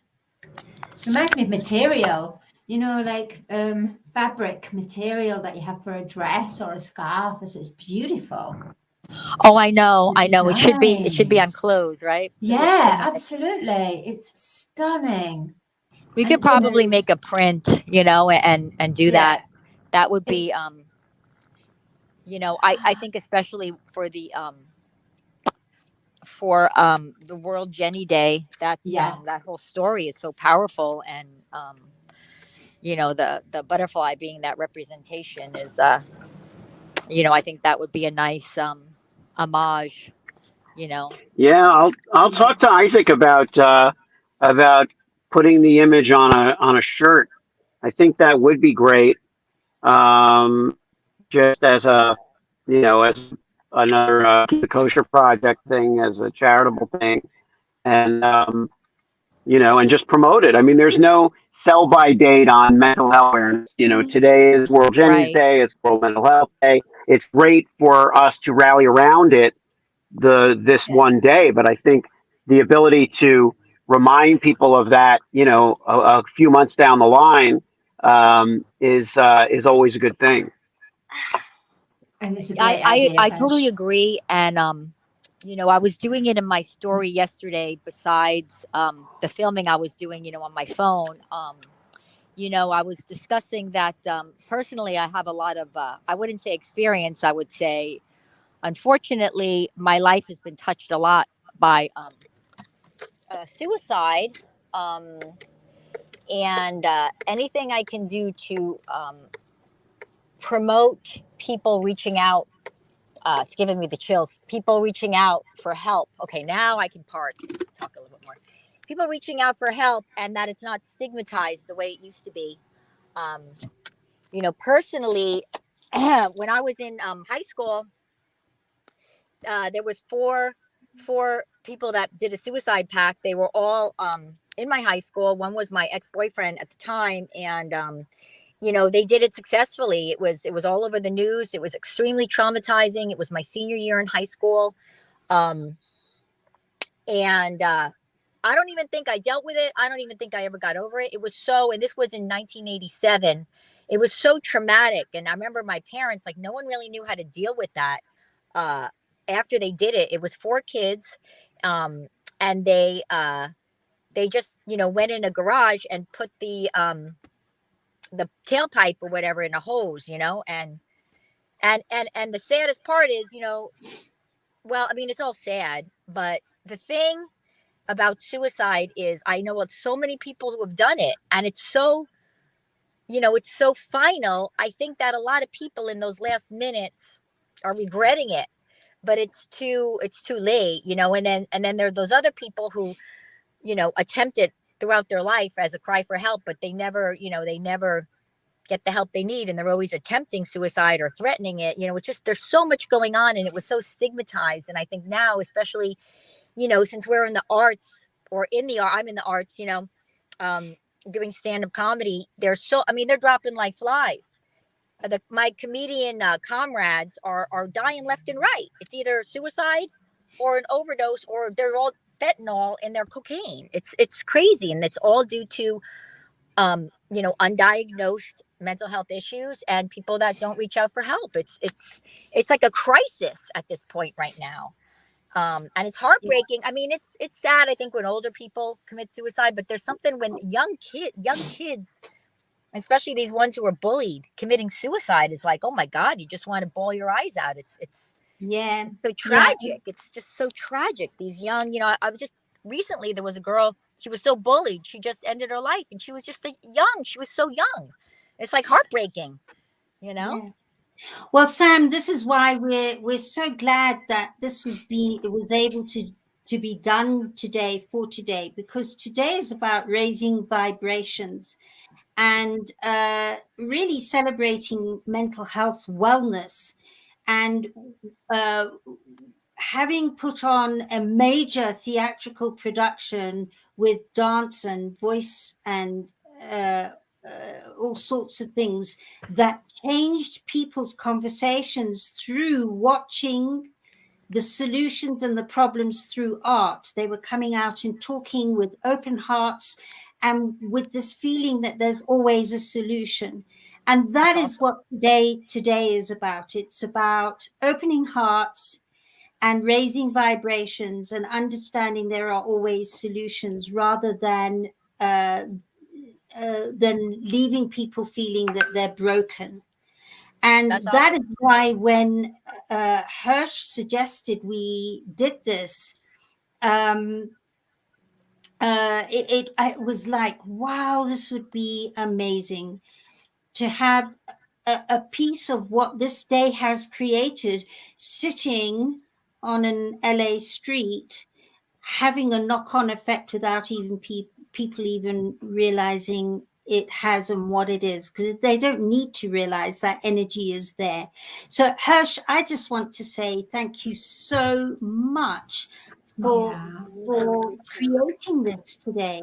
Just so amazing. And you know, a little bit of your backstory, because you're one amazing man too. Tell us. Well, Janetta, first of all, we are only as amazing as the people that we cultivate around us. I mean, it is about, you know, opening our hearts, and I think that's really that's the thing. I don't know what it is, you know, that my parents, you know, imparted to me. It was like you were just talking about the art on the wall. I think it was just the aura of humanity and decency and empathy. It was an aura of empathy that existed around me. And it's, you know, it's just my sisters have it. Whatever it is, it's just something. And sometimes my children have it. It's sometimes when, like, one of my daughters was really young and saw another kid getting twisted in her swing, and it was no big deal, but she started to cry for this person who was caught in their swing. And it was like, you know, my wife said to me that, you know, she's got real empathy. She can feel it. And I think that we all need to just try that. You know, those of us that aren't feeling it or are blocking it or are wounded by other things that make us protective of ourselves, we never know how self-healing it is to open up our hearts to others. So, you know, this is just something, and I would like to say, oh, I've been, you know, charitable my whole, I've done all these things, but I'm not in the, you know, nonprofit sector. Like the Keep It Kosher Project is the first nonprofit that I've ever created, and Isaac and I created it together. Just during the lockdown, we were in the advertising business and in the footwear and the streetwear business. We just couldn't do anything during that time, and we went and revisited this idea, and it was like, yeah, we have time, we have connections, and we have friends like Samantha, like Danny and Ian, who we know when we say to them, oh, you know, can you do this thing, they will jump all over it if they can, because that's where their heart is at. You can see a video on the kosherbrand.com. There's an artist page. The first thing we did when we started that streetwear brand was not to go to celebrities to endorse it, although we knew some celebrities. We went, because at first it was just a streetwear brand, the nonprofit didn't exist yet. We went to street artists that we met and knew, and just asked them for their impressions of, you know, what kosher means to them.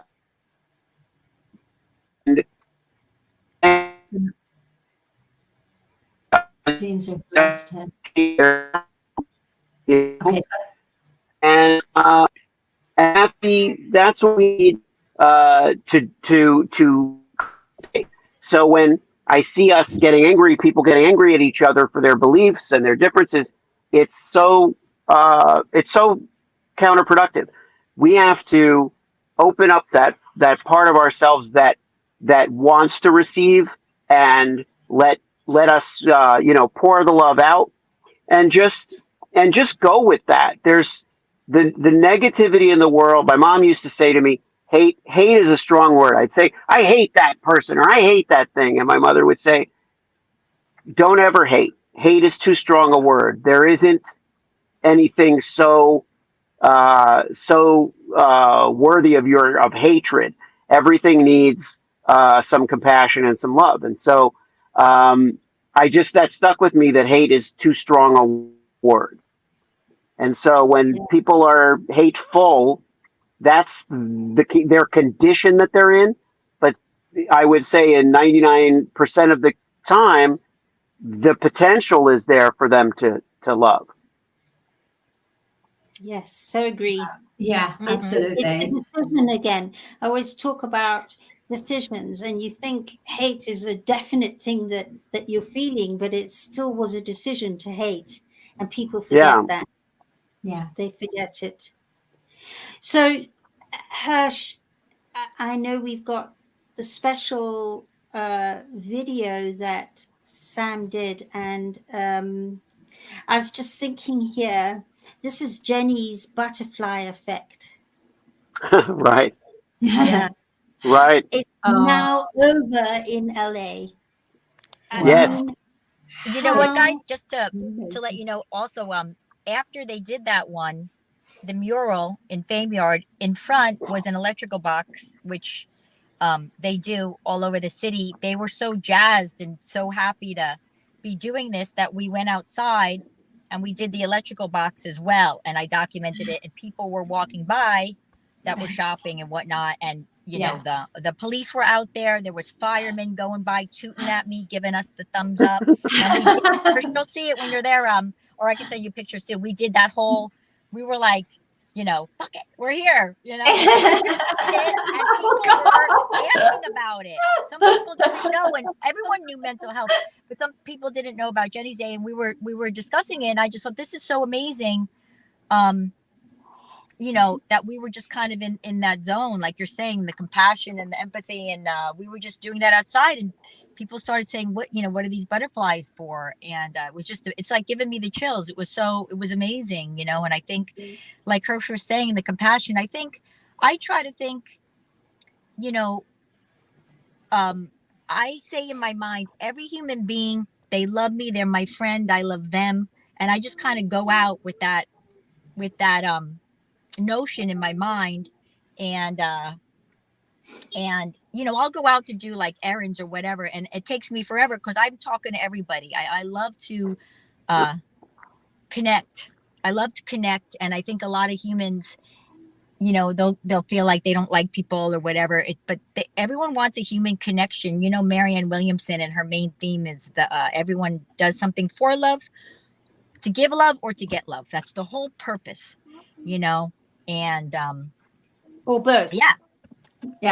I think everyone, if given a chance, I like to crack people too. Like there was this a hard-nosed dude, and I would always try to make him laugh or always make him smile. He was at the liquor store, and finally, like the 7th time, I was like, "Come on, you got it. That's gonna make you smile." And it was just he finally cracked, and then it's just like I think every human being, like Hirsch was saying, 99.9. If you give him a chance.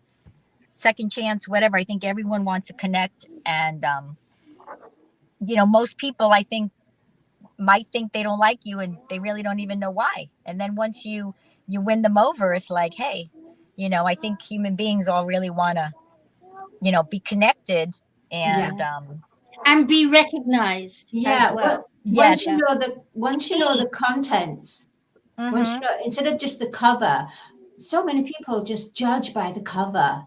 Without actually knowing the contents of that character, of that person. They just look at someone who looks shabbily dressed and just think, oh, immediately they judge.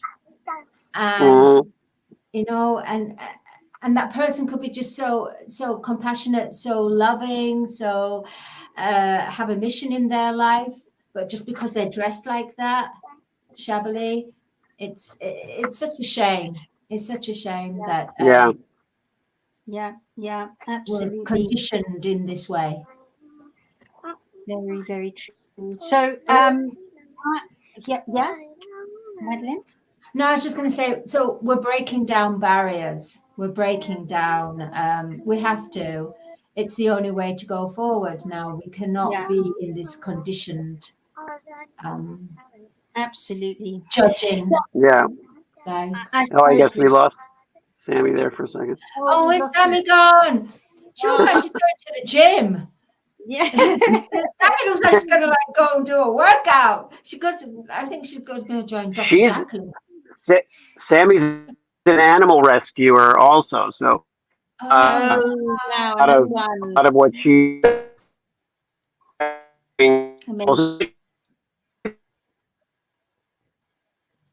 You're going a bit robotic, Ash. We're very lucky. Okay. Well, do you have the video? Do you have that video? So, well, play the video.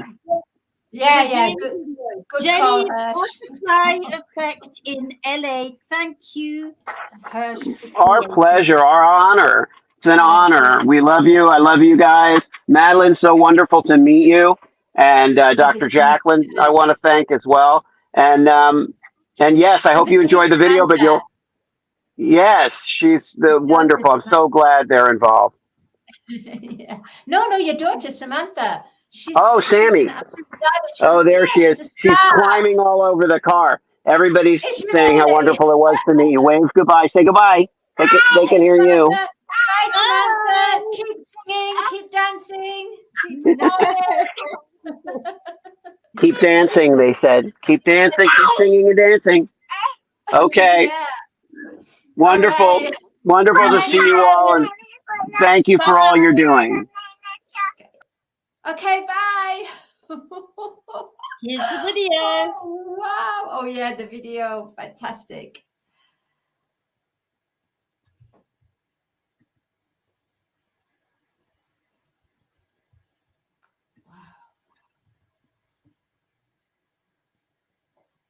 Hey guys, Sammy Larson here. I'm at Vineyard on Melrose with artists Dan One and Ian Lance. What are you guys doing today? Today we're painting a mural at Vineyard in Los Angeles on Melrose Avenue for mental health awareness.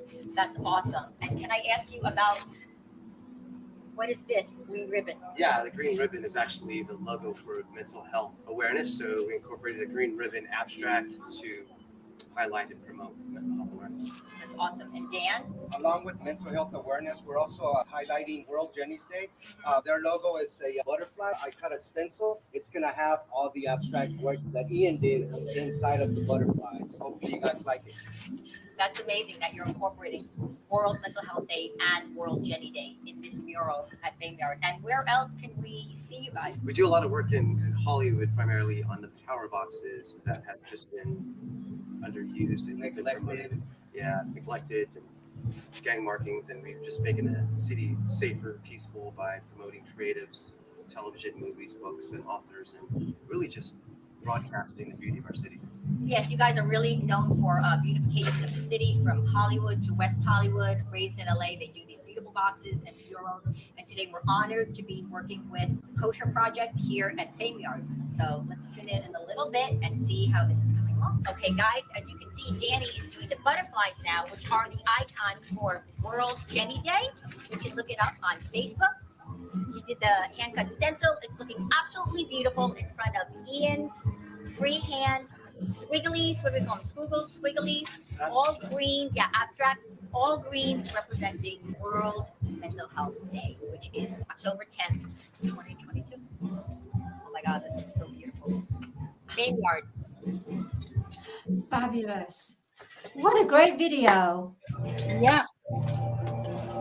Okay, guys, so this is the gorgeous completed mural at Vineyard on Melrose in honor of World Mental Health Day and World Jenny Day by Raised in LA, Dan One, and Ian Lance Art. As you can see, these gorgeous butterflies that are the icon for World Jenny Day, the green ribbon celebrating Mental Health Day. And don't be afraid, if you need to talk to people, don't feel embarrassed. It's not like that anymore. It's a new day to carry your mental health. And come check this gorgeous mural out at the Vineyard on Melrose and Fairfield in Hollywood. Oh, wow, fantastic. I just love what they're doing, you know, and looking at those boxes, you know, I mean, we didn't see the boxes, but I'm just thinking those boxes and the way that if there's a slum and then suddenly you have these beautiful murals, it's almost like it lifts, color brings vibration. Yes. Color. Yes. Yeah. So Yes. where there's low density and lots of crime and lots of low fear-based vibrations, the color is healing and lifts people up. Yeah, Wow. I love it. Samantha, you're amazing. Honestly, just I love it. I love I'm this. so glad you guys like it, and you can look at their I do their Instagram, and it has a lot of the beautiful, the colors are like interdimensional, you know, really. I feel like you said, I feel like those vibrations that are, I don't want to say closer to God because that sounds so simplistic, but the higher vibrating higher, I feel like it's less dense, like we're saying, and the colors are just lighter and brighter, and like, you know, like when you watch that new Lord of the Rings that they have, you know, it's so bright, it's so colorful. That's how their boxes are, and it gives me the chills. It just raises, you know, like when you listen to classical music or something, it just or you listen to the orcas, it just raises that vibration. It's giving me the chills, you know, and it's just amazing. It's just amazing, you know. Yeah, it is, and it just. Where in the world is World Jenny's Day is what we called it this year. And this is where it is. Yeah. It's going everywhere around the world. Absolutely, in every way. It's, Thank you so much, Samantha. Yeah. Thank you, ladies. And I'll see Hirsch later when he's back in LA. And you know, if you need anything, reach out. Now you have my email, and Yeah. I'll email pictures of the box, because the box, Yes, please. Yes. that's in the Thank front you. came out really nice with the butterflies and everything. Yeah, and just Oh, the yes, please. stencil again. It's it's yeah, it's giving me the chills again. It's just so beautiful. Everything's so beautiful, and Yes, you know, yes, yes. anytime you need art or anything, or you know, I love documenting things as well. So you know, We're there you definitely have going it. to Now reach we're out. connected. And we would like Yeah. to put it on. We'd like to put it on the website too. So if you could send the extra pictures, we'll put them all together and make them look really rather Okay. special. So thank you, thank Definitely. you. Yeah, I have them on with my I did that with my Canon. So I'll like we transfer them over. I have your email now. Okay. Yeah. Great. Fantastic, Samantha. Oh my gosh, you're amazing. Yeah. You're Thank absolutely, you guys yeah. so much. Just keep in touch for sure. Yeah. Bye, Get out of the car. Bye. Thank you so much. Okay, bye, Samantha. What a lovely lady, and even in Hirsch and his daughter Samantha as well, and just beautiful people that you know, Janetta. Yeah. Just incredible. And I just love the idea of murals on street poverty, you know, poverty-stricken areas where, you know, where we're dominated by TV, by certain low vibrations of fear, and suddenly where you go into a neighborhood, and because it has no colorful, it is quite stricken and very fear-based. But if you see these bright butterflies and bright nature on a building, you just go, wow, it's like a colorful world. It's beautiful. Absolutely. And the butterfly. Janetta, the butterfly is such a strong significance in the way that we need to transcend. We need to transcend from being this lower fear to at least accepting and spreading our wings and flying, and then at the same time bright and colorful, because there's many different colors to the butterflies. Yes, Yeah. exactly. Yeah. Exactly. No, I sound like a stuck record, but my heart is so full. That's why when people say to me, how can you have a day like this and celebrate with such tragedy? Here it is. Here is Well, it is. We're celebrating. living proof of it. Yeah, Living it's proof. phenomenal. And we're not being false. It's not about being false and pretending. This is genuine from the heart, healing, balancing, loving. And that's what heals. Yeah, and it's such a close community in this, you know, it's like people are now forming communities. Yes, exactly. Soul tribe communities, as they say, you know, just I never ever met so many people on that level, on that high vibration, on that this last year has just been the year like, what are we in, 22, 23? Are we in 23? No, we're 22. Oh my gosh, we're in 22. Yeah, this last year I've met so many beautiful people on that level. And a few years ago, I don't know, maybe it just wasn't in my mind to meet those people on that level. And more people are getting waken up. More people are becoming butterflies. We're all going to end up being butterflies. Dancing a butterfly. Sorry, I'm getting delirious. My back is aching like crazy. Mine. I've been on this. You can see this chair. Look at this. This is my well, chair. just move about. Oh, I need Dr. Jacqueline. Dr. Jacqueline, can we do a workout? Yes, I need a bike. Let's do some planks. You know those planks that she does. Here's Tiffany. Let's bring her. Oh, Hello, yeah. Tiffany. Hello. Hello, Japan. Hello, Japan. Hi, Tiffany. Oh, wow. We've been going how many hours now? I've actually lost count. I think we're on 16. 10 a.m.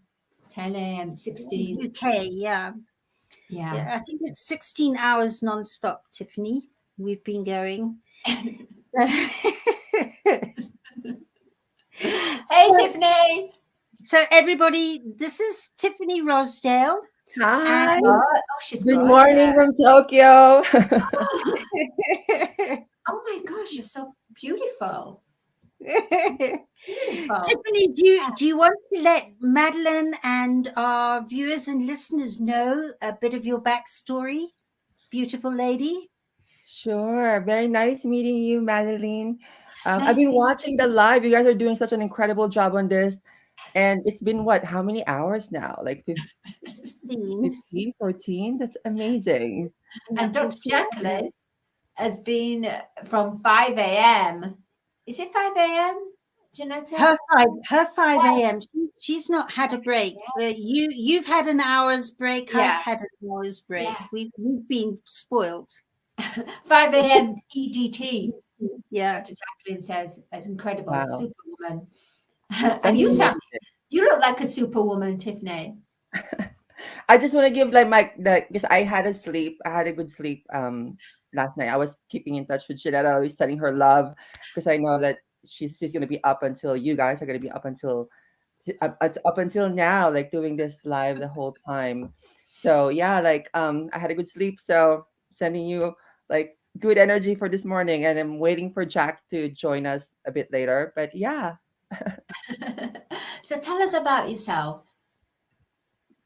Okay, so my name is Tiffany Rosdale. I am originally from the Philippines. I'm a transgender woman of experience, and I've been living in Japan for 7 years now, based here in Tokyo. So much transition happened to me in this past few years, especially during COVID. My career was just like transformed into different journey, and now I am a life coach, especially focusing on trans women. And I also host a podcast called The Breakfast with Tiffany Show podcast, which I am very fortunate to have Janetta on the show as well. And also I do host health and wellness retreats. I host people when they come here in Japan. I've been a part of the tour, hosting, like doing tourism, inbound tourism, and finally again, but like we've been locked down for not locked down. I mean, like we've been not welcoming people, travelers from all around the world, like during this whole since the pandemic, and they finally opened the border today. Today is the first day of they opened the border here in Japan for travelers. So we welcome you all. Come to Japan. That is almost a birthday present. Because Madeline, gotta tell you this. Here's another synergy. Well, you tell it, Tiffany. It's your story. Sure. So me and Janetta met.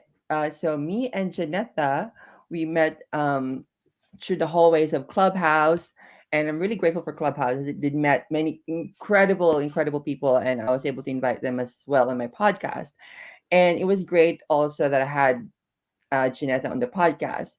So when I was hearing stories of Janetta on Clubhouse, and I've heard that she was celebrating Jenny's Day during the World Mental Health Day, which is October 10. And it happened also to be my birthday. It was here in Japan, it's already October 11th. Yesterday, I celebrated my birthday. And I thought right away that it was it was giving me a sign and such an important cause to raise awareness about mental health. And then that's how I kept in touch with Janetta. And then she invited me to her program early this year with Dr. Jacqueline on USA Global TV, and I was able to share my stories. And we had great conversations that continue to collaborate on this initiative. I also promised myself that every year on my birthday to do something very meaningful to my community for a good cause or something new, something different, something unique that I can help and learn and grow. And like, for example, last year, I went to one of the most holiest mountain volcano here in Japan, and I participated to climb it. And it is an active volcano. And that was my first also to climb an active volcano. And climbing it was a bit of a challenge. But right before we climbed it, we first went to the waterfall, and then we did a meditation session with a Buddhist practitioner. And also we passed by a beautiful temple, and the Buddhist priest blessed us before we climbed the mountain. It was very special and a lot of spiritual and healing process. And this year, I want to do something different. And this is the World Jenny Day to celebrate World Mental Health Day. And at the same time, being connected with Janetha with this amazing initiative, I thought like to represent and participate, representing Japan.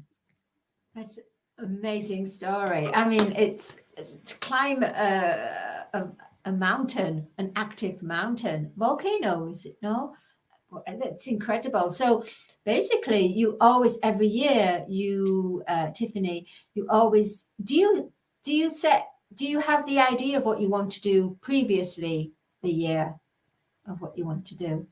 That's a very good question, Madeline. That's a very, very good question because I always just trust that the universe will guide me to whatever they want, whatever the universe wants me to do for my birthday.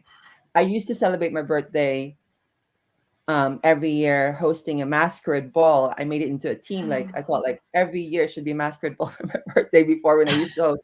That was my previous career. Like I hosted a lot of events. I organized a lot of events. That's how I met these two amazing performers that we will introduce later. Here in Japan, I was in the entertainment industry, and I was just lucky to be able to connect with so many incredible performers and amazing people. And then after COVID, I couldn't do any more events. And then I realized every year I should celebrate it in a way that I never really did it for myself. And that's how it all started. I started going to like temples here in Japan. There's so many temples and shrines here in Japan that so much to explore. And I did the waterfall meditation. And I don't know, I just trust that the universe every year will guide me to something new and something, challenging, but yet like I always learn and grow. Oh, that's beautiful. Tiffany, you're amazing.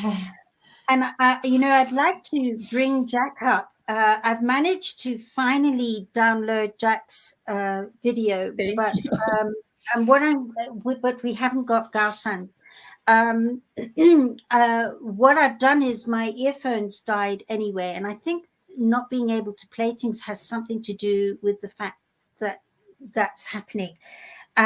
So with your permission, I will play it through my speakers. It's not going to be great sound, but at least we will get an idea of what's happening there. But I just, it's not, Dr. Jacqueline's not got the files, and when I try to download, transfer, it just sits there for Gao-san. So I think we've got to leave it. Will it help if I send a link of a YouTube? Because Gao-chan's video is yes. YouTube. That's much better.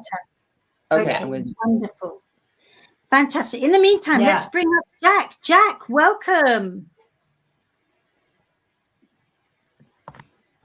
Hi, Jack. You're Good morning, muted. Jack. You have to mute. There you go. Hi, Good Jack. morning. Good morning. So welcome to World Jenny's Day on the 11th of October on your side of the world. And I believe that you are a Michael Jackson or the Michael Jackson celebrity for Japan. You're the go-to man. And how long have you been impersonating Michael Jackson for? Oh, well, I mean, first of all, thank you for inviting me today. Yeah, it's very pleasure to meet you all. So the question, I've been doing Michael Jackson for like a half of my life. I've been turning 36 this year. I was starting to do dance with Michael Jackson for like from when I was 18. So literally, it's my 18th anniversary for doing Michael. Wow. Do you concentrate in Tokyo? Do you travel all around Japan to perform? Well, I do travel all around Japan. I also travel internationally. I've been once doing a performance in London as well. Gosh, I saw a video, I think it was yesterday, where you were teaching, I'm really getting tired, teaching mini me Michael Jacksons to do Michael Jackson dancing. It was just so cute.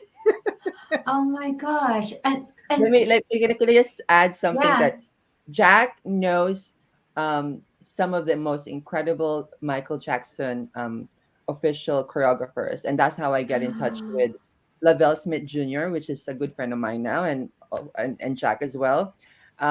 He always collaborate projects with Michael Jackson's former choreographers, and that's how we get to when they come here in Japan, when they when they do some workshops and all that, and that's how what Jack was doing as well.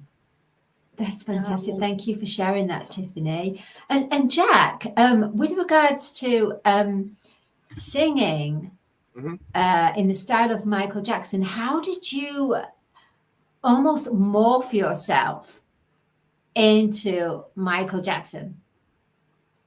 Well,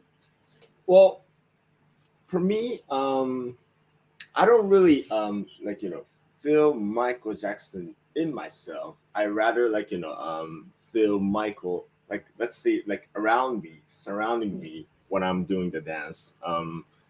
There's a two type, as far as I know, there's a two type of performer who does the Michael. One is like you express having Michael Jackson in yourself. Other is having around you. My type of performance is more Michael having around me, which kind of leaves myself in the body and having his skills and the moves and talents, combined to my personality. So that's how I, express him. What a profound way, Jack, in explaining how you connect with Michael Jackson. That is incredible. I'm so super excited to see you. And when you perform, do you perform in the full entourage, the full glitter, the full? Do you put the glove on? Michael Jackson's known with the glove. Well, really, not many people, realize, my real face like this. Like whenever I'm on the stage, I wear up makeups, I wear wigs, I wear costumes. So, most of my, audiences doesn't really recognize myself as this. Oh my gosh. And how long does it take for you to get ready? Well, it takes me it really depends, but at least an hour to prepare myself, physically, mentally. Another hour would be great. Yeah. Wow. So, I mean, how long is your shows when you do the shows? Also, but the longest one was 90 minutes. I don't think I can do it more anymore. I was going to say that's a lot of energy, expending energy. The dance, the singing, the whole energy. But I guess when you're on stage, what happens when you're on stage and how do you feel like you're? I know you're not Michael Jackson, but it's almost can you feel the energy of it, connecting with your audience? Yeah, of course I feel energy, and it's really for me Michael Jackson is I don't really have to explain, but he was my hero, of course. So I feel like I'm being a hero as well for the next generations mostly. So as you may see, some of you may see my Facebook, dancing with my kids. I teach kids every Sunday. It's for me kind of a life work that if Michael were still alive, he would definitely wanted to do this type of activity. Yes. So yeah, I'm trying to empower, encourage the new generations through my performances. I find it magical in the way that you do work with young children, because I think Michael, even though if he wanted to do that, because of his role and importance within the music industry and the way that these big corporate companies said, as long as you're bringing in the money, you're not going to work with kids. We don't want you to work with education with kids. But it's so destroying how this business can destroy someone like Michael Jackson. It's just so he lives through you, Jack, in a way. He lives through you, because then he's able to convey his message, which he wanted to do here, through you. That's powerful. That's empowering. That's and I bet when you're performing, I reckon your audience just feel like it's Michael Jackson, because you're singing his songs, you're singing his energy, you're looking like it, you are creating Michael Jackson. That's an art form, Jack. I honestly I applaud you in every way. I really do. Honestly. Thank you. I can't wait to see you, though. Well, here it is, ladies and gentlemen. Jack as Michael Jackson. Woo! Woo! Oh, that's sorry, Janetta. Welcome, Jackson. This is Gaucho. That's a different Michael Jackson.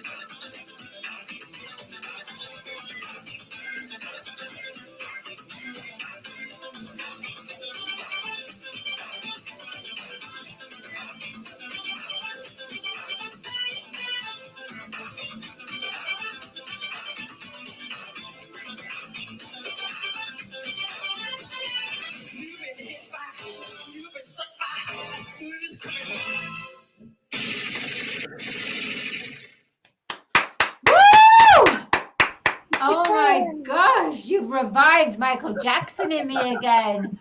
I Thank used to you. love Michael Jackson and the dance moves, just the moonwalk. And the one that you just went, it's almost like, Oh, the lean. yeah, the lean. That's it, the lean. Is that what it's called? Lean. Yeah. Oh my Amazing. gosh. I've seen Jack perform live Yeah. several times. The video doesn't do justice. Like when you see them live, how all these amazing Japanese dancers and performers work with him, incredible. It's a big production, huh? With the lights and the, as you were saying, Tiffany, with all the dancers. I mean, how long do you have to rehearse with your dancers? Well, I do prepare myself for like 2 to 3 months before the show. Gosh. Yeah, it's really about dancers, of course, but also myself.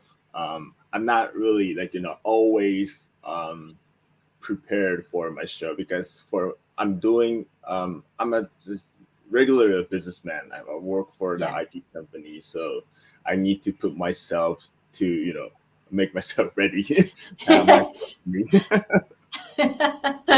Yeah, we have to all do this, all as creators. We have to have our other job.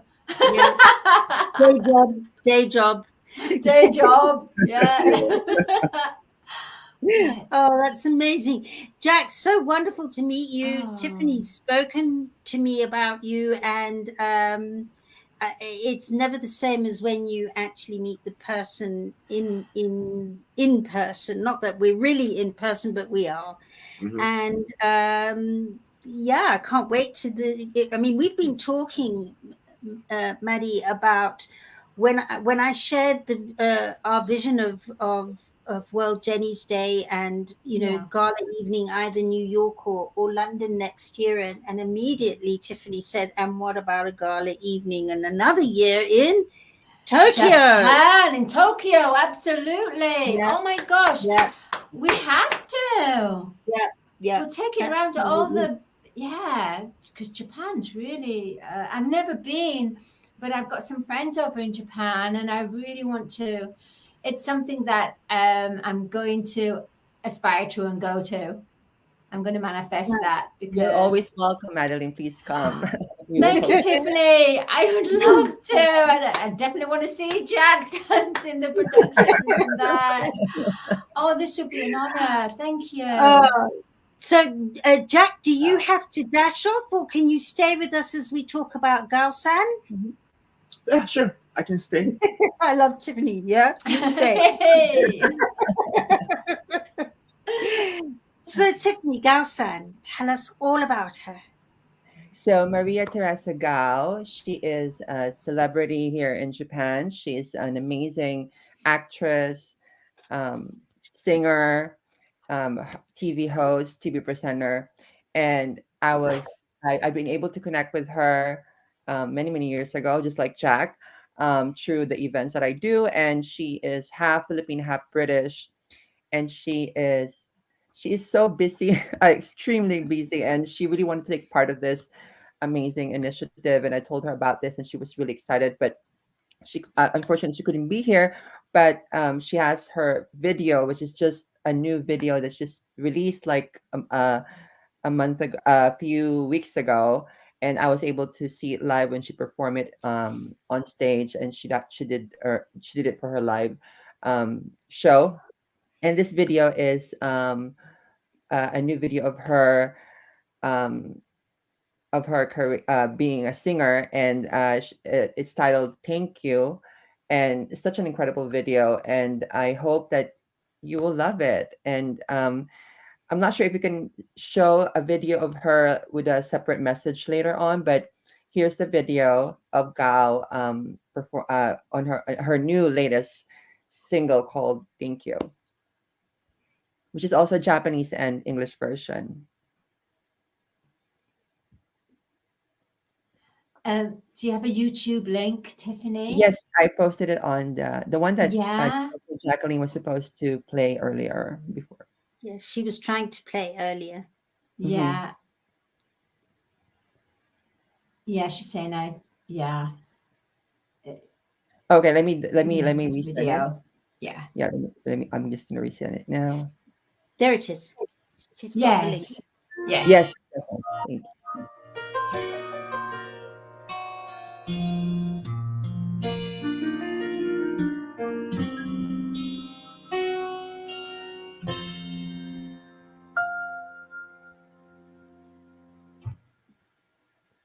静かに降り続いた悲しみの雨音にたくさんの声を重ね何度あなたに救われただろう振り返ればいつでもあなたがいる気がして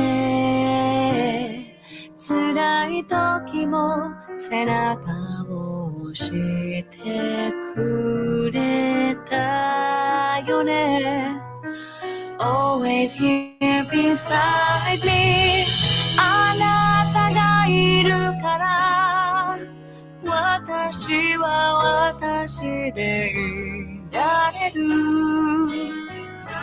名前もないこの星をあなたが輝かせてる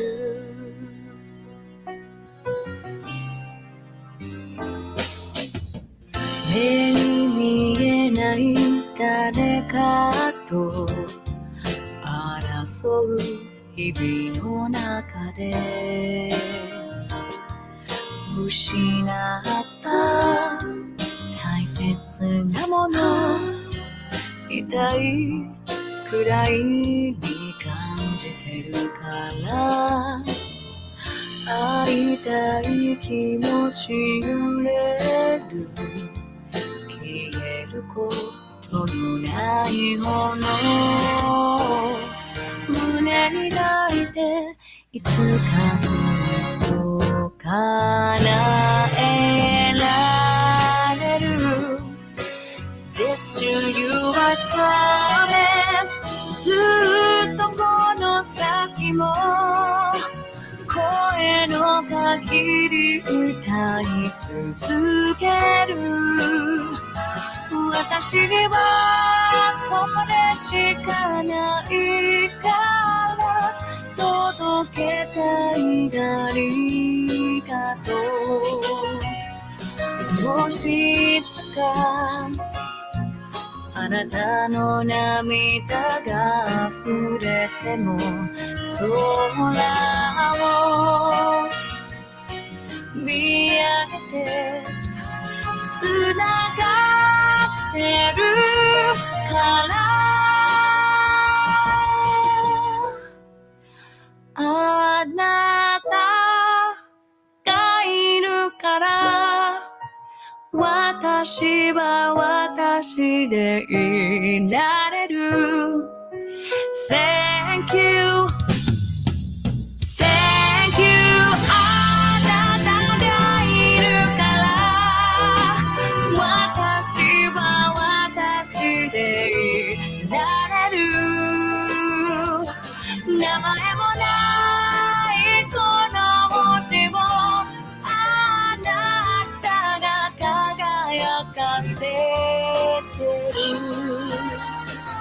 ずっとこの先も声の限り歌い続ける私にはこれしかないから届けたいありがとう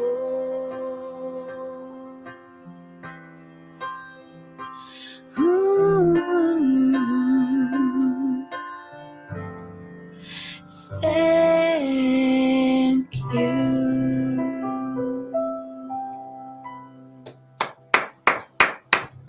Beautiful. Oh my gosh, Tiffany, she's lovely. No wonder. Wow. No wonder she's Yeah. too booked out to be able to take a breath with us. We're not surprised. What talent and what a she's- fabulous song. Yeah, I love it. And I love the video. Where in Japan is that video set? I believe she Filmed. filmed it somewhere North Japan, but not far from Tokyo, not like Yeah. super up north, but like it's up north Japan. Wow. Amazing. It's Amazing. beautiful. Can't wait to hear more of her work as well. It'll be Yeah. amazing to listen to.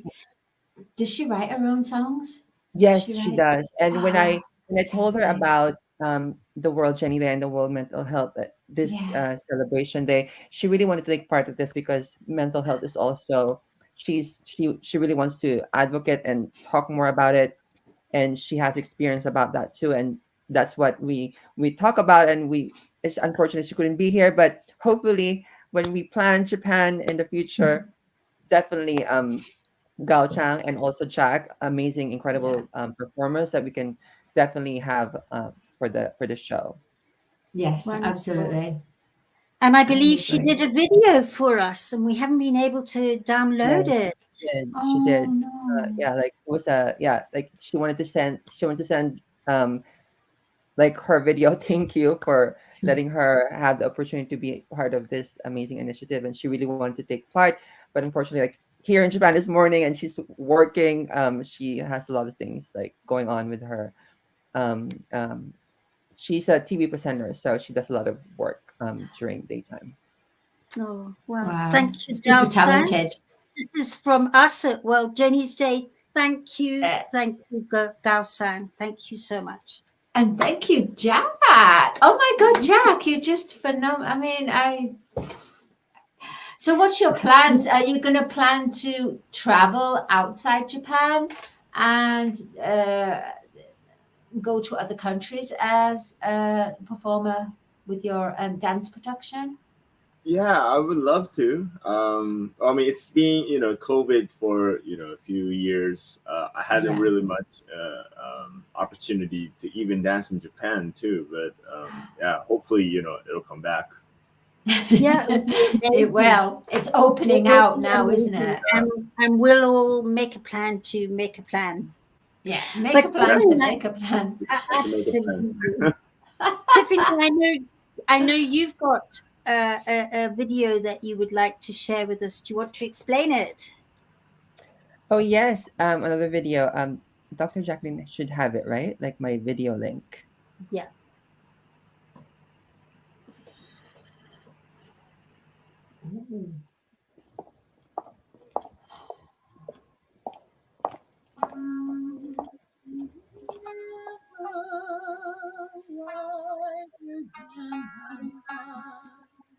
I'm lost in you someday. For dream maker, you heartbreaker, wherever you're going, I'm going your way. Two drifters off to see the Thank you. Oh, that's fantastic. Thank That's you from so the much. film Breakfast Yes. at Tiffany's, isn't it? With Audrey Yes. Hepburn. Yes, we Yeah. did a rendition of Breakfast is at Tiffany's. What a great play on words. I mean, the way that Breakfast at Tiffany's, Tiffany, oh my gosh, you are a branding ambassador. Absolutely. Thank you so much. So Breakfast with Tiffany show is a podcast that I started 2020, and then I also started with YouTube last year. October, I released it October 27, and that's the promo video we did, the rendition of the Breakfast at Tiffany show, Breakfast at Tiffany movie of Audrey Hepburn on that famous scene. And You see, I'm not the only one that gets it wrong. Oh my gosh, exactly. Yeah. So breakfast. My show is Breakfast with Tiffany show. Please don't get wrong. And the movie, of course, the famous movie Breakfast at Tiffany's. I love that film. I love that, especially that scene where after partying she went out and went to Tiffany's store. I just told my cameraman when we did the collaboration, let's do this part as a promotion for the YouTube channel that we're gonna do.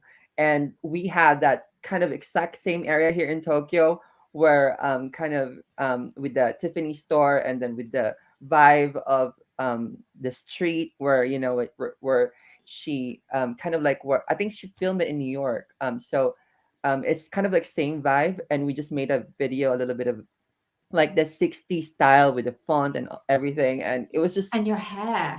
I mean, how long is it? Stunningly beautiful, very elegant. Thank you so much. You are. Yeah, I love dressing up. Like that's one thing that I love doing. I love doing different things, and I also Fashion started model? I'm sorry. You're like a fashion model, to go on the catwalk. Thank you. And Yeah. I love dressing up. I love doing film. I started acting, learning acting a few years ago, and I thought like to incorporate that also on my YouTube channel while also inviting amazing guests on the show. And I'm gonna have Jack as well in the future. I actually have Gao Chang already on the show.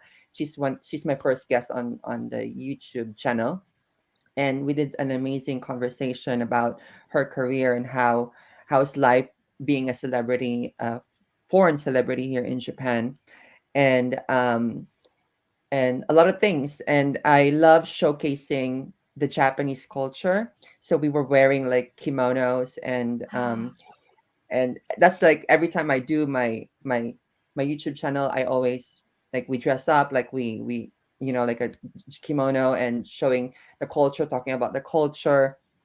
There's so many things that we have now that we haven't released yet for the YouTube channel, but at the same time, like my podcast channel is another platform that I shared stories from amazing people like Janetha, incredible stories that people can get inspired and learn from. No, Yeah, you're amazing. Honestly, you just the podcasts and your YouTube channel, and the fact that you feature a lot of Japanese homegrown talent as well. I find that wonderful, really commendable. Absolutely. I mean, I'll have to put you in contact with a friend of mine, Hiroki Okano, and he is a Japanese composer, and he goes along to the Shinto temples and plays. He was the one that opened Glastonbury with the emblems of the Hiroshima bomb. He brought them to open the Glastonbury with it, the whole big stage. So yeah, you need to have him on the stage on your show because he's got a label with other Japanese artists. Yeah, absolutely. Isn't it wonderful how everything just connects? I know. Yeah, absolutely. Tiffany, definitely a reach out for sure. I just, Thank you so much, Madam. No, thank you. Both you, because I know you've just got out of bed, and it's Tuesday morning there. Thank you so much for stepping in on Tuesday the 11th already. Oh my God.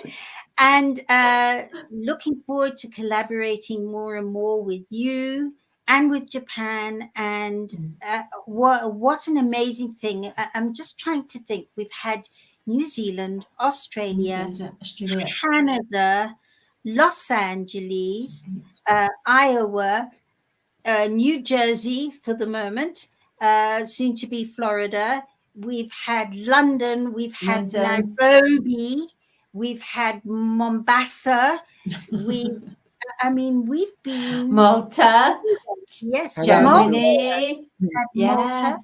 So when we called this, where in the world is World Jenny's Day? That's exactly where Australia as well. Yes, with Anita. And I know I've missed out somewhere because we've been a lot of places today. Yeah, we've been around the world. We have been around the world, and I would like to take this opportunity to say, as we finish off in Japan, we started off really in Nairobi. And Anita's here. Anita, come on in. We're not doing the closing ceremony. We've decided that our matchsticks are keeping our eyes. I'm going round. So what about the closing ceremony? We're going to do a big jam to end, which is what we did last year on Clubhouse. But it's just not going to happen this year, but watch this space. So we're going to close off now, and I want to take this opportunity to say an enormous, enormous thank you to everybody that contributed today, whether it was that big or enormous, and there's been a lot of enormous, but this big was just as important as the enormous. And so let's start that list that needs to be acknowledged, starting with Dr. Jacqueline, who is behind the scenes. I don't know if you're Dr. Jacqueline. Oh my gosh, here she is. I'm in my robe. Yeah, I'm in my robe. I love it. Actually, your robe goes with the background of it does. The jungle. Yes. The lights are working, so I'm holding the lights up. So what an event you put together. Amazing. Dr. Jacqueline, what a thing. You're in the middle of moving and you took the sun in your heart. What an amazing collaboration we have had to be able to do this together. I thank you from the bottom of my heart. And of course, the next person, Madeline, really what we created in this last 2 weeks, 3 weeks, 4 weeks, I don't know. No, it was more than 2 weeks, but it felt like, has been nothing short of so special. I mean, really, we've got this memory, Dr. Jacqueline and Madeline. We have.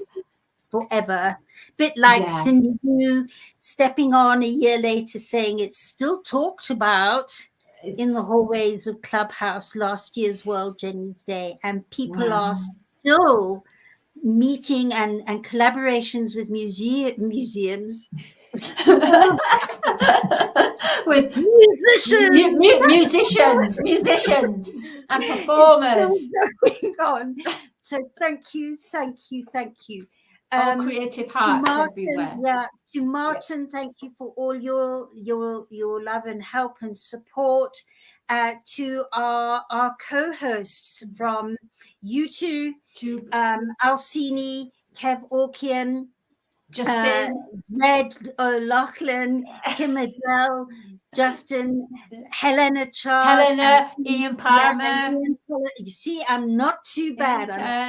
You're doing really well. I'm doing really, really well. And all our amazing 50-odd performers today. I mean, you guys rocked. We were talking about it earlier. The camaraderie in that Facebook group has blown us away, how everybody's been there for everybody sharing and saying we're so delighted to be part of this day. The upliftment that Maddie and I have been talking about. This is like Live Aid.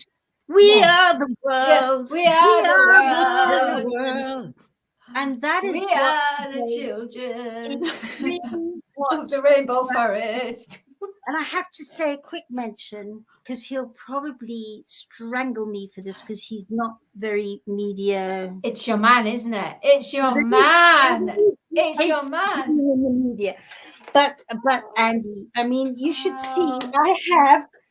I have 4 cups of coffee and 4 glasses of something that I can't even remember he gave me sitting here.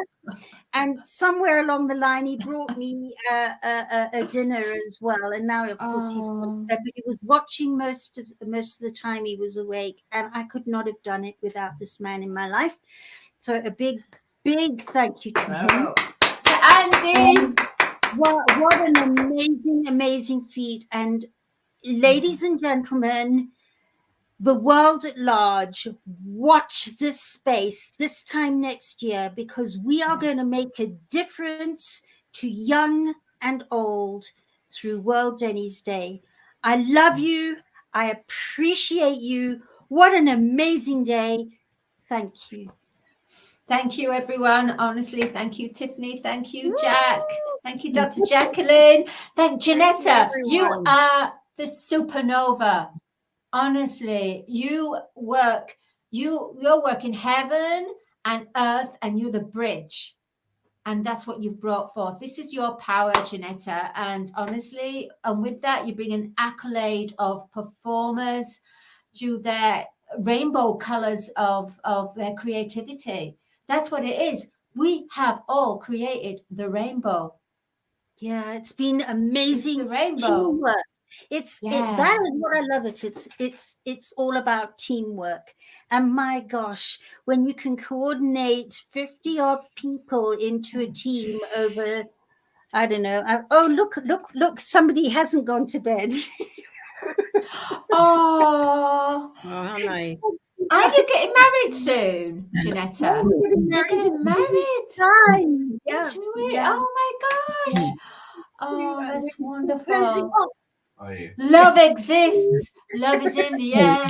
Everywhere you look around, love is in the air. Janetta and Andy. Madeline, sorry, Janetta, Sorry. before we close out, could you please speak to the QR code for people who are looking to make a donation? Yes, please. Thank you so much, Dr. Jacqueline. This is the World Jenny's QR code.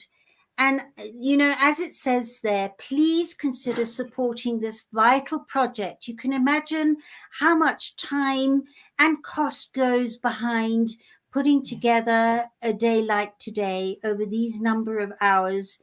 It's amazing how it accumulates. And you know, we would be so grateful, because this will go towards next year's World Jenny's Day, which then goes on to getting Insight theatrical production out there internationally as a franchised production. And then from there, supporting the performing arts and arts world in ways that they're just not used to. So please, whether it's £1, $1, or however much you can afford, please scan this code and help us to create an even more uplifted and uplifting world for not just the theatrical side or the performing side or whatever, but for the world at large. And I want to say thank you. All right. Wow. Is that it, Janetta? Are we signing off? Is that it? Yes. I'm going to bed. I'm going All to right. bed. Good night, everyone. Good morning. Good Good afternoon. night. Thank you for being Good with us. morning. Thank you so much for having us. Bye. Much love. Bye.